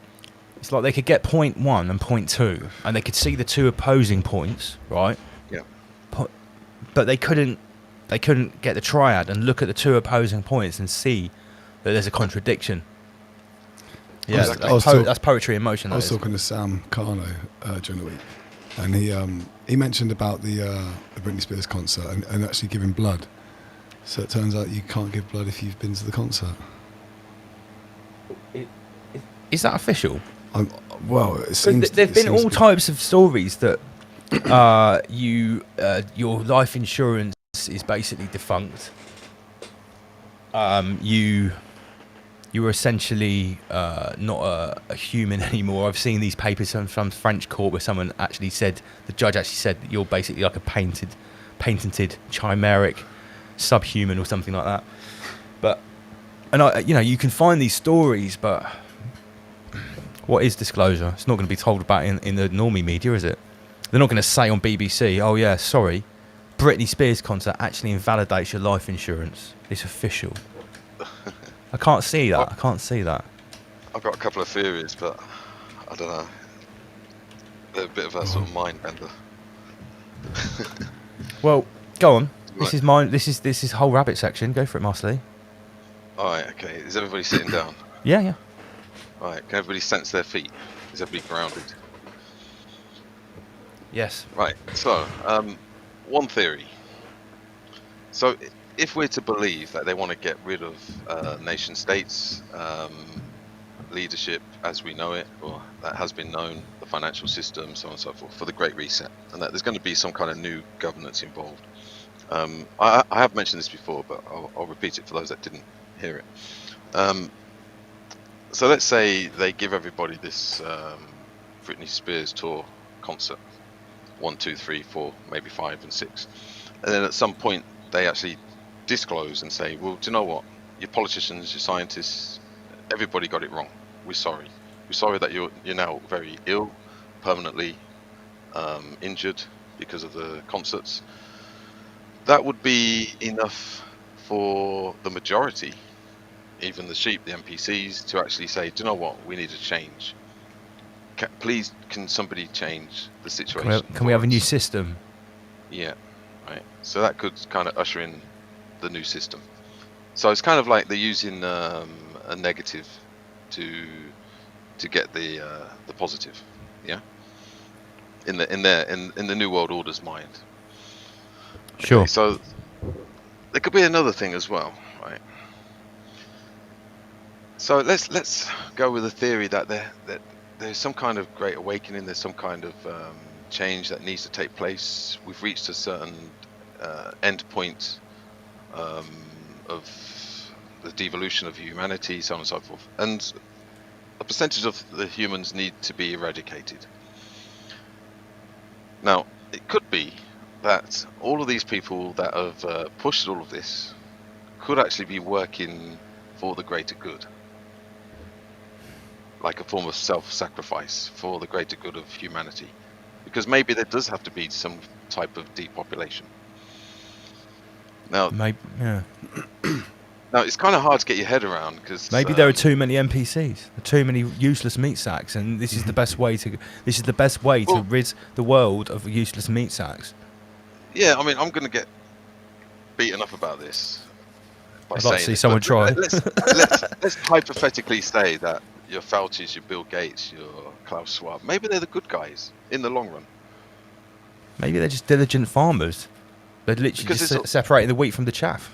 Yeah, I mean, there's always going to be this thing, right? It's where, why would they sacrifice the compliant?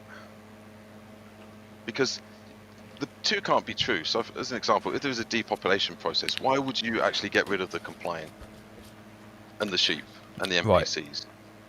I'm so glad that you've brought this up because I was thinking about this deeply. This actual subject here is what I've been thinking about non-stop for the last couple of months, right? If it is true that this is a holospheric projection, Luciferian soul trap, if it's a farm where they are feeding off or extracting our emotional content and energy, and it is really the important currency, this Lush, our attention, if it really is that, then think about this. Normies and NPCs have not got any essence. Their Lush is of a very poor quality, right? Now, when you're farming, if you want to get the most out of a basic crop or stock, you use intensive farming, right? And what you end up with is a mass-controlled thing where you're extracting basically some sludge at the bottom. But when you've got the finest breeds, the finest rare breeds that are with the best essence, you know, your Aberdeen Angus and that, well, they get to be free range, and you put them in the meadow in the pasture with the nice grass, because the beef that you get from them when they're outside in the sunshine eating the actual grass, well, it tastes fucking amazing, and it costs a lot. You see how much Wagyu beef goes for? So there's two different products. You know, maybe this new Schwabian future is built for NPCs that can survive the Britney Spears concert. They will be put into these small boxes where they'll go into the metaverse, and their low vibrational cosmic sludge will be extracted via some little biochip. Yeah, well, that's all you can get out of them because there's nothing in them. You've got to try really hard, like intensive matrix farming. Do I sound crazy? I mean, obviously I do. No, but you know what I mean? You know, if all this is true, then surely those with sentient souls and with the most essence that are alive and conscious, it would be best to keep us free range because you would get the most out of us. Super. Yeah. Does that make sense? Well, if you look at this as some type of food chain and farming process, then it makes a lot of sense. But also, if it was some kind of a coal and this was a Lush farm, then if you were trying to extract the best pure filtered essence, then you would definitely get rid of the useless meat sacks that were just full of moon fertilizer, because they're not producing anything. Just putting it out there. I mean, this is a whole rabbit hour, isn't it? Come on. Oh, Danny Minute says it makes perfect sense. I'm glad it's not just me. MC Shopping Centre says we're F1 hybrids.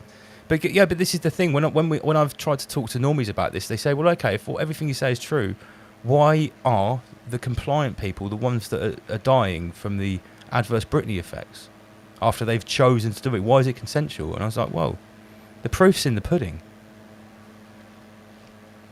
The people who are choosing to take part in the ritual and the self-sacrifice are the ones being sacrificed.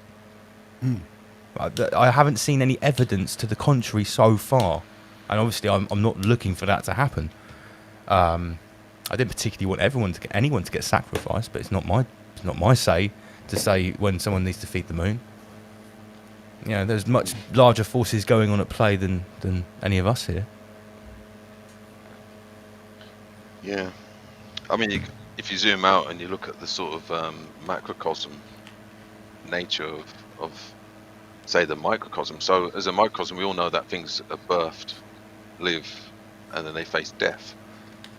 Well, if you look at it from, if you zoom out, look at the macrocosm, then equally entire planets, realms, may go through the same process. Yeah. And things have to be passed on, things have to be transferred over. And this is something that really needs to be understood, that nothing lives in isolation. Everything is connected to something else. Yeah. In fact, nothing really can exist in isolation, unless it's some kind of outer cosmic substance, which is not dependent on anything for its existence. I mean, I can't see anything in my reality that isn't dependent on something else. Of course. Everything's been fed by something else. Yeah. This subject has been troubling me greatly. Like, why, you know, if you wanted compliant people for your new Schwabian utopia, why would you make an agenda where the compliant people consensually sacrifice themselves in front of everyone else for them to see? I think maybe this is why it's stopping some fence sitters from completely just letting go, is because they can't make sense of it. Because really, it should be the fact that the NWO would release a deadly people's pandemic, and only the compliant Britney Spears attendees were the ones who survived. Well, that's what you. That's what you would. That's what you would think, isn't it? Right. So let's get back to what we were talking about. It's interesting because the whole population promise, and then they tear down the Georgia Simestones recently. Yeah. Well, we talked about that. Yeah. The Georgia Guidestones coming down the same week they switched on the Large Hadron Collider. So, yeah. I mean, here's a graph which shows exactly what we're talking about. This is the COVID death chart. So number of COVID fatalities, raw number. This is from the 1st of April to the 31st of May. I've got to be careful what I say here. First column is organic, pure bloods. Second column is proto-humongo Coviates. Third column is full pro-Coviate reaction NPCs. They're really good, those cards, aren't they? We'll talk about those in a minute. Yeah. And on the right, look at this. The co-founder of the Long Coviate Centre is called Marcus Klotz. No way. It's too much. So Marcus will mark you with the mark of the beast, and then you'll get Klotz. And he's like the founder of the Long Coviate Centre. Marcus Blood Klotz. Marcus Blood Klotz. Right. Now we talk about the Coviate Union. I think we need to big up what Omar Beats is playing with here, right? Because where's the box? Because I need who made these cards. I was sent these by, where is it? By Edmund Hodder with a double D at gmail.com, right? And he's called Ethnode1 on eBay, right? And he made this deck of cards, and it's called the UK's Most Wanted Coviate Crooks, Know Your Enemy, right? And it's a whole deck of cards. And on every single card is a different criminal from the Coviate Union. This is the best one. It's like the Kingpin, right? The Joker. Who's the Joker? Dominic Savage. Cummings. Is that Dominic Cummings? Right, right. So the spades are media propaganda agents. The hearts are medical personnel. Clubs are government and cabal, and diamonds are sage and other advisors. So each suit. Who is the Ace of Clubs then? I don't know who is the Ace of Clubs. None other than the Blair. Oh, Blair, and it's got all their like the devil face names on and everything. Shit, right.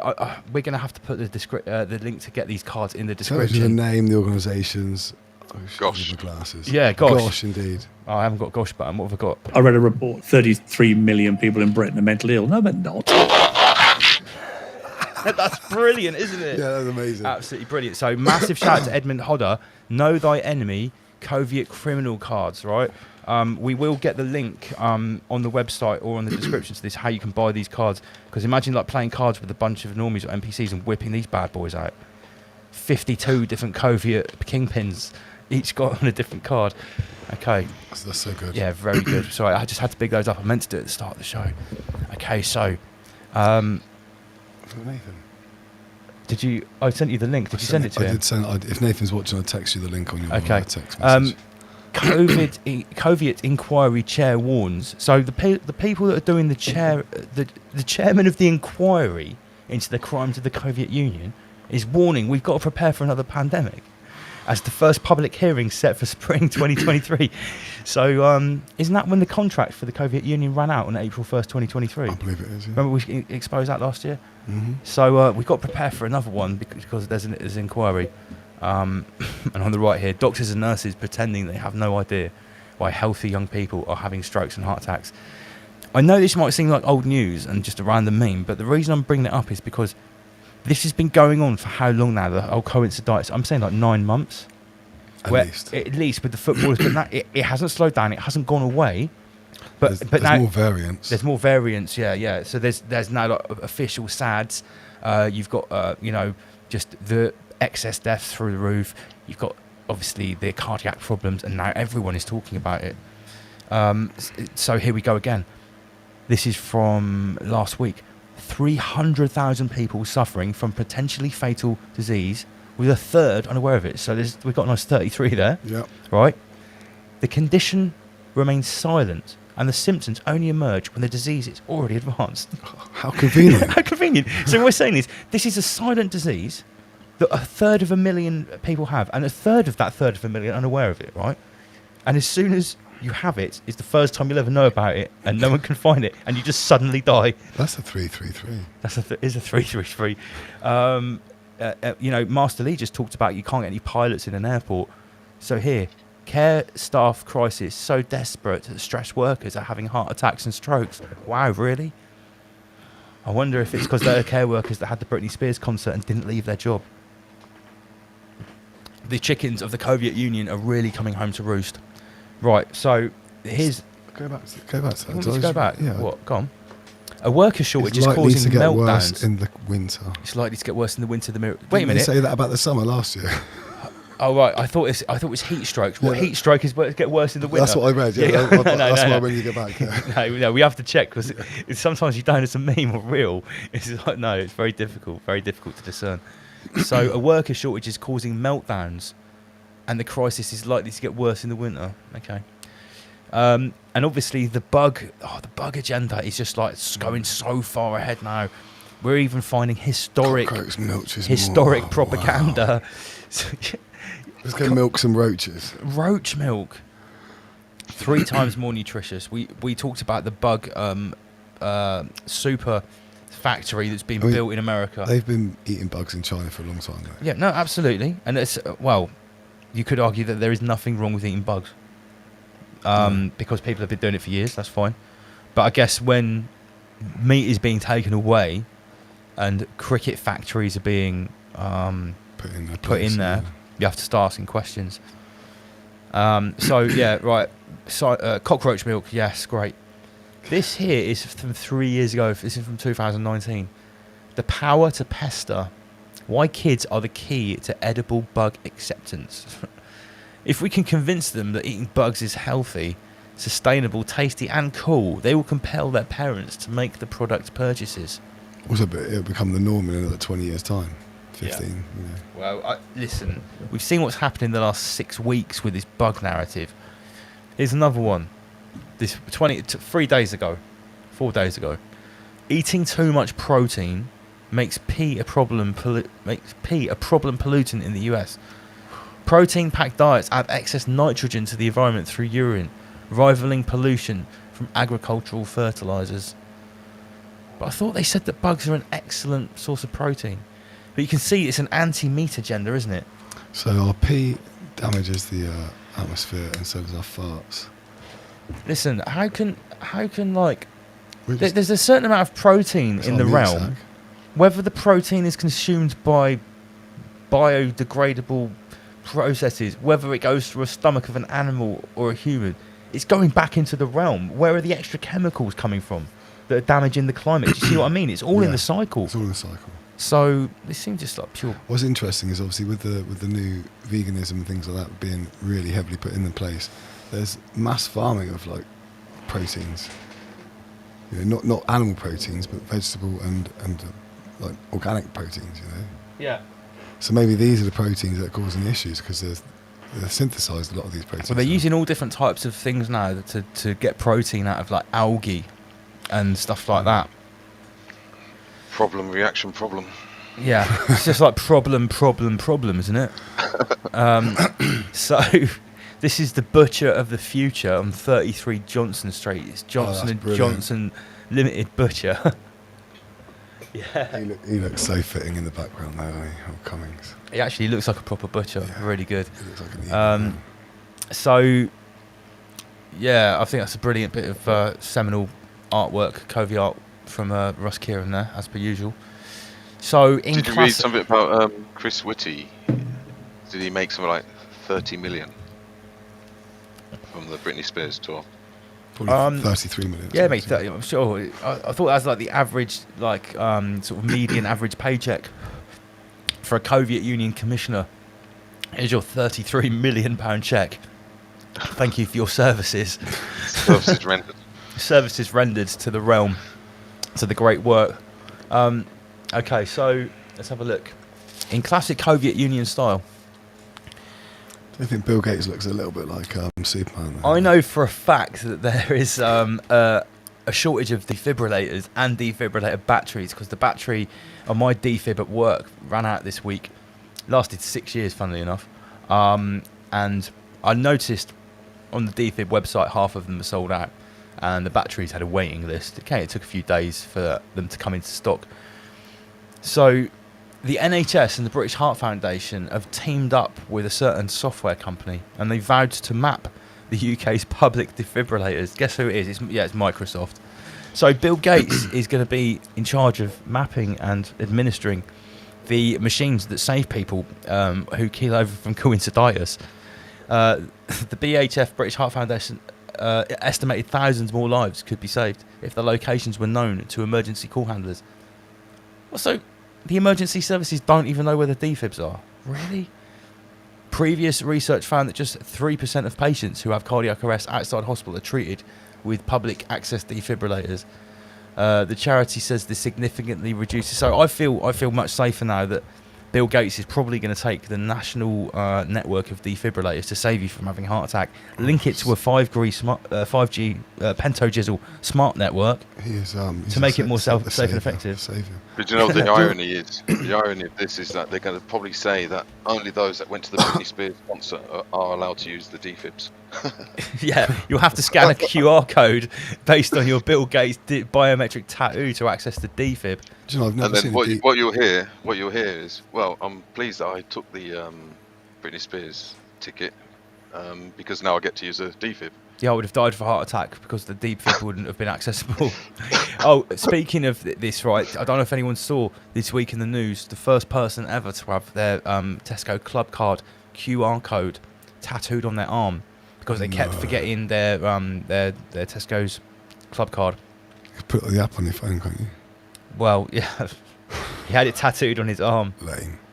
Yeah. So that's going to be the first tech tattoo, isn't it? Really? Well, it was just Or a the first, QR. like, It was just a Q. It wasn't even a smart tattoo. It was just a regular tattoo. So you're talking about defibs.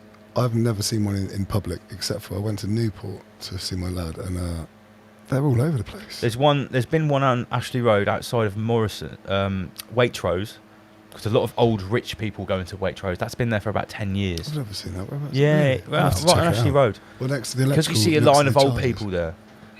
In Christchurch, where there's a lot of old people, they've had defibs on the street for a while. Pay more attention to these defibs. But yeah, now they're being put into schools. Okay. Right, more eroding of reality. Oh, I haven't got the original photo. Did anyone see the photo shoot of Zelensky and his missus that was in Vogue magazine? It's there, isn't it? Yeah, it's right there, but this isn't the real one. Look, He's got Biden behind his sniffing. So I meant to have the original ones, but here's a few remixes, right? So everyone online was taking the piss out of this, like saying, "Is this really a war zone? Why is Vogue magazine being flown in to take pictures? Did they make sure that no bombs were dropping, etc.?" And obviously, you know, it's got remixed. Pretty good. Lord Schwab's in there. Biden's there too. So I think what I'm trying to say is that all of these previous subjects that we've talked about, they're all still going. It reminds me of that meme from Sheep Farm that they had on the thumbnail of their show with all the different pressure cookers, with all different names on, all bubbling. And it seems like now it's all being turned up to red. Oh, look at that, sex bots back again. They didn't like us talking about Zelensky. Look at that, sex bots. Schwabian sex bots. So, jabby days from Messerschmitt. Ismaholics Anonymous. This is from Stagehead. Follow the science. Week 1. Our badger's racist. Toxic masculinity in marine life. And then we've got the communist British Nazi dubbed Stalin's nanny who wanted face masks and social. So all of this stuff is being revealed. They're now saying that Stalin's nanny, the communist scientist member of SAGE, is getting a job at the World Health Organization. This is the woman that was deciding what happened to us. And what's the last Clown World thing here? Boris Johnson presents Zelensky with the Winston Churchill Leadership Award for incredible courage, defiance, and dignity in the face of Putin's barbaric When did he do invasion. that? Yeah. Was that a recent thing? Yeah. This is all Wow. 26th of July, so this is all very recent. This is. Who did that meme? Yeah, exactly. Yeah. They're like, the memes were completely Independent. Yeah, this is it. Al Gore made these memes. These are Al Gore memes. So yeah, I think that now, climate change is causing heart attacks and power cuts. What more can I say? It's all been swapped together. Yeah. We're coming to sort of the 0 point where everything's coming together. The absolute attack on the. If you think about it, all get this- out of this realm, get in the metaverse. It's all pointing towards the reset, isn't it? Yeah. The Great Reset it looks like this now. This is Yeah, what I'm saying. This is what it looks like. They want to enlighten people at the same time, de-enlighten them as well. To shove some, like you say, the meat sacks, the NPCs into the metaverse, Yep. creative, start the new world or start the new. Do you remember back ideal. in 2020 I said that theoretically the Great Reset and the Great Awakening could actually look incredibly similar.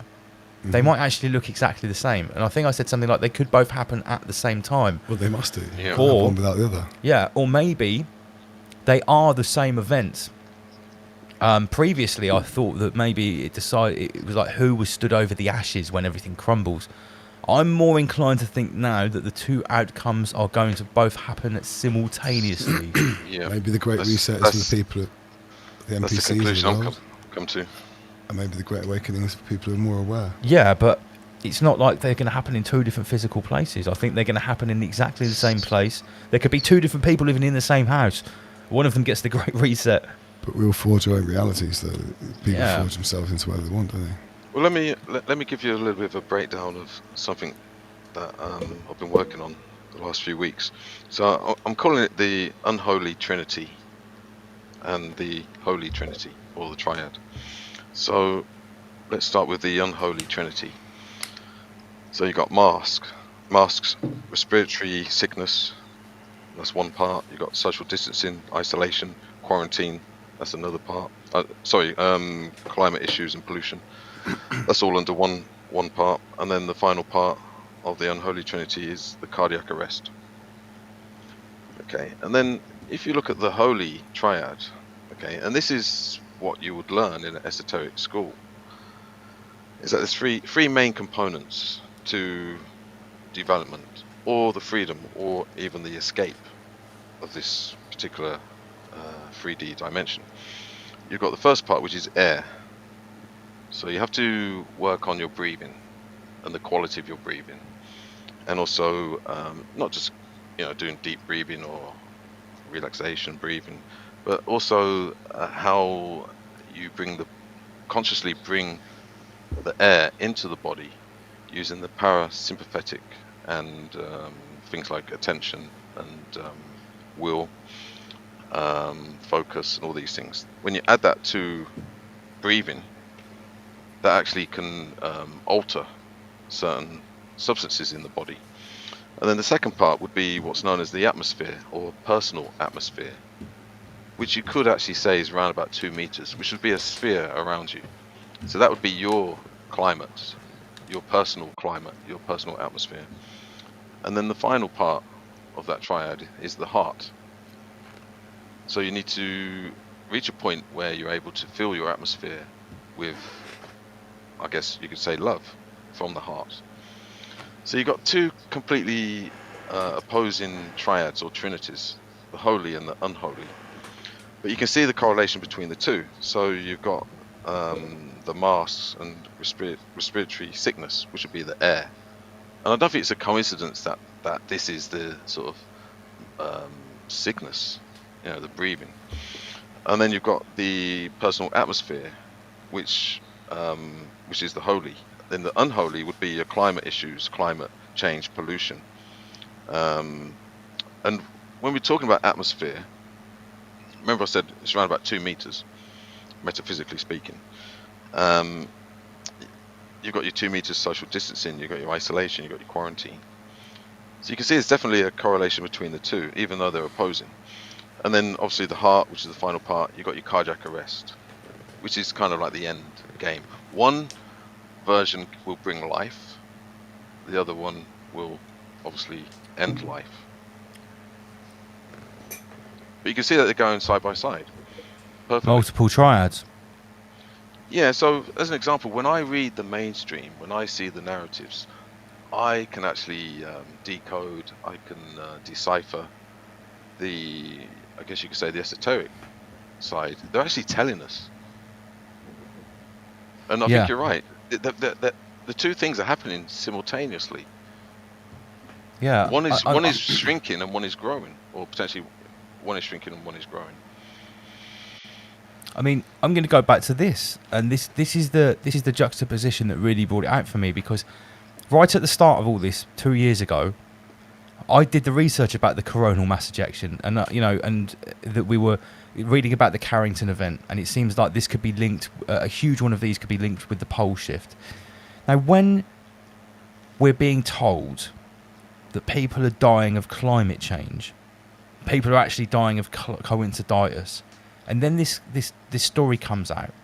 Solar storms may cause up to 5,500 heart-related deaths in a given year, and then you think about coronal mass ejection. Well, is that code that a corona mass injection is going to kill 5,500 people, or are we coming towards a time where actual ejections from the sun are creating frequencies that are gonna interact with certain technology that people might have inside them? Could there be multiple and I think there's a layer of disclosure in this. I don't think this is a total bullshit story. I don't know. Do we have like more heart-related attacks, heart-related incidents every 11 years? I've never looked into this before. I don't know. But yeah, I think you've talked before, Lee, about the realm is speaking to us. Like the clues are being laid out before us, and they seem to be becoming increasingly obvious as we're moving forward. That's blatantly clear, I think. Yeah. But I think that's a very good way of identifying people who are conformists and non-conformists, because people who are recognising it, like yourself and everyone watching, is we are the non-conformists of what they're saying. We're really looking into the detail of things. Is this true? Is this not true? What's going on with it? Other people just read it and well, yeah, because on one level this would act for someone, oh my god, that's another thing to be scared about, fear. So that person is taken care of here. Someone else, that's a climate change person that's really into that, is into that caveat of experience, but that's fuel for their fire. For people like us, this is amazing catalyst. Holy shit, look what they're saying here. Coronal mass ejection, corona, crown virus, mass injection. What Greta's got to say about this. Yeah, Greta reset. It's like, well, there's I an think occult principle which says everything ultimately becomes its own opposite. Okay. So some can look at the mainstream narrative and they actually extract from it the complete opposite to what it's saying. So we could be in that category. Sure. I think what really stuck out for me is I was going into the comment section of that Dr. John Campbell's YouTube videos again with his 3 million subscribers, and he's doing his daily updates about sexually transmitted chimp virus and excess deaths, etc., etc. And when I go into the comment section, there's two types of people. There's either the people going, what about the elephant in the room? Don't you think it's the what? Oh my god, why is everyone avoiding the most obvious explanation for all of this? And then there's the other people who are just comparing their stories of chronic sickness. So for those people that have been to the concert and have signed up to the lifetime of constant sickness, that is actually what they are experiencing. And for them, the pandemic is still totally raging. They're going, oh yeah, well after my 4th jab, I then got the B5A56 stealth Omicron variant, and they're all comparing their stories. And from the outside in to watch that, it's like those people are literally living in a completely different reality. But the thing is, it's not just in their head. They have a divot. They literally have some sort of divot inside them because they are actually getting ill. Whether it's psychosomatic, whether it's because their genome or their immune system has been tampered with. That is up for speculation. But for those people, as far as they're concerned, this isn't over. It's still raging, and everyone they know is off work all the time. Yeah, and I think if you use the analogy of a noose, and if you look at rope, it's got different threads to it. Like what you were saying earlier about all these different kind of components of these narratives, they've all been set in position, and what we're probably now going to witness is the slow, day by day, step by step tightening of the noose. Yeah, like a slow suffocation. And we can say whatever we want about ourselves. We've risen above. We're aware of all this. We're spectators. We are, and we're not, because we're all still going to be subject to the price increases and the effects of what happens to everyone else if things really start to turn bad. So we are not immune to what's going on, although we are in a slightly privileged position. We need to be looking at healing attributes. We all need to go through a healing process, from the trauma, the gaslighting, the psychological operations, the predation, the aggression that's been shown to us over the last couple of years in one form or another. I don't think anybody's been exempt from that totally. No matter how strong you may be mentally or emotionally, we're all going to have some kind of, I guess, a side effect of a consequence of somebody close to us in one way or another. And I actually brought this up in the dojo a couple of weeks ago. So if we are to believe what we think may be happening in terms of some kind of depopulation from those that went to Britney Spears concerts, what about the children of those parents that went to the concert? Put some ice in there and get me a can of gin and tonic.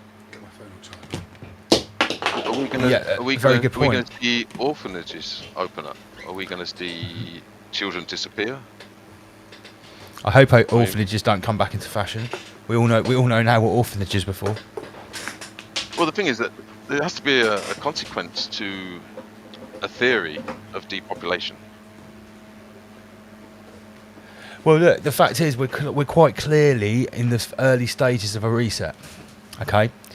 Now, I've already said before that it is no coincidence, whether it's been by design or whether it's by the code coming out from the realm, that all of us have started to learn about the previous reset, or most of us, within the last 5 years. In the 5 years preceding the next reset. That's no coincidence. I don't know exactly why. It's obviously been done on purpose. And what we know about the previous resets, so from the cobbled information we've got, is that there's loads of orphans, and there's some sort of like repopulation program. Could I get another can of that? There should be at least one more. So it would make sense that if there's going to be a lot more deaths going forward from all these like Britney Hyacinth variants and whatever, that there's going to be orphans. Who's going to be there to pick up the pieces? Well, we know who it's going to be. It's going to be the state. Look at all the projections from the conspiracy theorists and the sort of turn of the century authors about what the future is about. King David has said this since the 90s, that the future is about childbirth actually being done by the state, not being taken care of in an organic womb. Children being, grown literally fully in test tubes in artificial wombs, being birthed by the state, sex and reproduction being illegal or being licensed only for the elites. So that would be a great way to do it. You kill loads of people off, you sterilise loads of people, a whole new shitload of orphans, and when they grow up, you indoctrinate them into a new way that childbirth is terrible. It destroyed the earth. The whole reason that we're starting again is because there was an ecological disaster from overpopulation or something like that. Sounds similar to what's happening, isn't it? Yeah, am I describing like what's about to happen and the plot of a load of films? Have you heard about I am. This, I wouldn't say it's a new conspiracy theory, but it's something that's being postulated to come in this September when the kids go back to school. And it's to do with terrorist attacks on schools. using Yes. biological weapons. Yeah. Yeah, because we've heard about some drills, and I've seen a few letters that have been circulated about like kids that have been told, almost like a nuclear drill from, you know, like the 80s in the Cold War. Sit under your desk, put your hands, your neck, your head between your legs, sort of thing. Obviously, that's not going to help in a nuclear Do you know blast. what's funny we're talking about this? A friend of mine's just got a job servicing the old sirens. Oh no! Yeah, I'm not even shitting you. Right. Okay. There you go then. His mate's just got a job servicing like air raid sirens. The ones that are still left, anyway. The ones that are still left about the place. Did you watch Sheep Farm's latest? I haven't caught up on Sheep Farm at all since we've been on there.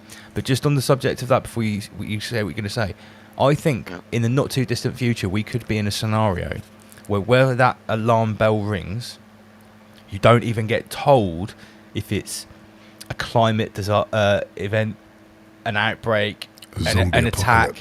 It will just be a general warning. I think we could actually get to that level. It's another fear control. I mean, I wouldn't be surprised if we start seeing the emergency broadcast stuff being put across the TV again. Oh yeah, someone told me about that in Master Lee's dojo, that they have the screens in schools now where they have like announcements, and there was some new protocol that there could be emergency announcements on the screen at school. Wow. Yeah, there you go. We're at a stage of not talking about things that happen in 6 months. We come up with ideas and then we go, oh no, that's already happened. You know, we're talking about things in past tense now. Well, Sheep Farm showed a very interesting video. I can't remember exactly which year. I think it was 2018. Where it's a documentary where they'd done an experiment in, I think it was a place called Hazelmere in Surrey, where they basically got the whole town to play out this pandemic. And the presenter was kind of roaming around that wherever she went, she was giving people the whatever it was. So, and they said it's not if, but when, and that was in 2018. Oh, was it a respiratory pandemic? I'm not sure if they specified that. Because I'm sure I saw something the other week about there was a tabletop exercise, like a new one, that just happened. They always go for these pre-event. Yeah, practices. we've got strikes for covering these Think events about what before. happened on London Bridge. They had with the fellow driving into everyone. You know, yeah. They've always already got the anti-terrorism unit out when you know, a Muslim knifeman appears. It's always the same. It's always the same. So where do we see this going in Guardians? Is it just going to continue on the same path until it's just? I mean, how many times have we said how much further can this go? It's going to the end of the track, isn't it? Well, I think it's speeding up to the end. I suppose we had a bit of a lull for the last 6 months in the UK at least, and now we're definitely seeing speeding up again. Because I remember a few months ago we were saying, "Oh God, can they just get on with this?" Well, I think they've been inserting different little micro narratives into the narratives in this. I don't think they've been doing nothing. I think they've been actually probably just making things a lot smaller so they can insert them ready for expansion. Yeah, bite size. Yeah. Bite size, sure. There's lots of the series in this clown show, so I mean they've got to give them all a bit of airtime, haven't they? Yeah. Well, I think you know, it's like I said to everyone before, the Soviet Union was not a standalone enterprise. You know, it's going to have more things woven into it. Well, there's lots of players, man. Yeah, the next thing will be the Greta reset comes in, you know, and then we had World War 33 with Ukraine sewed in, and that was helping out the all of the narratives for the Great Reset. Greta was loving it. So we can definitely see that. Yeah, I'll tell you what, speaking of it, well, we'll just have a miniature break. We'll actually play part 2 of Greta versus Jimmy. Let me just find it. It's called Master Ginny 2. So I played part 1 earlier on, and obviously we're talking about everything being schwabbed together here. Climate change and all that is on the agenda right now. So let's just settle this once and for all. Fucking hell, I shit myself then, Lance. I wonder what it was. Entire ecosystems are collapsing. We are in the beginning of a mass extinction. Not at all, because I still live in Leeds, where I was born. My friends are still the guys that I went to school with. I go still out on the bike with them. I help out. And all you can talk about is money and fairy tales of eternal economic growth. No, on the contrary, I could be the Prime Minister, but I couldn't afford the drop in wages. For more than 30 years, the science has been crystal clear. Forgive me for correcting you. After 30 years in the business, I am having a good time. How dare you continue to look away and come here saying that you're doing enough? If that's your opinion, so be it. You say you hear us and that you understand the urgency. Because if you really understood the situation and still kept on failing to act, then you would be evil, and that I refuse to believe. Because I am who I am every day, and I do. Now, if I please people, so be it. If I don't please people, well, that's tough. If I've got no makeup on, no, I'm hardly a dazzling figure, but I know what you mean. Yeah? But those numbers do not include tipping points, most feedback loops, additional warming hidden by toxic air pollution, or the aspects of equity and climate justice. I don't know. That sounds like a Ministry of Agriculture and Fisheries announcement. And that I should ever sound like you're out of business in 2 seconds. They also rely on my generation sucking... With all the guys and gals here, because I've already done it. 4 sisters and 2 brothers, they've all got plenty of kids. I've got plenty of kids on Jim Will Fix It. So my kids, to me anyway, the best sorts of kids is they all go home to their parents. How dare you pretend that this can be sold with just business as usual? I'm like a blip on the side of life, and I just do my thing and mind my own business and do it away, and seem to be getting into trouble for it.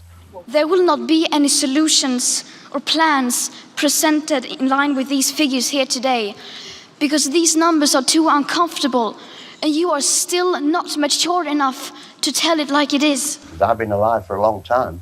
I've learned a lot of things for a long time. I know how things are done, and I've done things for a long time, so my formal qualifications may not be down on paper, but they're certainly up here, and I've been there 20 years already, think on. With today's emissions levels, that remaining CO2 budget will be entirely gone within less than 8.5 years. Have I admitted it to you? Oh, I see. Oh, well, I must have been asleep at the time. Come Judgment Day, when I stand in front of the table and St. Peter's there, and he says, you are not coming in because you're a villain, and he'll show me the debit side, and I say, hang about, and I'll show him the credit side and say, does that mean anything? And if he says that means nothing, then I'll threaten to break his fingers because...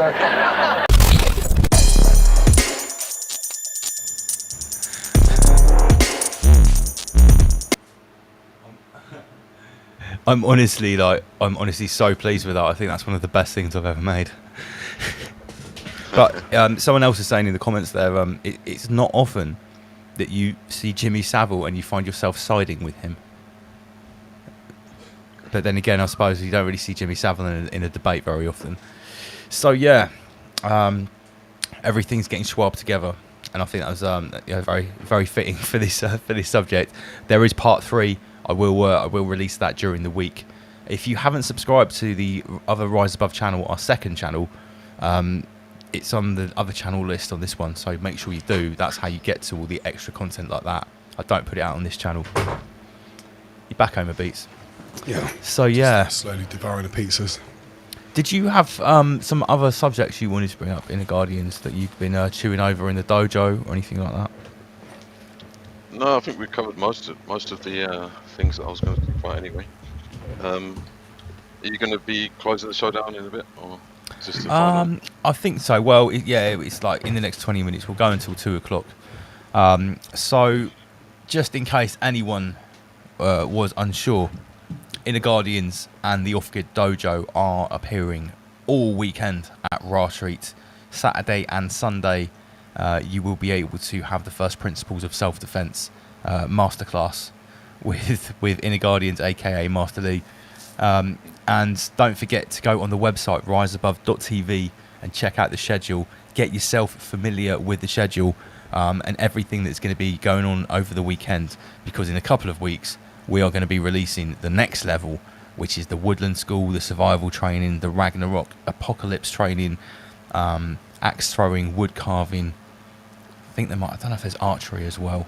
Not sure. Maybe, not sure, but we'll see. And we're also going to be talking to more people that are going to be involved. We're going to have plenty of guests on that are going to be telling us what they're going to be bringing to archery as well. So it's going to be really, really interesting. Get your tickets now. riseabove.tv/shop. Yeah, if you can find this video. Yeah, I'm sending you a link now. All right, cool. I will have to. I'll play it as we leave. So yeah, massive shout out to everyone tuned in. Any final thoughts from you, Inner Guardians, before we reconvene next Friday? Yeah, just a couple of things. Regarding the retreat, I think this is a great opportunity to be more prepared and to hopefully get some ideas of a daily practice, which could combine meditation, breathing, some exercises, awareness, and things of that nature. And I think that is what's going to be our salvation, because we're going to go through a lot more insanity, and I think we need to actually really establish our inner sanity as opposed to the insanity that's surrounding us. And I think that's going to be the key to surviving whatever's going to come in the future. Yeah, absolutely. So I strongly recommend, even now in preparation for the retreat, to if you don't already, to start investigating meditation, breathing, exercises, awareness. And one very important point is, when I spoke of atmosphere, start to pay attention to your local atmosphere. What energy are you emanating? What energy are you radiating? It's your personal responsibility. And it's very easy that we look over here, look over there at different problems in the world, and it can actually give us PTSD, like I said earlier. We need to rectify that. We need to start putting out more positive love energy and so on and so forth. And we can all do this. It's maybe not overnight, but we can all do this day by day, step by step. Every scenario, every situation, every interaction is a golden opportunity to pay attention to what energy you're putting out, and also what energy you're receiving. I think that's an amazing message. Yeah. So that there is homework, there is pre-training to be done if you want to get the most out of retreat. We are going to be doing guided breathing. We are going to be offering yoga. We're going to be offering self-defense classes. So whether it's a case of, practicing your mindfulness and your breathing on your own, doing a little bit of research online, doing some stretches, getting yourself supple. Make sure you bring a yoga mat if you want to take part in the yoga. So yeah, it's all going to be there. Kids are catered for. We're going to be teaching kids how to build shelters, how to light a fire, how to forage. And also having fun.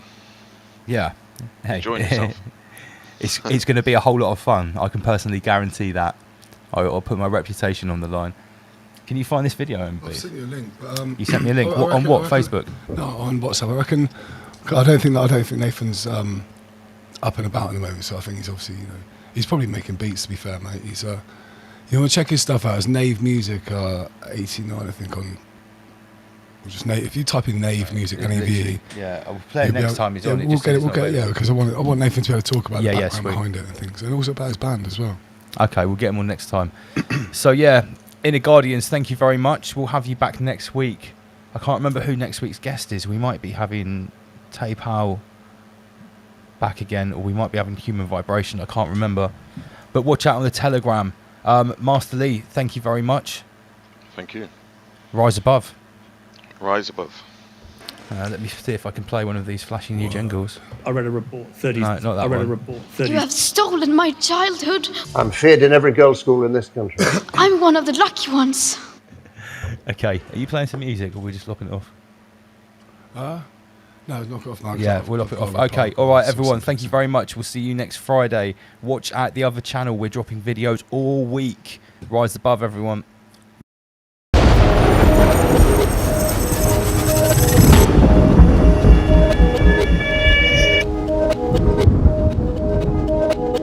Okay, look, no, wait. I sent the link at 22:22.